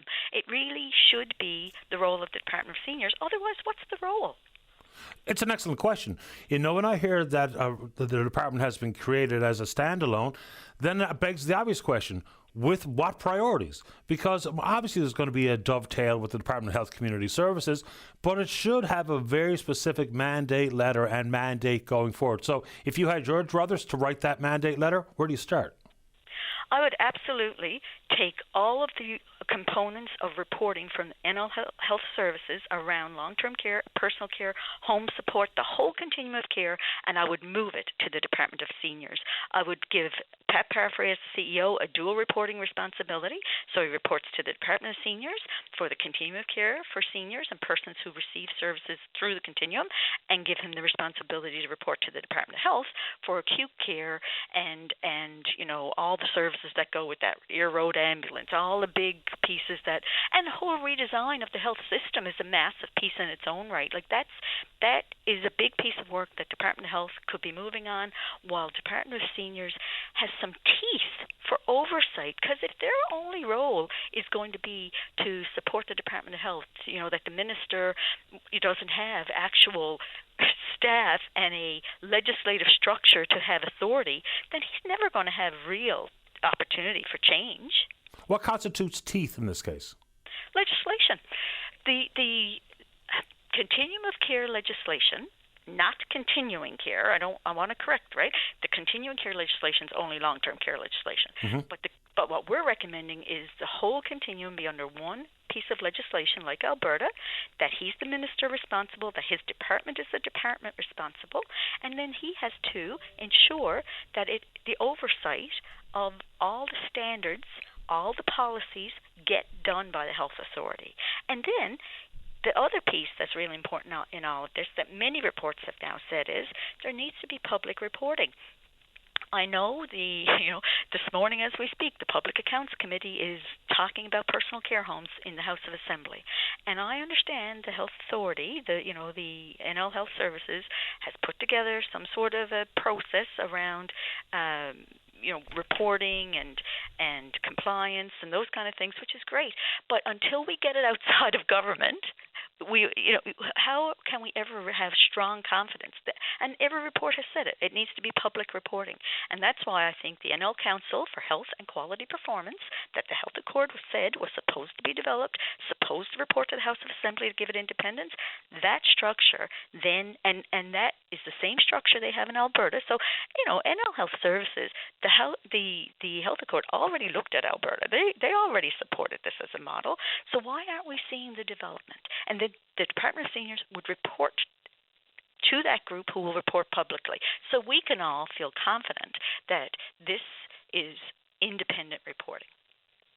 Independent reporting also requires action on the other end, because that's similar to whether it be reports from your office, the Child and Youth Advocate, or the Auditor General. We can talk about teeth via legislation, we can talk about accurate reporting, but then we need action mechanisms, which are the hardest part to come by. Identifying problems, I'm not going to suggest it's easy, but it's easier than doing something about it. So how would that legislation be worded insofar as timelines for action, whether it be for non-compliance issues, 90 days, or whatever the right number is. So where does that piece stand, or where should it stand?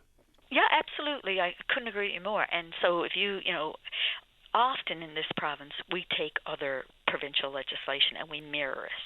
They call it. That's the words the legislative drafters use. If we picked up the Alberta legislation, it's all there, right? There's timelines. There's consequences for non-compliance. That if you're not adhering to the requirements that are set out for you, you're going to feel the consequences of it. Might be that your license is revoked. Might be that you financially are impacted. There's consequences, and the consequences also have to be for government. And truthfully, by putting this externally, because we know the AG said that the Department of Health and Community Services did not offer the proper oversight of the program for years. And so we need to know that publicly, so that then guess who gets to hold them to account? Us as the voters. Yeah. We get to decide who are we going to vote for, this government or that government on an ongoing basis. Because look at the outcome we're getting for our service, for our money, and for all those seniors who are paying for these services. Yeah, I totally get that. Accountability does rest with us, the voter, but we also have news cycles that work very quickly. We also have a bit of short-term memory issues. We have long-term memory issues. And then it's a thought as to whether or not the other party, because there is no active legislation for mechanisms for action, will they even be any better at it? So we might find ourselves in a little bit of, chasing our tail, hoping that the voters can find the right party to hold accountable and the right party to promote to the seat of government. If there wasn't something hard and fast, black and white, that they were all obliged to live up to, I'm not suggesting recall legislation and all those things, but, actual, I'm not going to say penalties or punishments, but actual consequences for things not being attended to. I agree with penalties and punishments. Okay. I mean, we're paying for we're paying for these services through our tax dollars. Seniors are paying with it. Every cent they've got goes into their care in these facilities. Why wouldn't there be penalties? Fair enough. I was just trying not to be hyperbolic, but it's a fair point. I mean, and again, right, this is not every facility. This is not every, but if you know what your consequences are going to be, then it's a little easier. You're more likely, I think, some days to comply by it than not. And I mean, the other bottom line on this is, if government's not holding you to account, then it's easier to, let some things go. Fair enough. Anything else this morning, Susan, while we have you? No, I will say I did meet with the Minister of Seniors on Friday. Okay. And I do understand from Minister Abbott that, those discussions are happening in terms of what the role of that department will be. So I look forward to the outcome of that. And I really think that if we could see a new structure that provides the oversight, it could make a real difference in this province. Patty, can I take 30 more seconds to tell you a whole different story? Sure you can. I just wanted to let you know that this year we're running again our Seniors Month campaign. And last year we had our Seniors Month campaign, which highlighted seniors throughout the province. They could submit their picture with a little bit of a write-up about them, and we put it up online through social media. The whole idea being to combat ageist views, right? That seniors aren't doing anything important, that they're sat home, watching TV, whatever it might be. And it was such a success that this year we're doing it again. This year's campaign is called Growing Bolder. People can check out our website. The link will be available later today. So our website is www.seniorsadvocate.nl.ca. We also this year introduced a new thing, which is an art contest for students in the the elementary school system. And students can go online as well, and with their parents' consent, submit a picture of a loved one, an older adult. It doesn't have to be a loved one. Could be their bus driver. Could be anyone who they look at and say, wow, they're cool, or they're doing something special, or they're doing something for me, or I love them, and put that up. If they submit it to us, we'll put up all the pictures at the end of the month of June, and we'll also use them throughout our different reports, etc. And there will be prizes for the students. There won't be prizes for the adults who submit their pictures. It's a great but we will program. put them up. Yeah, I hope it's a big success again this year. And I appreciate your time this morning, Susan. Thank you. Thank you. You're welcome. Bye-bye. Susan Walsh, Province Seniors Advocate. Let's take a break. When we come back, we're talking about seniors evictions, forest fires, religion. Ooh, and then you. Don't go away. You're listening to the VOCM Big Land FM radio network. Stingray radio stations. Local news now. A VOCM news update. This news presented by Mako Hearing Service, 84 Thorburn Road. Phone 726-HEAR. That's 726-4327. At 5 after 11, we have some mist and the temperature is at 3 in St. John's. Good morning. I'm Sarah Strickland. Traffic jams were reported in Twillingate this weekend as locals and visitors alike flocked to the community to view a massive iceberg off Ragged Point. Diane Davis, the administrator of the Newfoundland and Labrador Iceberg Report's Facebook page, says icebergs are attracting people to communities all along the northeast coast, including Bonavista and Twillingate, but she warns it's important to remember to be courteous and not to impede traffic. There were reports of people parking on the causeway leading into Twillingate in recent days, impeding traffic. Too many people are stopping, particularly on the causeway going to Twillingate, causing a big safety hazard.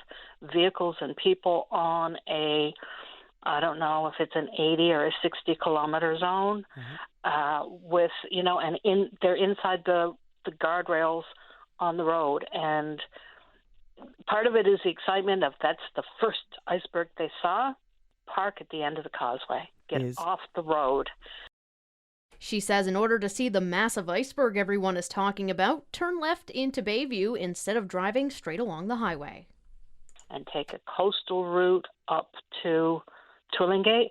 That's where the big icebergs are and have been for 3 weeks. An international symposium on avian influenza in St. John's next month has added significance, making the capital city the first in Canada to host an event made possible through money provided by the International Convention Attraction Fund. The fund provides Canadian cities with up to $1 million per event to attract major global conferences. Experts from around the world will gather in the capital city June 24th to the 26th, and delegates will have the benefit of being close to some of the North Atlantic's largest seabird colonies. CEO of Destination St. John's, Paul Bouguet, calls it a great opportunity for the city and the province to showcase what it has to offer. You think about programming an international conference or even a Canadian national conference, you're able to program the experience so that indeed they have the subject matter that they're coming to study or conference or meet about, but we can program it with incredible experiences with our beautiful parks, the outside nature. We are a city on the edge of nature, so it allows that program for a conference to be so much more engaging and involved, to take in some of our natural beauty and our natural cultural assets. Canada Post may soon see its second strike in 6 months. The union, representing more than 55,000 postal workers, submitted strike notice yesterday to effectively shut down operations starting at 12:01 Friday morning if no collective agreements have been reached. A 32-day walkout during peak shipping season ahead of the holidays last November and December left millions of letters and parcels in limbo and a massive backlog to sort through. A Canada Post spokesperson says no new items will be accepted until the strike ends, while those already in the system will be secured but not delivered. Social assistance checks and live animals mark the 2 exceptions, with delivery of both continuing. Up next, I'll have your full provincial weather forecast. May is Better Hearing Month, and Mako Hearing Service has special offers for you. Free hearing tests, free hearing aid clean and checks, and risk-free trial periods. Mako's audiologists are known for their expertise and specialize in fitting and properly fine-tuning a variety of discrete hearing solutions for active lifestyles. Call Mako Hearing Service today at 726-HEAR. That's 726-4327. Mako Hearing Service. We care about the way you hear. This VOCM weather is brought to you by Vogue Optical, where your second pair is always free. Let Vogue Optical arrange your next eye exam today. Trust us, your eyes will thank you. St. John's Metro, rest of the Avalon, the drizzle and fog should end around lunchtime, then cloudy and a high of +5. Drizzle or showers for this evening, a low of +1. RDF tomorrow, northerlies 30 and a high of +4. Clarenville, central Newfoundland, tonight, drizzle or showers, northerlies 40, high of 6, low of +2. RDF tomorrow, winds at 30, a high of 6. South Coast, mainly cloudy with showers for some areas, northeasterlies 30 and a high of 10. Cloudy tonight, winds at 40, a low of +4, and sunny breaks tomorrow with a high of 11. For the West Coast, Southwest Coast, Northern Peninsula, next couple of days, sun and cloud, northeasterlies 40 and a high of 13. Partly cloudy for tonight, northeasterlies 30 and a low of +3. Happy Valley Goose Bay, cloudy with drizzle today, northeasterlies at 30 and a high of 9. Cloudy this evening, northeasterlies 40, a low of +4. Sun and cloud tomorrow, winds at 30, high of 12. Labrador West, overcast today, northeasterlies 30 and a high of 6. Cloudy for tonight, light winds, a low of +1. Mainly cloudy tomorrow and a high of 9. And the North Coast, cloudy with drizzle today, fog patches, northerlies 30 and a high of +4. Showers or drizzle for tonight, winds at 40, a low of 0, and mainly cloudy tomorrow with light winds and a high of +4. Right now in St. John's, we have some mist and the temperature is at 3. Back with an update at 11:30. I'm Sarah Strickland. This is Open Line on the VOCM Bigland FM radio network. Welcome back to the show. Let's go to line number 4. Say good morning to the councillor serving Ward 4 here at the City of St. John's. That's Tom Davis. Good morning, councillor. You're on the air. Good morning, Patty. Good morning to you. A couple of city things. We're doing. There's a lot of disruption going on with street rehab this week, so just for people to have a heads up for that. We're doing ditch cleaning, culvert installation, paving, street excavations. There's a lot going on, so people really should subscribe to the notifications. Especially if they have a vehicle, but there's lots of other benefits to it as well for different things that the city's got on the go. But, specifically, a couple of areas I want to bring people's attention is Freshwater Road from Kemont Road to Crosby Road. There's pretty significant stuff going on there, as well. Anderson Avenue between Guy Street and Freshwater Road as well, and that's for the Kellys Brook Sergius Path. The other thing is the university area neighborhood plan has been extended the deadline to the 25th of May. So again, people in the area should put in their thoughts, any ideas they have to do with transportation or what kind of area they want to raise their families up, or even if you're outside that area, but you think you have some insight into recreation or anything else, please send something in for up to the 25th. Fair enough. So I want to dig into a little bit more deeper dive into the impacts of the natural disasters, but specifically wildfires. And in the world of, even in the city of St. John's, there is a lot of, when you sit back and go up to 30,000 feet, look down at the city, a lot of our, not only residences, but also critical infrastructure, including all our water reservoirs, are all within what we call the wildland urban interface zone, which is basically right where the woods are adjacent to where you live or to where you work. Large parts, Kenmount Terrace, Airport Heights, the Goulds, Kilbride, Shea Heights, even like Sesame Park in that area, like any place that you can see trees from where you live, which when you think about it is a lot of the city, people are at risk. So, our hearts go out to the people in Adams Cove, and they really, by the sounds of it, people got out just luckily. And of course, with Manitoba, 2 lives being lost, we can see how quickly those outcomes can be different. So the first thing is prevention, and fortunately or unfortunately, depending on how you look at it, it's great for pulp and paper, but it's not so good for forest fires.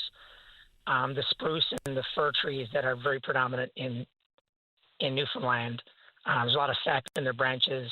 The way their needles are, they burn very, very, very hot, very quick. The trees also tend to grow together, as we all know, and the impact as well. The needles will travel when they're flaming, and they can actually have the fire spreading ahead of them. So for a lot of people and communities, including the city, we really need to look at how we create fire breaks to protect us. I mean, it's amazing that if you look at the 10 years up to 2011, we averaged $30 million a year in fire losses. In the 10 years since then, we're averaging $706 million in fire losses. Alberta alone, over $1.1 billion just last year. So, these are real ongoing impacts that the communities and individuals need to be prepared for. And so, if you've got cedar trees, pine trees, spruce or fir adjacent to your homes, then you really need to push them back and replace them with trees that are more resistant. The hardwoods like the dogwoods or the maple trees, they don't have those properties, and even lilac trees, they don't burn the same way that the conifer trees do. Of course not. I'm going to keep going back to the same 3 things I've been talking about. Is around communities, the fire break, which is just standard practice in the vast majority of the world. And then secondly, and I still can't find an answer to this one, is what's the formal strategy to get into the woods and carry out the fire load, the windfall? That is the kindling. That is the fuel that drives these forest fires to be much more dangerous and massive than they need to be. So until we understand that, and I mean, I know you can't cover every little strip of the forest on every nook and cranny in Newfoundland and Labrador, but if you had a strategy to, give priority to some places which are prone, whether it be because of the long, dry winter or whatever the other metrics that you employ, but getting in there to clear out the fire load is just required on every level imaginable. Yeah, 100%. Of course, prevention is key. The vast majority of fires in Newfoundland and Labrador, forest fires in Newfoundland and Labrador, are human caused. People not properly putting out fires, people having fires that aren't contained properly, too windy, don't have spark arresters. When you're doing brush burning, anytime after May the 1st, you need to actually have a permit to do it. And the wind levels had to be very low, and you have to have water there. And I've tried to do it before. To get the winds low enough in Newfoundland and Labrador is very difficult during the summer to be able to safely to burn and to be far enough away from flammable materials. So these are all things people need to realize, that the long-term consequences are so severe, as we just saw in Adams Cove, of these forest fires. And we've been, relatively speaking, pretty lucky in that, we had 2 massive evacuations last year in Labrador, but fortunately we didn't really lose the communities like, say, Jasper did. Jasper alone was $1.1 billion when they lost Jasper in Alberta last year. So that leads me to an important issue which governments, both federal and provincial, they're leaning in a certain direction, and that is to backstop these natural disasters financially. And we saw it, of course, with post-tropical storm Fiona. And our provincial government borrowed, because anytime the government announces anything that's over and above what they've budgeted for, and as we know, even this year, we're borrowing over $4 billion, and who knows with the price of oil, that might actually go up, how much we have to borrow, because the price of oil, they estimated a pretty high dollar value for it. But so they borrowed $40 million to backstop people's situations, and of course we have people again in Adams Cove who have. And this is unfortunate. It's not to be personal. I understand when you're in that situation. I'm not trying to poke at anybody who's suffering. However, there's a real cost to that, and then that can lead to what in economics we call moral hazard, where people take more risks if they believe someone else, like the government's going to cover their losses. And so, like in a wildfire or a flooding event or a storm event, government will bail me out. So more people are more prone to have insurance because it is expensive, and with the cost of natural disasters, it's only going up. And also maybe have less fire mitigation, and that increases the risk to not only neighbors, which you talked about last week, but also more public risk, and then shifts the burden to all taxpayers who, even whether they're responsible, whether they have insurance or not, they have to carry it. So there's that, and then that potentially can lead into what we call insurance death spiral, which is when, as the cost goes up for insurance, because a lot of people are no longer in high risk areas, are no longer getting insurance, then there's less and less people in the pool, or even low risk, it doesn't matter, because they think the government's going to bail them out, which will then further increase insurance premiums because there are less people to pay for the losses that happen. The insurance pool shrinks, premiums go further, and that drives more people out because they just can't afford it. And then, of course, mortgage lenders start to hesitate because they start to get concerned. If your house is in that'll be one of the questions they'll start to ask is, hey, how far back are the trees in your area? Then that'll drive down property values for people, which for some people that might be a good thing, but for other people, because it's the biggest investment most people will ever have and it's become a big part of our economy, then that's bad. And then government disaster reliefs become the default safety net, and that's funded by more borrowing. Public debt increases, adding pressures on taxpayers, and also competes for other things that people might think is more important, like healthcare or education. So we don't have a disaster reserve fund in Newfoundland and Labrador, so we're borrowing the money. Yep. And therefore, future generations are inheriting the burden, and this is all negative. So, like, when people need to try and have these difficult conversations, but at the end of the day, responsible Newfoundlanders and Labradorians need to mitigate the risk, be responsible. Please, if you can find a way to do it, have insurance. And government needs to not send mixed signals out there that we're going to be there to bail you out, because, again, this is a potential long-term impact of that sort of signaling. Appreciate the time, Tom. Thank you. Take care, everyone. You too. Bye-bye. All right, let's get a break in. When we come back, Joan's there to talk about what's happening in Gaza. Ed has an opinion to share about the new mental health and addictions facility. And Vic's got a response to the Seniors Advocate. Don't go away. Call now, 709-273-5211 or 1-888-590-8626. Newfoundland and Labrador's biggest conversation. VOCM Open Line returns in a moment. Summer's here, and so are the road trips, park days, and barbecues. Don't let an empty tank hold you back. VOCM Fuels Your Summer is back. Snap a photo of your summer fun and text it to 709-273-5211 for your chance to win free gas. Each Friday, we're giving away a $200 North Atlantic gas card. And by Labor Day, one lucky listener will score the ultimate top-up, a $1,000 gas card. Brought to you by North Atlantic Petro-Canada and Orange Store. Every great road trip begins and ends here. And by Smith's Furniture and Appliances. Trendy or traditional, visit smithsfurniture.com. Hi, this is Caitlin from Kohler Contracting. Whether you have oil or electric, there's savings for everyone. For limited time, save up to $300 on single mini splits, $450 on multi-head systems, and up to $1,775 on Daikin Fit central heat pumps. Still heating your home with oil? Kohler Contracting can help you apply for up to $22,000 in government rebates. With our flexible finance options, there's never been a better time to upgrade your homes before the summer rush. Get your free quote today. Call 727-2680 or visit us at kohlercontracting.ca. Mars Contracting, on behalf of the town of Placentia, wishes to advise the motoring public of a traffic interruption on the main road of Dunnville due to ongoing water main construction. Road delays will be ongoing from now until late fall. Mars Contracting asks that you obey all postage signage, reduce speeds, and watch for workers in the area. Mars Contracting wishes you a fantastic day and apologizes for any inconvenience this may cause.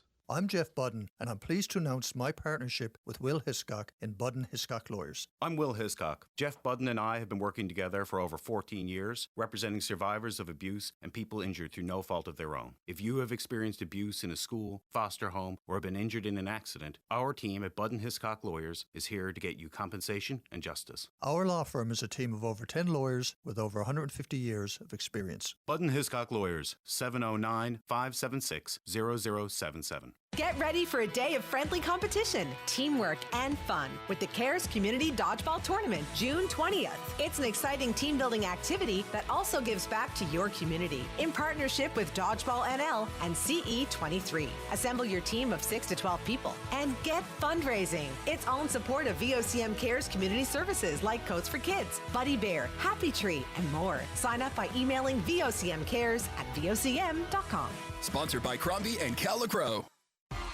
Next on the runway, it's you in a stunning pair of prescription frames from Cowan's Optical. We're slashing prices in half. Yes, all prescription frames are half price. Cat eye, aviator, round, rectangle. No matter your vibe, we've got the look to match your face and your budget. Cowan's Optical. See better, look incredible. All prescription frames have price as sunglasses not included. Bring in your prescription or just call to arrange your eye exam today. Check out our Facebook or visit Cowan's Optical near you for complete details.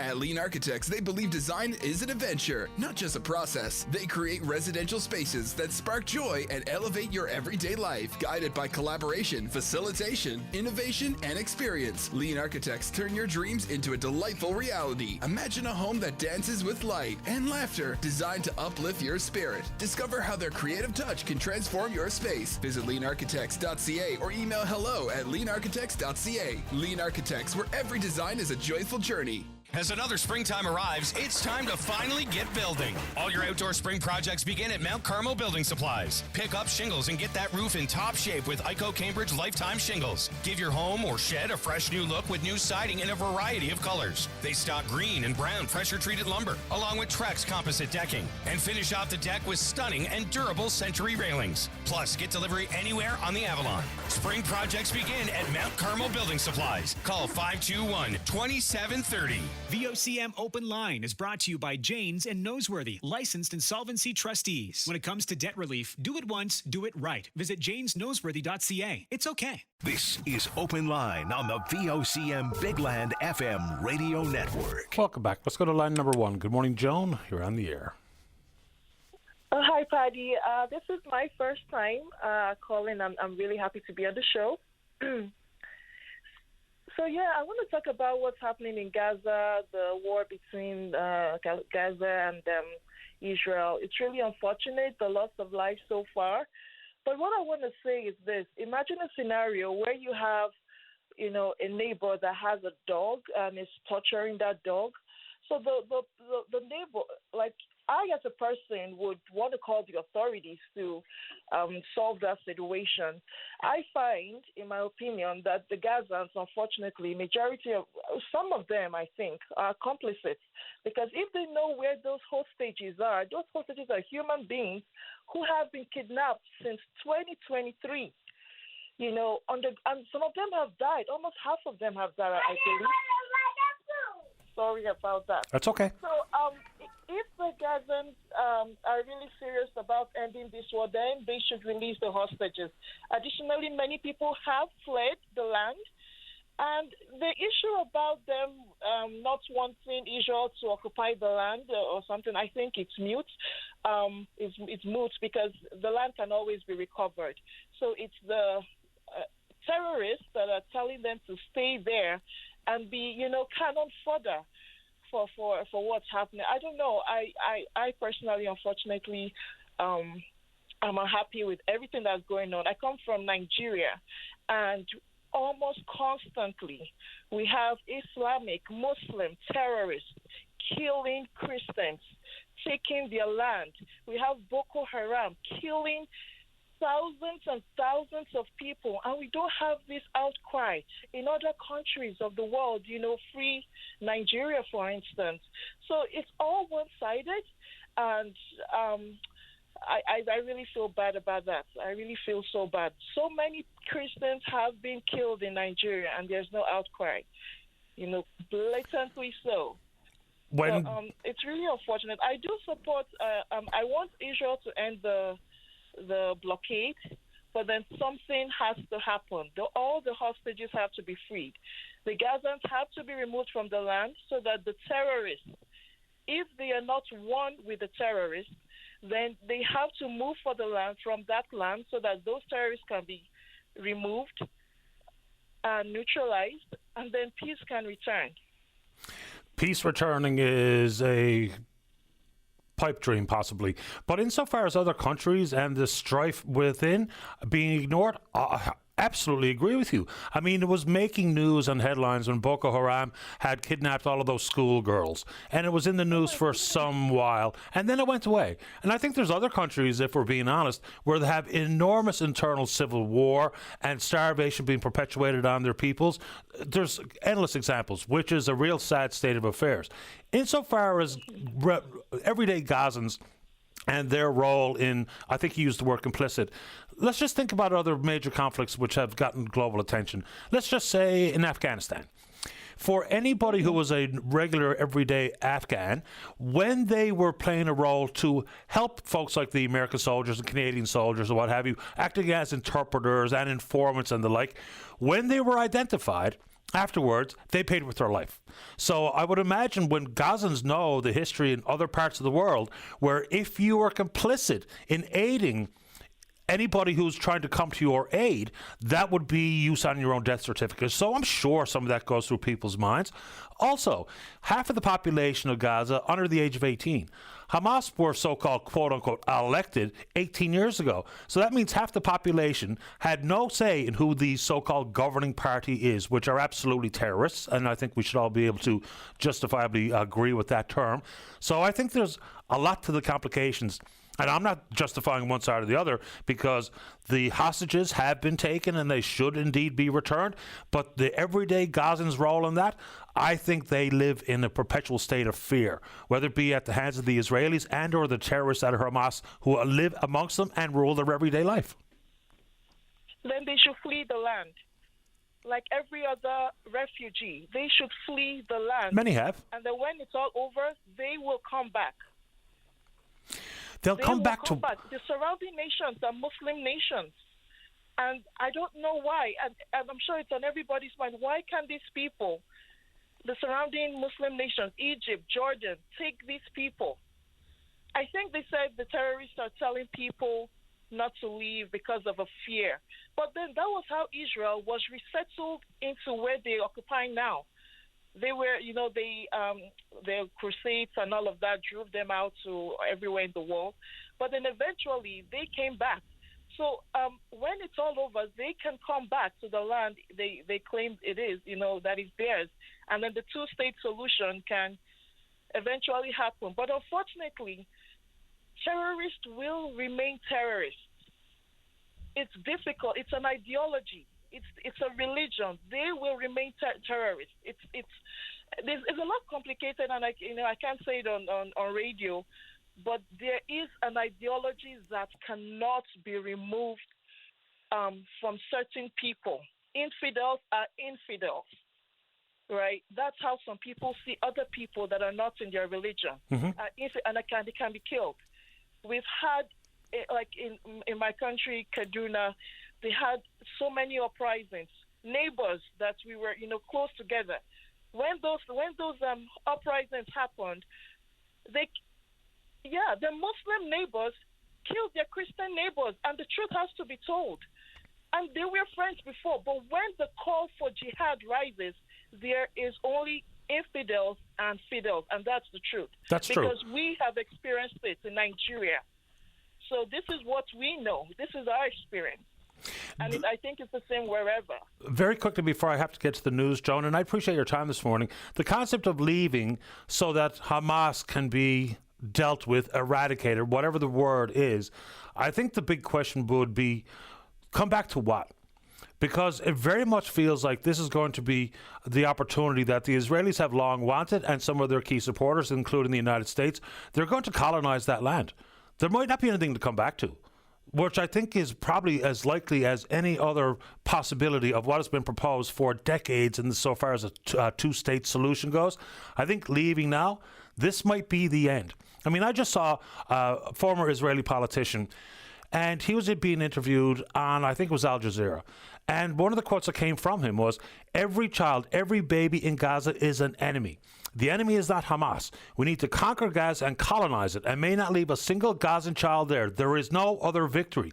That's probably a pretty popular sentiment in some corridors of power. So that would be the question for me is, if I leave, do I come back to what? And where do I go? So many countries don't want me.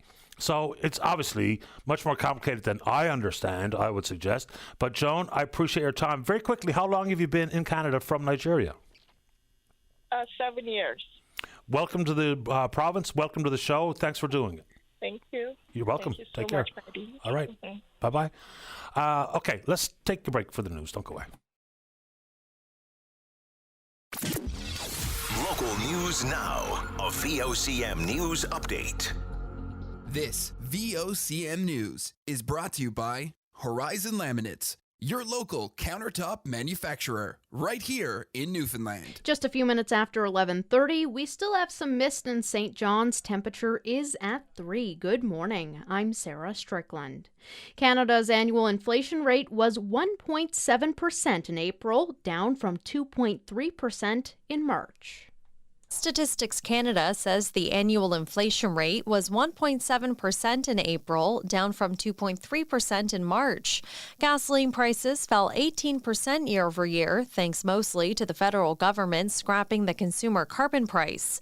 But that relief did not extend to the grocery store, with food prices rising 3.8%. The third month in a row, they outpaced the overall consumer price index.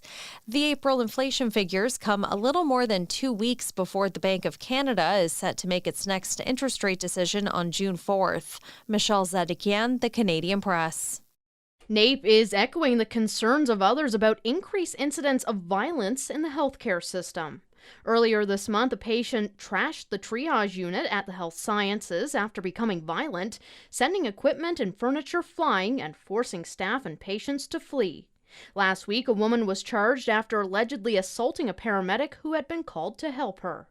NAPE Secretary-Treasurer Trevor King says the union is seeing more violent incidents in the workplace. He says worker safety is paramount.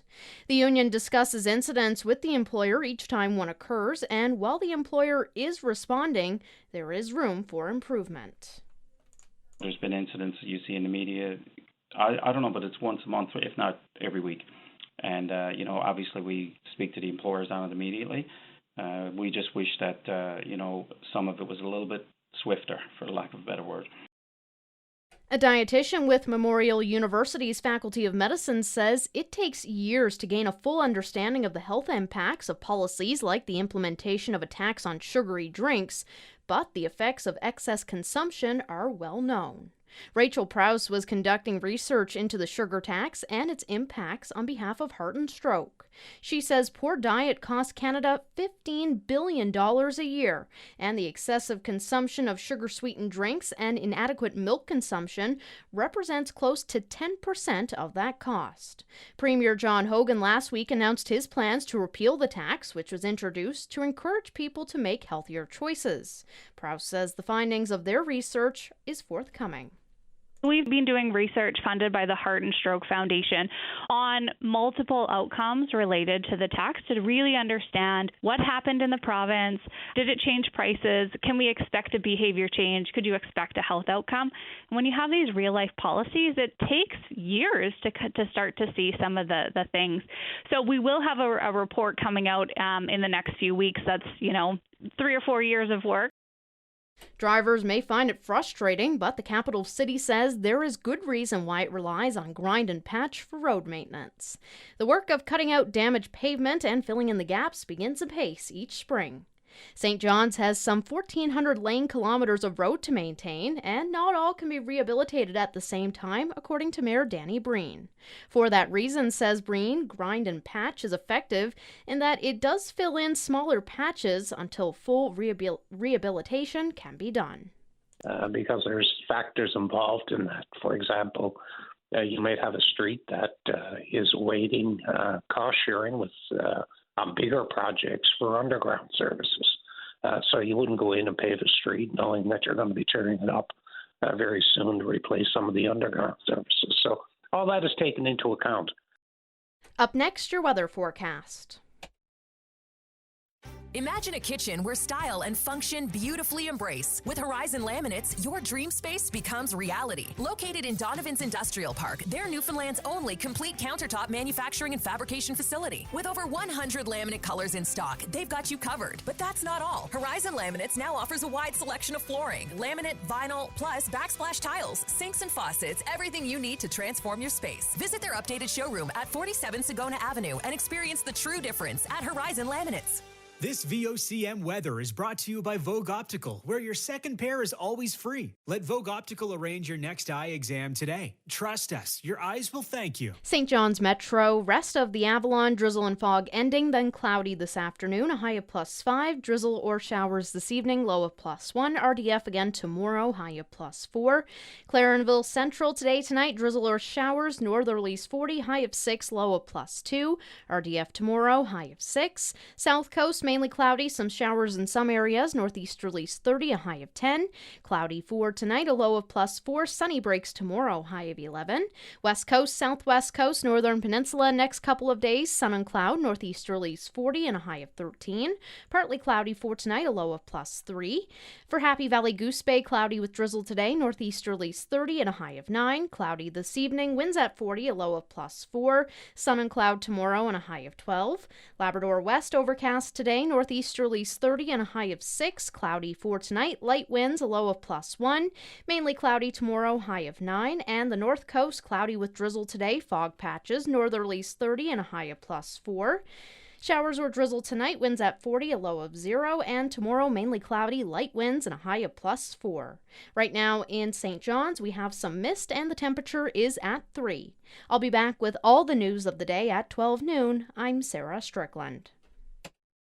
This is Open Line on the VOCM Bigland FM radio network. Welcome back to the show. Let's go to line number 5. Ed, you're on the air.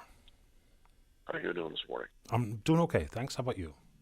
I'm okay to a point. Bad weekend is all you know. The reason I called is this. The weekend I had somebody I had to deal with who had a mental breakdown.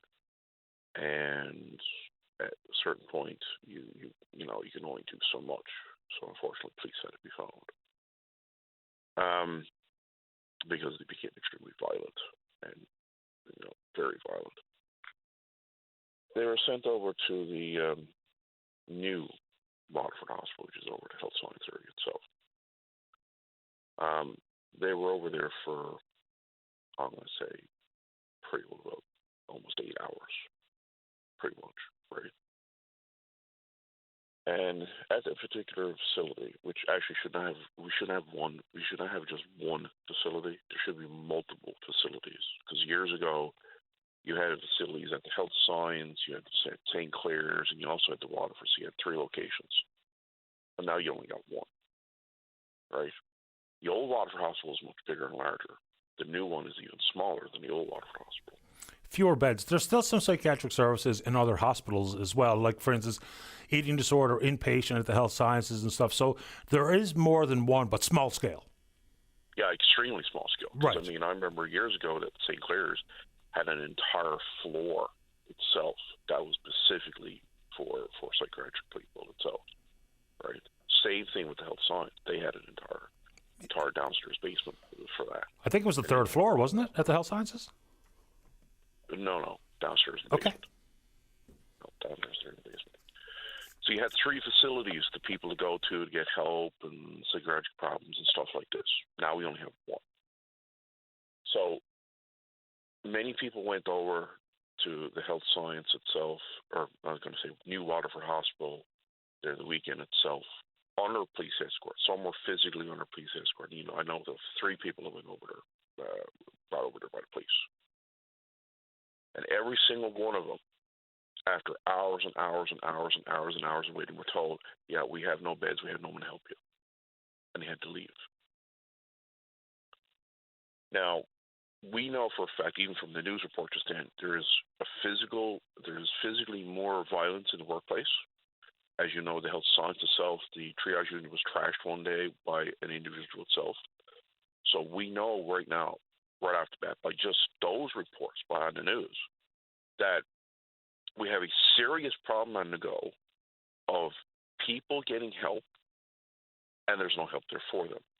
Right? I went through this last year with a bunch of other people, and I found out for my own self that even if you go down a really dark path and you're in a really, really bad state, and you could be on the phone with multiple different people here and there and all that, right?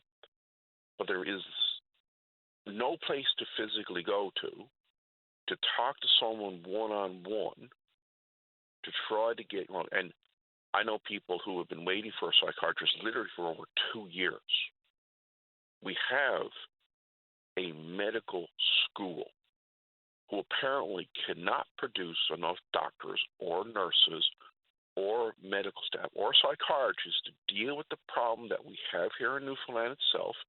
And people, because of course, everything else, prices, everything else going up, are becoming more and more stressed out and mentally unfocused. Poor diet doesn't help, of course, either. But we do not have the infrastructure to help these people out. And when you go to a certain point, you're basically thrown to the side and you got to start all over again or figure out yourself how to get through different tasks. The police were phoned. Even if the police showed up again, they had the same problem. There's no one at the Waterford to help you. It doesn't exist anymore. It used to before, doesn't exist now. For females, there is options. For males, there is pretty well zero options.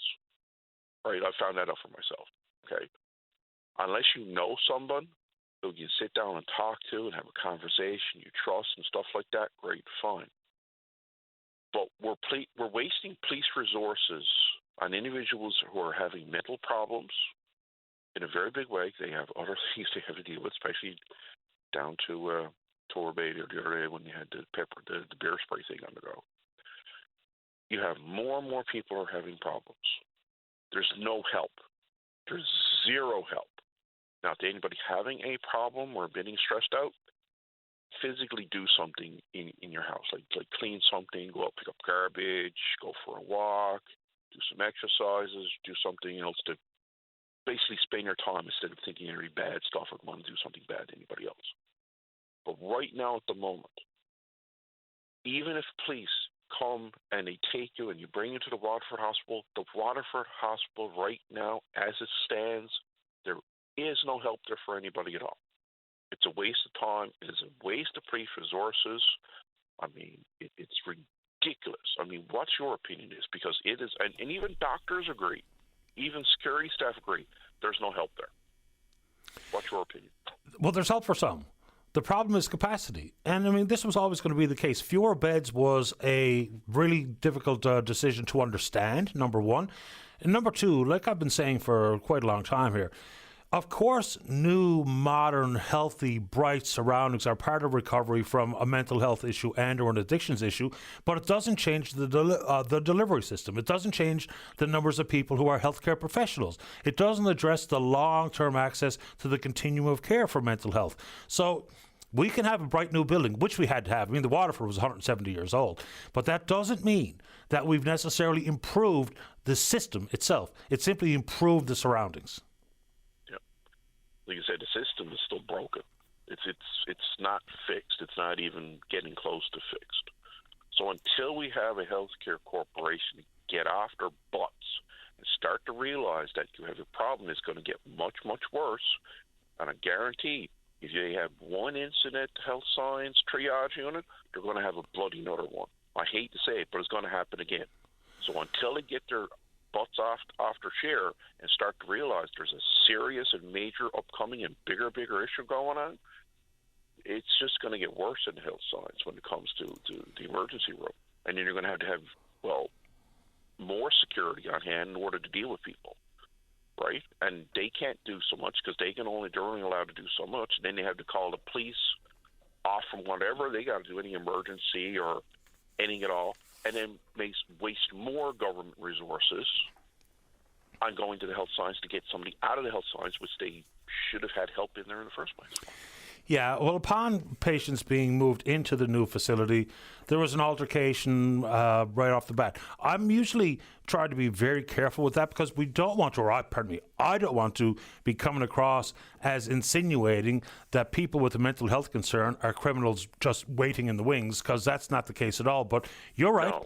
Until there's a better either understanding or enforcement of security and secure facilities for people to get the help they need, then the problem will only grow. I think we can all agree on that. And Ed, I appreciate your time. Before I get to the final break of the morning, would you like to say anything else? Well, most of the times that I've come across, most people are having a problem like this mentally is they got a chemical imbalance, which could be medication or something like that. Their diet does not help because they could be taking something like heavily sugar products or something like that, which could coincide with the medication.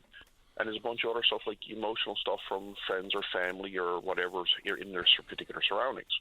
So until you have even a phone line system that people can talk to, which there is many, but again, it doesn't give somebody a solution to the issue they have right now at the particular time.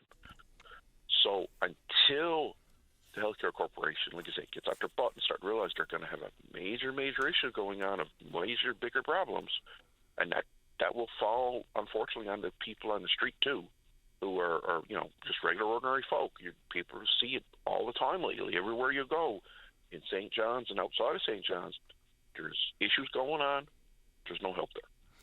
There has to be a solution, and they're going to have to get after Gluteus Maximus and fix it and come up with a solution very quickly, or it's going to get very bad. I appreciate the time, Ed. Thank you. You have a good day. You too. Bye-bye. All right, final break of the morning. Don't go away. Call now, 709-273-5211 or 1-888-590-8626. Newfoundland and Labrador's biggest conversation. VOCM Open Line returns in a moment. Support local, support Canadian with Akita equipment. As a proudly Newfoundland-owned and operated company, Akita specializes in all your trucking needs across Canada. From reefer to dry van and open deck, they handle full loads and less than a load with ease. Big or small, Akita moves it all. Plus, protect your goods this winter with their range of new and used storage containers. Choose local. Choose Akita equipment. Discover more at akitaequipment.com. The next Lotto Max jackpot is an estimated $30 million. How would you dream to the max if you won? I'd take my friends to a ball game at every major league stadium. Now that's dreaming to the max. Get your ticket today. Must be 19 or over. Dominion predicts a sweet front moving in. This week, get your hands on seedless watermelons at only $6.99 each. They're big, juicy, and pure sunshine. Bask in the glow of Dominion's low prices all summer long. Conditions apply. See flyer for details. Read product label and follow directions. Fatty foods, alcohol, and excessive sugar can all put stress on your liver, resulting in low energy, restless sleep, and an expanding waistline. Help keep your liver healthy and cleanse your body daily with Active Liver from New Nordic. Available in tablet or gummy, Active Liver's high-quality ingredients like milk thistle and turmeric extracts are proven to promote a healthy liver. Find Active Liver at Shoppers Drug Mart, Walmart, Loblaws, Superstores, Metro, and London Drugs, or online at Amazon and newnordic.ca. They're in your walls, they're under your deck, they are in your attic, and they're all royal pests. Spring is when rodents, birds, and insects come to the party. I'm Curtis with Republic Pest Solutions, the local solution to your pest problem. Don't let mice, ants, and starlings take over your property. At Republic Pest Solutions, we use safe trap placement to protect your family from creepy crawlies. Got bugs, birds, mice? Call Republic Pest Solutions at 728-2530 or visit republicpestsolutions.com. Get ready for a day of friendly competition, teamwork, and fun with the CARES Community Dodgeball Tournament, June 20th. It's an exciting team-building activity that also gives back to your community in partnership with Dodgeball NL and CE23. Assemble your team of 6 to 12 people and get fundraising. It's all in support of VOCM CARES community services like Coats for Kids, Buddy Bear, Happy Tree, and more. Sign up by emailing vocmcares@vocm.com. Sponsored by Crombie and Cal LaCroix. Your eyes are an important indicator of your general health. This is why eye exams are important. An exam is more than determining your prescription for glasses or contact lenses. It'll assess the whole eye and visual system. Eye diseases such as cataracts, glaucoma, and macular degeneration can be detected, as can diabetes and high blood pressure. Visit nleyedoctors.com to find an eye doctor near you. That's nleyedoctors.com. Hi, this is Caitlin from Kohler Contracting. Whether you have oil or electric, there's savings for everyone. For a limited time, save up to $300 on single mini splits, $450 on multi-head systems, and up to $1,775 on Daikin Fit central heat pumps. Still heating your home with oil? Kohler Contracting can help you apply for up to $22,000 in government rebates. With our flexible finance options, there's never been a better time to upgrade your homes before the summer rush. Get your free quote today. Call 727-2680 or visit us at kohlercontracting.ca. Persons with disabilities are choosing Hancock Financial Solutions for their registered disability savings plans. If you or a family member has a disability, I recommend that you phone Dion today. They really made a difference in our lives. Open an RDSP today. For more, call 709-634-0071 or HancockFinancialSolutions.ca. Hancock Financial Solutions, in your home, in your community. Mutual funds offered through Investia Financial Services. This is Open Line on the VOCM Big Land FM radio network. Welcome back to the show. Let's go to line 3. Ray, you're on the air. Yes, Patty. I was in St. John's on Friday of last week and went into a parking lot, and on the far end of the parking lot there was an old fence structure, and it had a hole in it, and I looked over the fence. I was waiting for somebody, so I just walked around the parking lot. I looked over the fence, and I seen something crumpled up on the ground. So I went through the hole in the fence, picked it up, and here was a person's coat. It was black in color, but faded out because it'd been there so long. And I picked it up, and directly under the coat was the remainings of a cell phone. So I took the coat and I hung it on the fence. I took the cell phone home with me in case somebody wants to know anything about the cell phone. And, there's nobody for me to get in touch with to try to find out how come an expensive coat got left on the ground plus a cell phone underneath it, And I thought that somebody might be wondering what's that all about, I have a quick question for you, Ray. Which parking lot? I believe it's called Campbell Avenue parking lot. Dr. Major has an office there. Okay. Are you familiar with that one? I am, yeah. Yeah. And I hung the coat on a fence in the back. So if anybody knows that someone's been looking for that code and specifically looking for that cell phone, we know who has it, and we'll put them in contact with you, Ray, if they contact us. Yes. You have my number? We do. Okay. Thank you, sir.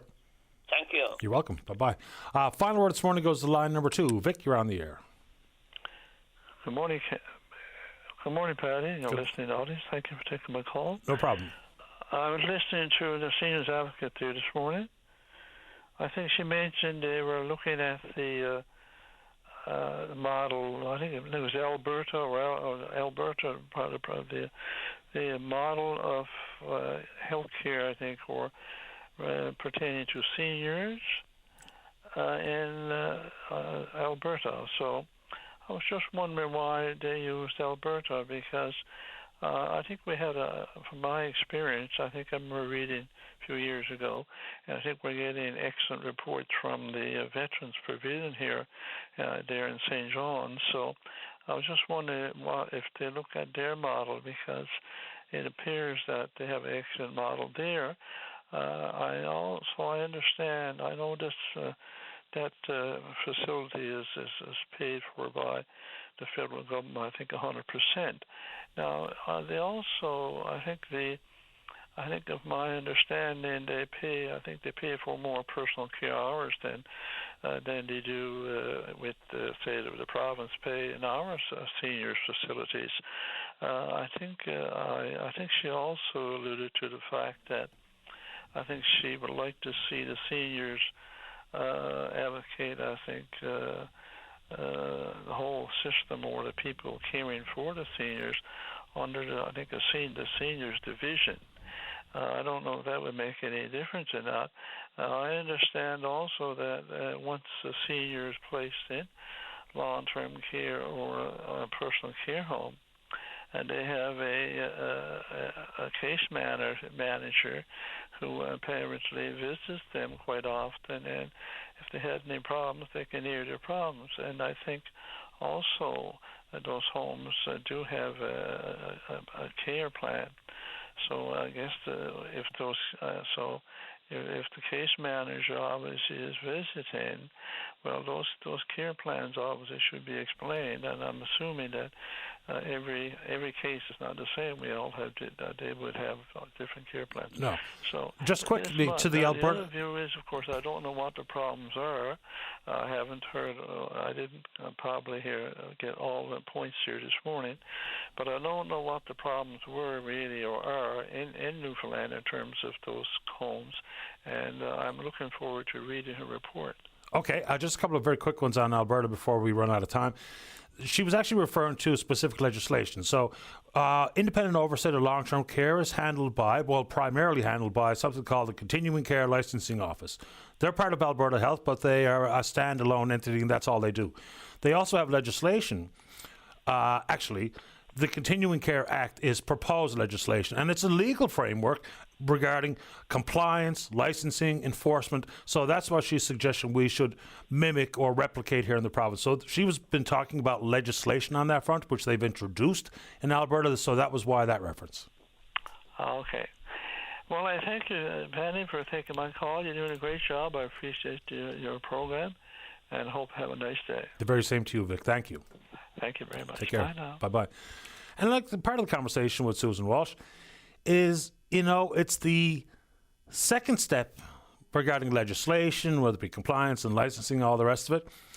It's when we identify something, like, say, for instance, the Auditor General does, or that Susan Walsh does, or the Child and Youth Advocate does, or the Citizens Representative does. It's how do you enshrine action mechanisms inside those pieces of legislation? Because we can do the independent oversight, which I think is probably a very good idea, but it's the then what's. All right, good show today. Big thanks to all hands, and we will indeed pick up this conversation again tomorrow morning, right here on VOCM and Big Land FM's Open Line. On behalf of the producer, David Williams, I'm your host, Paddy Daly. Have yourself a safe, fun, happy day. We'll talk in the morning. Bye-bye. This is the VOCM Radio Network. Stingray radio stations heard around the province and around the world at VOCM.com and through the Stingray Music app. This is your VOCM. Become a member at VOCM.com. Receive weekly newsletters and breaking news notifications as news happens. Your VOCM. News as it happens on VOCM, VOCM.com, and at VOCM News on Twitter. Stay up to date with your VOCM.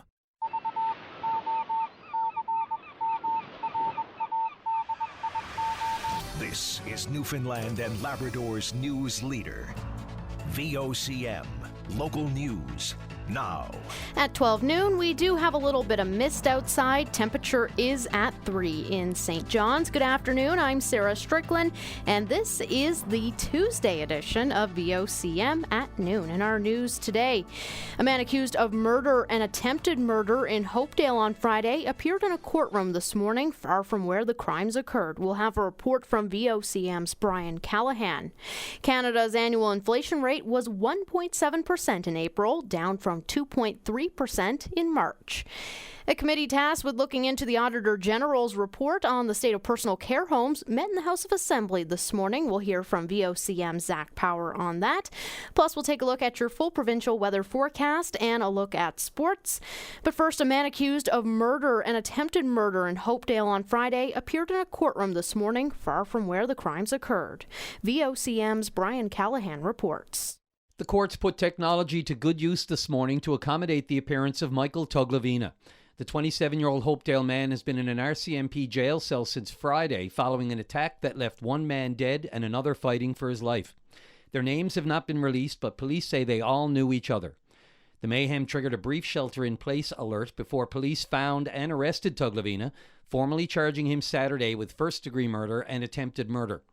This morning, he appeared in Wabush Provincial Court via Zoom from the RCMP detachment in Hopedale, more than 500 kilometres away, while the busy legal aid lawyer tapped to defend him appeared from St. John's. Mark Rushy already represents a man accused of murder at the Waterford Hospital, and Tony Humby in a complicated sexual violence trial currently bogged down in applications. Rushy told Judge Winan Trahi he only learned today he was assigned to defend Tuglavina, saying he'll need some more time to put together a bail plan. With that, the case was set over until this afternoon. Brian Callahan, VOCM. Local News Now. Canada's annual inflation rate was 1.7% in April, down from 2.3% in March. Here's a report. Statistics Canada says the annual inflation rate was 1.7% in April, down from 2.3% in March.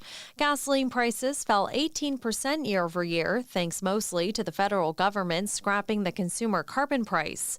But that relief did not extend to the grocery store, with food prices rising 3.8%. The third month in a row, they outpaced the overall consumer price index. The April inflation figures come a little more than 2 weeks before the Bank of Canada is set to make its next interest rate decision on June 4th. Michelle Zadikian, The Canadian Press. The Canadian Union of Postal Workers says a review commission report released last week on the labor dispute between the union and Canada Post is skewed towards the corporation's bargaining position. Michael McDonald says a review appears to have left out a lot of viewpoints on how proposed changes will affect a variety of communities across the country.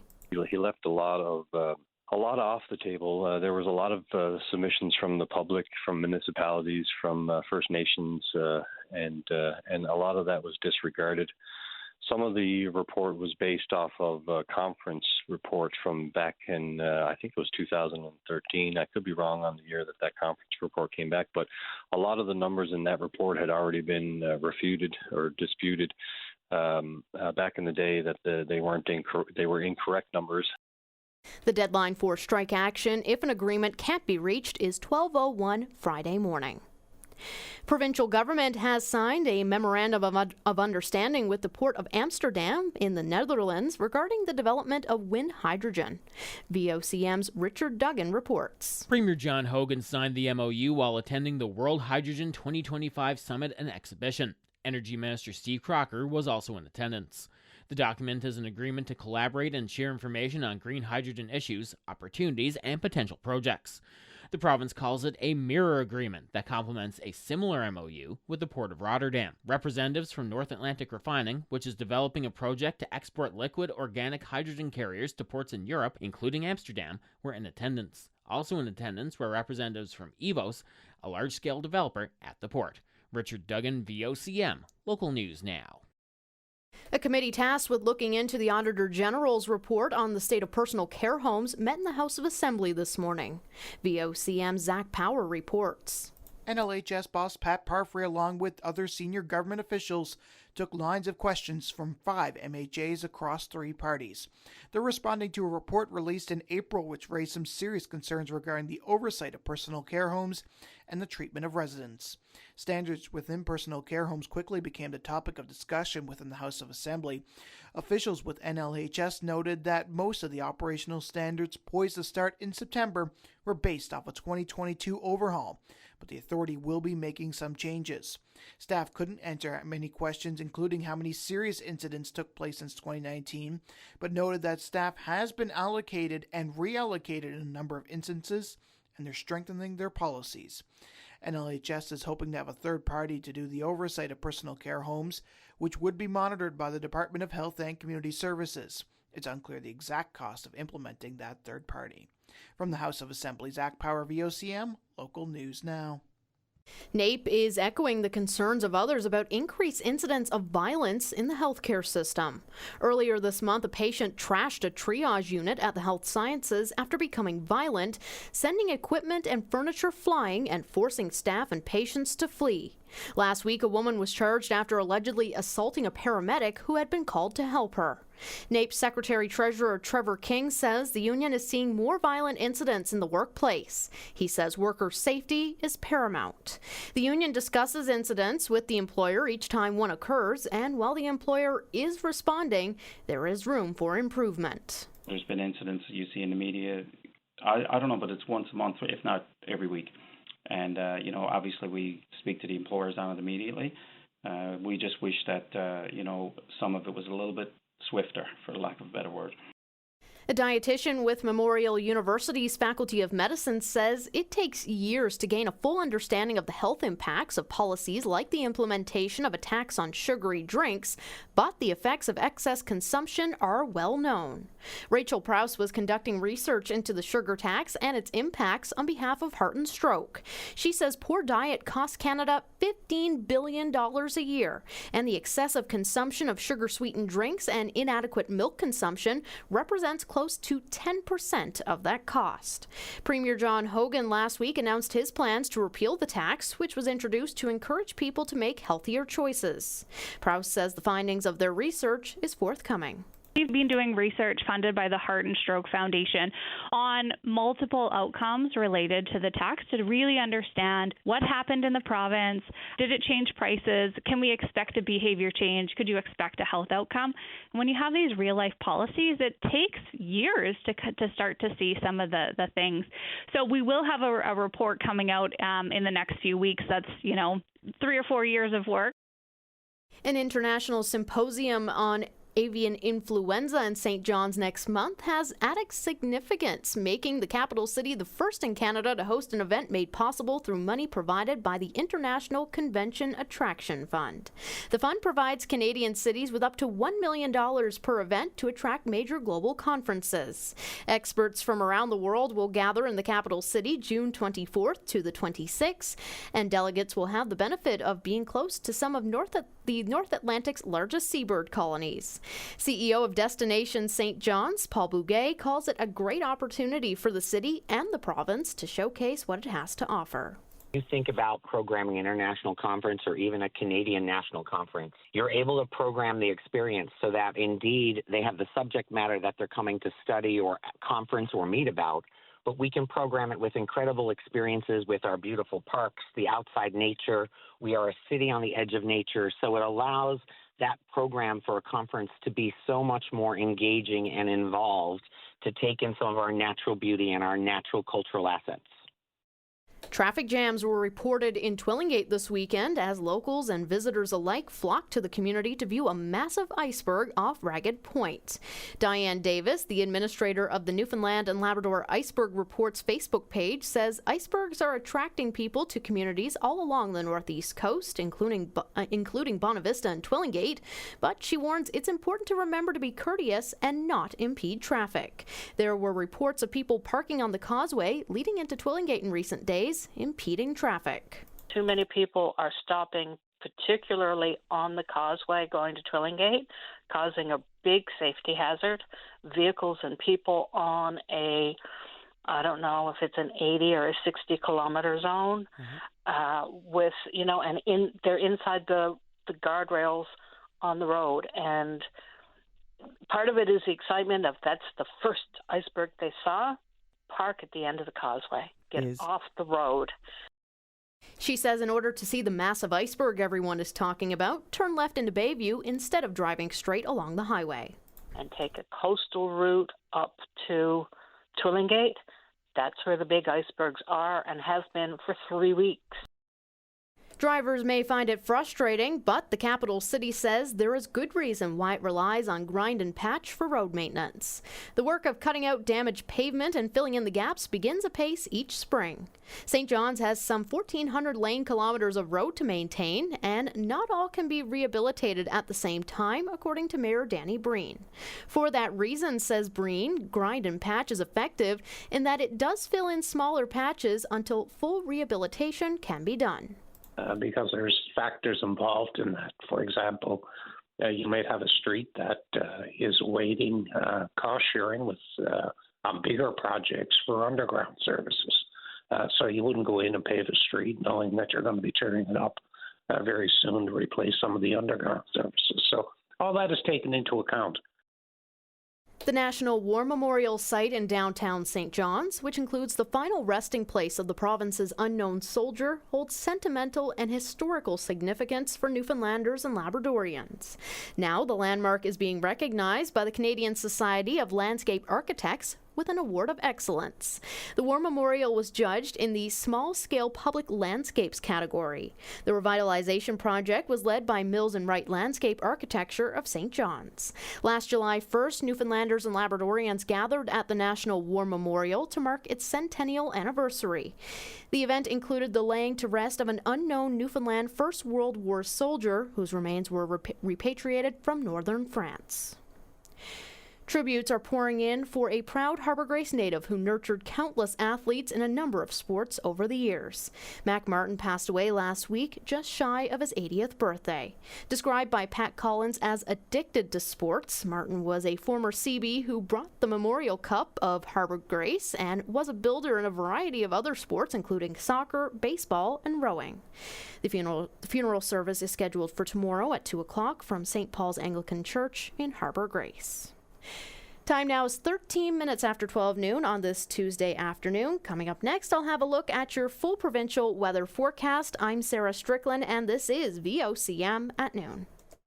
Tired of your old, outdated bath? Looking for that new look to surprise guests or get your home ready to sell? Getting your bathroom remodeled with Saunders Bath Fitter only takes one day and will be an amazing experience. Let the experts from Saunders Bath Fitter work with you to design your new look. Then sit back and watch the magic happen. Call Saunders Bath Fitter today for your free in-home consultation or visit their showroom at 169 McNamara Drive. Saunders Bath Fitter, a bath remodel that lasts a lifetime. Myopia, commonly called nearsightedness, is on the rise, especially for children. It can have significant impacts on vision and overall eye health. Time spent outdoors may reduce your child's risk of developing myopia. Put those digital devices away and encourage outdoor play every day. Your eye doctor plays an essential role in managing myopia. Visit nlidoctors.com to find an eye doctor near you. That's nlidoctors.com. Summer's here, and so are the road trips, park days, and barbecues. Don't let an empty tank hold you back. VOCM Fuels Your Summer is back. Snap a photo of your summer fun and text it to 709-273-5211 for your chance to win free gas. Each Friday, we're giving away a $200 North Atlantic gas card. And by Labor Day, one lucky listener will score the ultimate top-up, a $1,000 gas card. VOCM Fuels Your Summer, brought to you by Orange Store Cafe Orange, fresh food for on the go. And by Smith's Furniture and Appliances, trendy or traditional, visit smithsfurniture.com. In an age of information overload, facts seem fluid and motives often questionable. Where is truth? When opinions divide us, personal rights war with responsibilities, and conspiracy theories muddy the waters, who can we trust? A loving God assures us, I am the way, truth, and the life, and offers clear answers in a confusing world. Tune to the Old Story Sundays at 10 a.m. on VOCM. As the weather warms up, that means more time outdoors, from beach days to bonfires and everything in between. And while you're enjoying the season, Wilson Security is here to help protect your home. With 24/7 monitoring, you'll have access to your high-def cameras from anywhere using their convenient smartphone app. You can relax knowing your home is monitored against intrusions, smoke, water damage, and more. Wilson Security's expert technicians ensure your home and business protection works together. Conditions apply. Get started today with a free consultation. Visit wilsonsecurity.ca. The SPCA St. John's thrift stores are the places to find the hidden treasures you've been looking for with the best prices in town. From clothing, jewelry, books, video games, and so much more. Shop guilt-free, knowing you're saving money and saving animals. 100% of all sales directly support the care of abandoned, abused, and homeless animals at SPCA St. John's Shelter. Start your search and support animals in need today. Located at 1062 Topsail Road and 27 Elizabeth Avenue. This VOCM weather is brought to you by Vogue Optical, where your second pair is always free. Let Vogue Optical arrange your next eye exam today. Trust us, your eyes will thank you. St. John's Metro, rest of the Avalon, drizzle and fog ending this afternoon, then cloudy, a high of +5. Some drizzle or showers will move back in this evening, a low of +1, and some RDF tomorrow morning, which will end by lunchtime. Northerlies at 30 and a high of +4. Clarenville, Central Newfoundland, today, tonight, drizzle or showers. Northerlies 40, a high of 6, low of +2. RDF for tomorrow, northerlies 30 and a high of 6. South Coast, mainly cloudy with showers for some areas. Northeasterlies at 30, a high of 10. Cloudy for tonight, northerlies 40, a low of +4. Sunny breaks tomorrow, northerlies 30 and a high of 11.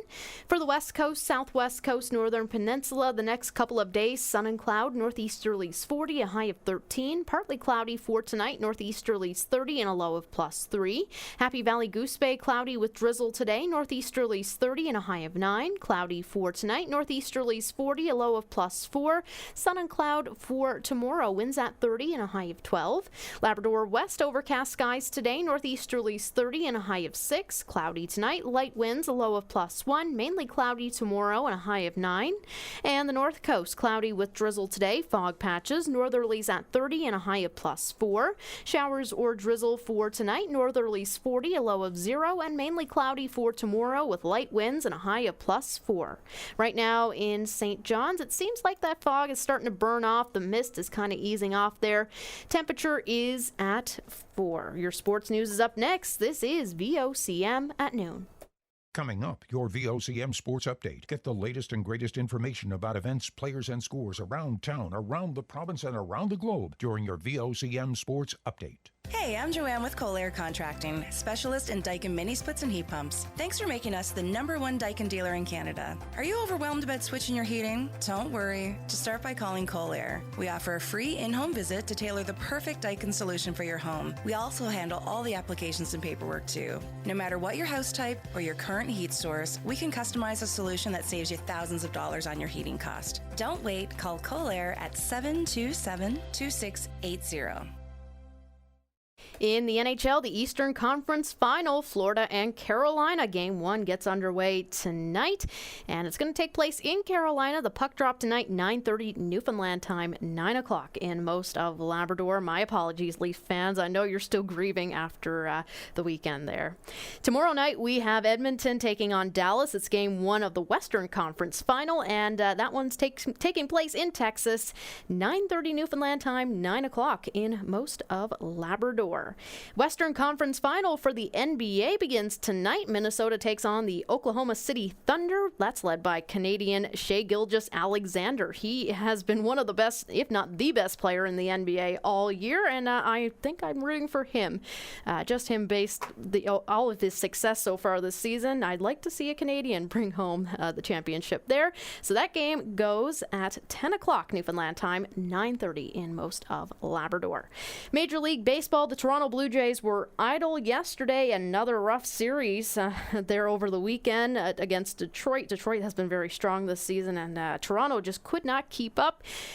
They're not scoring, especially with runners in scoring position. Santander, he is brutal to watch. He's just fouling out all the time, and they do have a problem on their hands there if they don't get that kind of under control. And he's up so high in the lineup. He's 4th, 5th. He really needs to be down like 7th or 8th at this point. It doesn't get any easier tonight with the San Diego Padres coming into town. It's Dylan Cease on the mound for the Padres. He is... He's okay this year. He's not what he has been in past years where he won the Cy Young. His ERA is around 4.60-ish, so not great, but decent for Dylan Cease. And Toronto countering with Chris Bassett on the mound. First pitch goes at 8:30 Newfoundland time, 8 o'clock in most of Labrador. Elsewhere in the American League East, Boston will host the New York Mets. Baltimore takes on Milwaukee. Texas visiting the Bronx, seeing the Yankees, and Houston takes on the Tampa Bay Rays. And that's a look at sports. I'm Sarah Strickland. This has been VOCM at noon. In our community, no one should ever have to go hungry. We're aware of the struggles faced by many in need, and that's where the Salvation Army steps in. But we can't do it alone. Because of the generosity of our donors, we're able to provide nourishing meals to hungry children, working families, seniors, and others in need. These donations also help us stock food bank shelves and extend a lifeline to our neighbors in times of hardship. To learn more or to donate, please visit salvationarmy.ca. Together, they ensure comfort and renew hope for all. The next Lotto Max jackpot is an estimated $30 million. How would you dream to the max if you won? I'd take my friends to a ball game at every major league stadium. Now that's dreaming to the max. Get your ticket today. Must be 19 or over.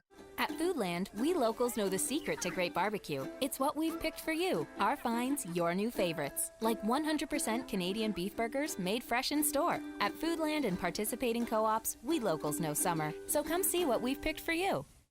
Tariffs, exchange rates, cash flow. In the face of the current storm, Canadian entrepreneurs need to forge ahead.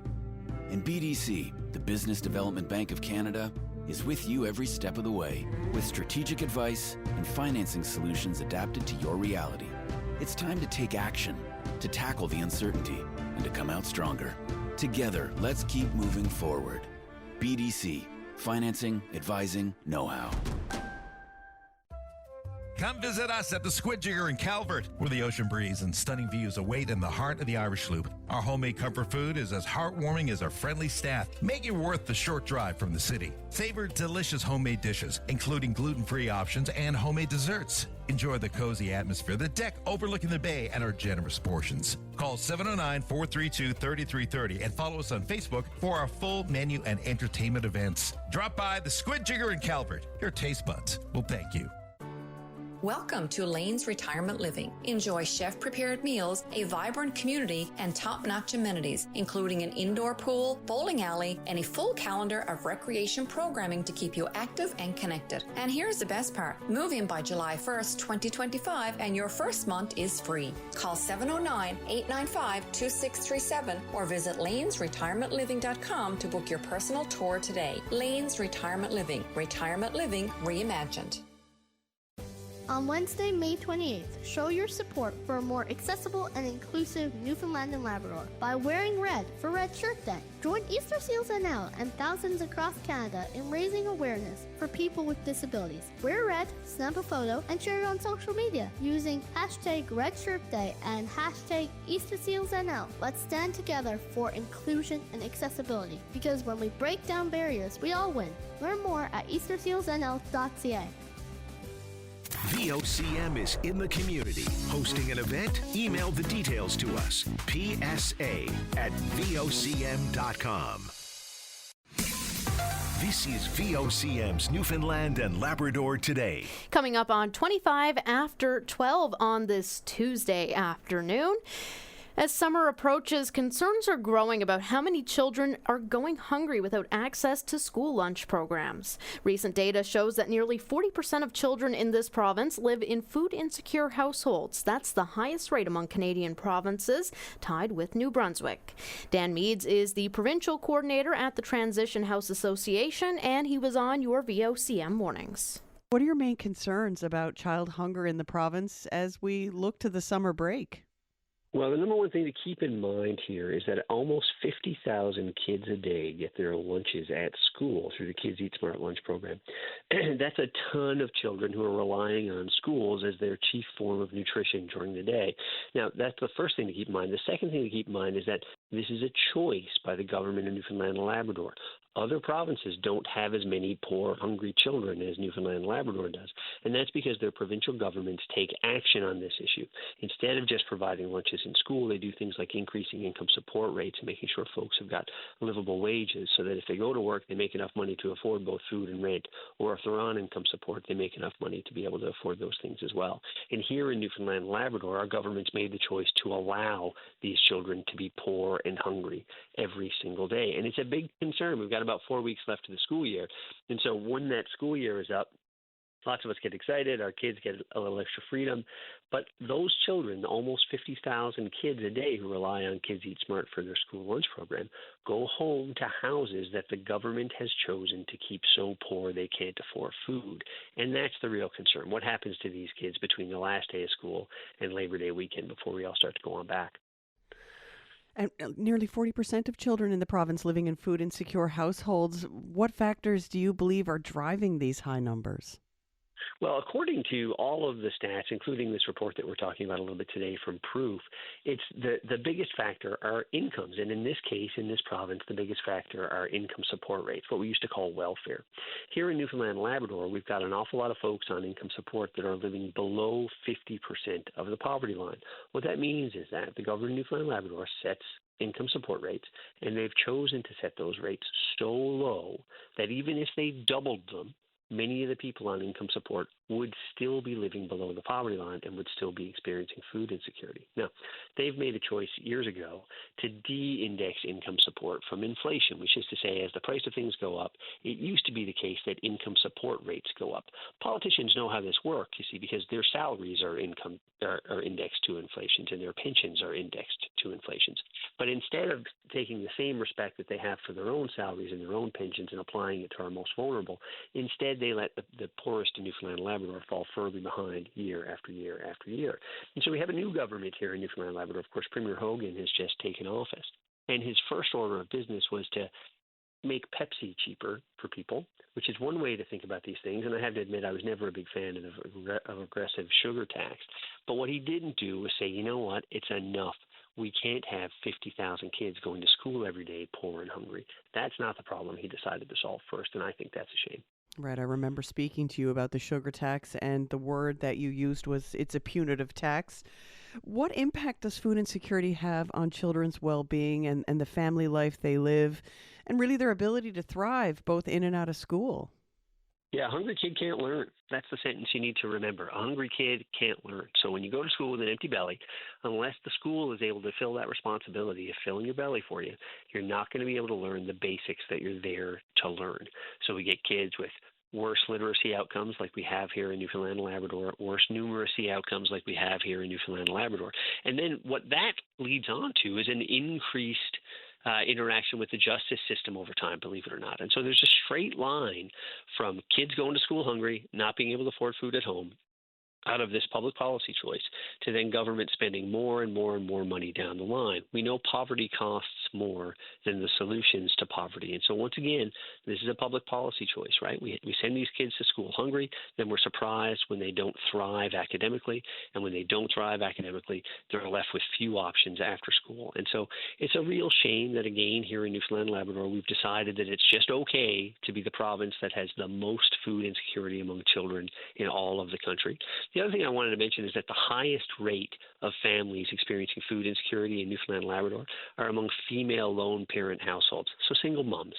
When we talk about an easy intervention, it's really clear for us if we targeted single moms, we could decrease these numbers altogether. So the right thing to do would be to increase income support for everybody. This government in Newfoundland and Labrador has decided to do these targeted basic income things, mostly for older individuals. If they wanted to do that a little more thoughtfully, they could also say, hey, single moms, this is a group of people we know are committed to raising their kids right. We've seen that historically and in all the data. All we need to do is make sure they have enough to feed their kids, and they'd be able to impact this problem. So if government's not going to do the right thing and solve this problem for everybody, they can instead segment the population, pick single moms, decrease food insecurity among those kids, and change the gendered nature of poverty in Newfoundland and Labrador.